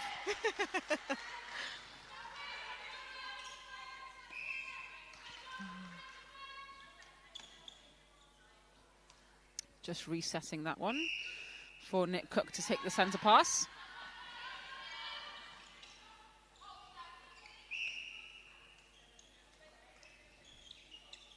Bodies being put on the line here now in this last quarter, wishing their teams to win. Well, Valleys Volcanoes have managed to get themselves a 3-goal buffer.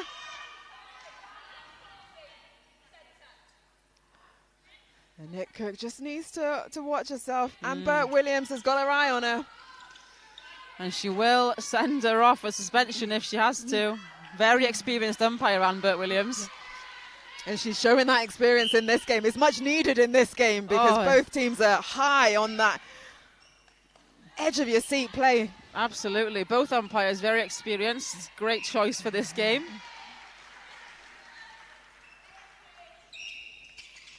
Balderson keeps that 3-goal buffer. City Flames now on the attack.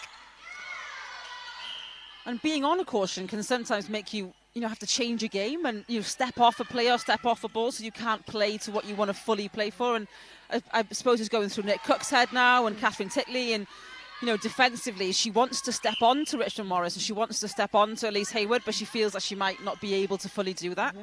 Well, to lose a player if she does get sent off, that's 2 minutes without playing with 6. That can have a real big impact on the team. Especially when you only have 10 minutes on the clock. Yeah. Especially when she's a centre position. Someone will have to fill that centre position. So absolutely, playing with 6 in such a close match as well, that's something you do not want. No. But I have, though, seen a team hold the ball for 2 minutes, like play it amongst themselves for 2 minutes. It was actually, in fact, Surrey Storm a couple of weeks ago when Mickey Austin got sent off. They'd been practicing that. Oh, that's something Volcanoes maybe should have get into their repertoire. Maybe after today. In the training plan. But we hope all 7 stay on court.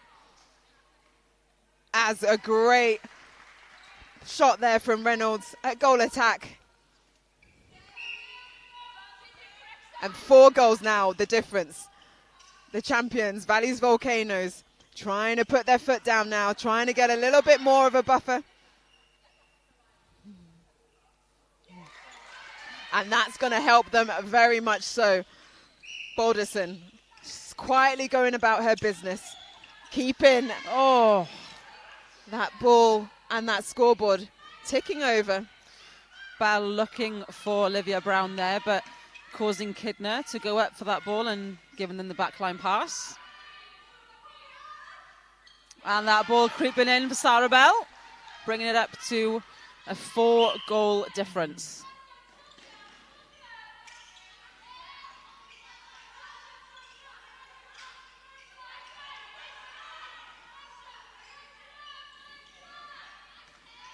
Oh, great triangle. Trademark. Oh, trademark Cook triangle. Coming up to the 4-minute mark left of this game. Reynolds contact as she tried to defense.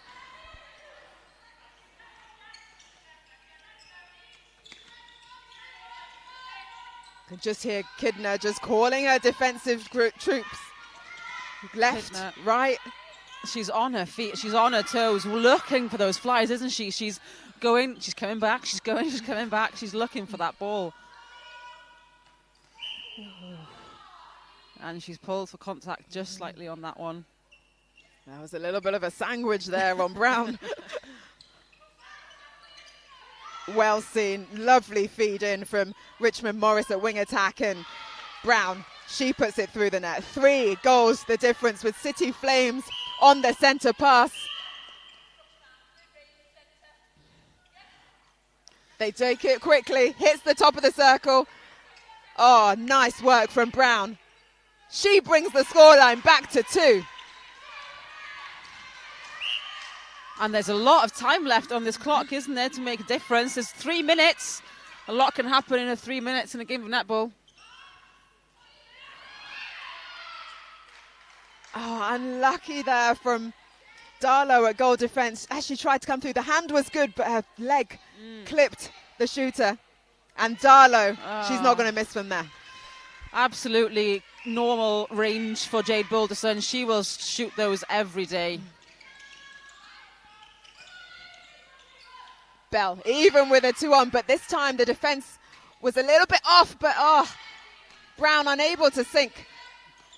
Sometimes it confuses the shooters more when there's no defence on you, isn't there? You're like, oh, I don't know what's going on here. I've just taken the ball freely. There wasn't a contact. Boulderson again with a beautiful shot. Still increasing their lead now. Valley Volcanoes up to 4. They rode that pressure that City Flames brought back on them. But now playing with such freedom, but Darlow. Sorry, Cramp at goalkeeper. Steph Cramp, again, another one of those quick reactive players will see the ball and just jump on it. City Flames playing the ball around, looking for options.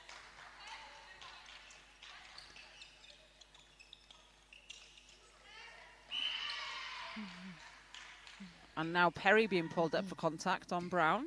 Yeah. And she just falls short. I think contact on the arm was called by Kidner.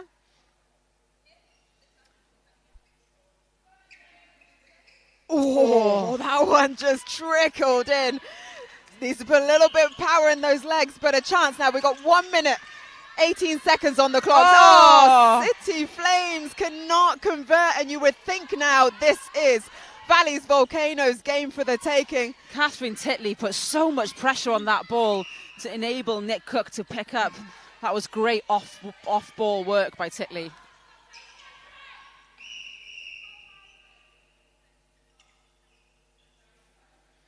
And another caution is given out by the umpires. They are consistent. They are consistent. And that's Jill Morgan from City Flames now being cautioned for obstruction and contact. Persistent contact, my apologies. And Anne Burt-Williams is here agreeing with us. So 30 seconds on the clock. Steph Cramp being called up for contact against Catherine Titley. So Kerrish Reynolds will take the shot and sink that. Well, it was 4 goals the difference when these two played each other last. It was Valley's Volcanoes that came out with a win, but what a pass. Some power needs to come from the shot for Brown. Can she keep the scoreline the same? Just drops short again. Oh, what a game that was for both teams. Some lovely balls flying in from everywhere, but Valley Volcanoes just pipping them to the win. They did indeed, scoring 10 in that last quarter. Valley's Volcanoes to City Flames 6. The final score of this last match of the Fleet EV National League, a 29 to City Flames, 34 to Tantrum Gallery Loft Conversions, Valley's Volcanoes. The champions from 2023 keep their winning streak alive. They beat South East Blaze earlier today, 35-26, and they now get the win in this game. Oh, wow, it was exciting. Before we wrap up, Airline, give me some key players that you enjoyed watching in this game. Oh, in this game, we have to talk about Tish Kidner in the back there for Valley Volcanoes. You know, she was a great voice. She was clinical in her decision making and flying through the ball. Nick Cook is always good at managing the game and slowing it down, but I think even she lost her head a little bit there in the last quarter because she was finding herself making mistakes and being picked up by Amber Williams, so she even stepped off the gas a little bit there. But Volcanoes as a team managed to really pull that back and pull together. Reynolds and Boulderson, really nice work under the post and shooters wise. City Flames, there was some really nice play from defensive side of Cramp and Darlow, and from their starting goalkeeper as well. So as well as, you know, Elise Hayward and Richard Morris through the court. So it's really nice to see all the other players come up, and Tash Charles versus Kidner. Oh, great competition. And then Olivia Brown coming. I've just named all the players, I think. All of them were wonderful. Every player that took to the court, so wonderful. Well, that's a wrap here from competition day 1 here in Bangor University. Some fabulous netball on show today. Been so impressed with what we've seen. Airline, you've been keeping a little tally, so can you please, of the points over the course of today, unofficial, obviously, the league will get through the league table after we've looked at scores, but you give us what's the unofficial. Unofficial, yeah, we do have a little unofficial tally, so if my calculations are correct, but please don't quote us on any of this, so I think currently we have 3 teams that are on 10 points after both having 2 wins today. So Coastal Heat, Northeast Inferno and Valley Volcanoes will both take away 5 points for both games, which gives them 10 points in total after 2 wins. City Flames will have 4 points after giving 2 points in both games. And Northwest Fury will have 6 points after a win and a loss within 5. We have Power Sparks on 3 points, Southeast Blaze also on 2 points, and West Wales Phoenix on 2 points. Thank you very much. Your mathematician has been informed. Well, what a great day. Thank you to our title sponsors, Fleet EV. A thank you to Wales Netball, Vicky Cotton and her team for providing these opportunities for players. Our umpires and officials have been awesome. And finally, a big thank you to all the teams for the show that they've put on today. But I have to give respect. Aileen, you have been my crutch today. Thank you so much. And thank you to all our guest commentators that have been with us throughout the day. It really has been a pleasure. We look forward to seeing you all for the next round on Saturday, the 22nd of June in Ebervale. Take care and good evening.